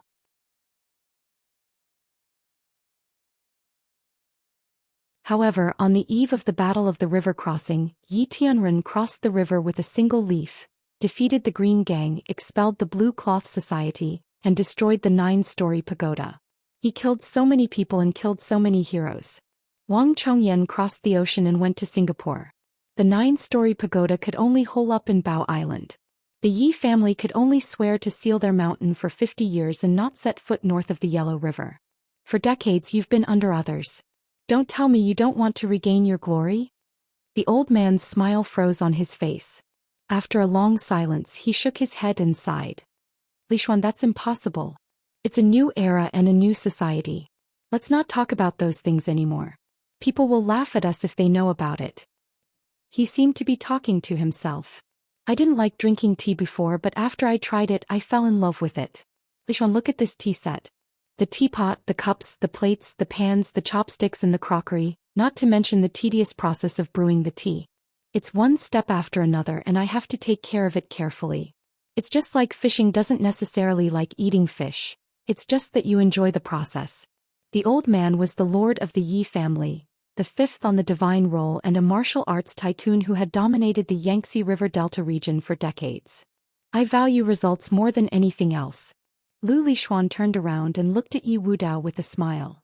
His temperament has been honed and his sharpness has also been worn away. What if I tell Elder Yi that this time Zhang Qianlei is also prepared to come out and help us? Zhang Qianlei? The heavenly master sect of Dragon Tiger Mountain, the most powerful Dharma spell master in the world? Leaf Daodenier's eyes flickered with light that seemed almost corporeal. Zhang Qianlei and Yi Tianren used to be as famous as Yi Tianren in the north and Zhang Qianlei in the south. Yi Tianren was the best in martial arts and Zhang Qianlei was the best in spells. However, the country paid more attention to science and got rid of the four olds. Zhang Qianlei didn't want to offend Guoguoguo, so he closed his door. I heard that he had been living in Yanjin in recent years. It turns out that he's living in your family. The Lu family and the Song family took turns to worship him. Lu Lixuan smiled and said, "If it weren't for the Lu family and the Song family, the Heavenly Master sect of Dragon Tiger Mountain would have been destroyed. That's why Celestial Master Zhang is so loyal to our Lu family and listens to everything we say. Now Yi Tianren is living in seclusion and no one knows if he's dead or alive. The Bai family is gone and the 6 martial arts families in Yanjin don't even have an immortal state warrior. They are nothing to worry about." Zhang Qianlei is already at the peak stage of his Dao body and has even seen the truth of a half-step mortal deity. With Mr. Ye's help and the help of the Lu family and the Song family, we can fight against the Huaxiaolong formation. Then we can dominate Yanjin and overlook Wuxia. Yizhantian is nothing to us. With you around, help me govern the Xianxia area. We'll attack from both sides and take down Huqingtian of the Central Plains. Then we'll be able to negotiate with the hidden sections. They can't do without the support of the secular world. Have you forgotten that Kong Teichu is in Yanjin right now? Yu Wudao said. As soon as he said this, Kai Zhijing, the underground queen of Xianxia, suddenly shook her hand and the atmosphere in the tea room became solemn. Kong Teichu is either too lazy or too arrogant. He doesn't care about the mortal world. Lu Lixuan sneered. The Xia family, the Gu family and the Han family wanted to recruit Kong Teichu and hold the adjudicator ceremony to suppress the Lu family and the Song family. However, he refused and the matter was left unsettled. He doesn't know how to control his subordinates or how to help the people. In my opinion, he is just a boorish martial artist who can't be helped. And his carelessness is the best time for us to rise. Now is not the time to lose, old Master Yi. Leaf Daodenier pondered for a moment, then suddenly stood up and spoke in a clear voice. Since Master Lei is willing to help Master Lu, and the Yi family and Shao Kai are under the protection of the Lu family and the Song family, I have no reason to refuse. I will attend the banquet tomorrow. Good. I will be waiting for you, old Master Yi. Lu Lixuan bowed deeply to show his gratitude. Leaf Daodenier said his goodbyes and left in a very low-key black Audi. Master, are we really going to help Lu Lixuan? He wants us to give up the Huaxiaolong formation. Kai Zhijing asked after they were a kilometer away from the villa. You're tuning in to the Zhou Xian's Legacy YouTube channel. Don't forget to subscribe and join us on this journey to catch the most captivating stories.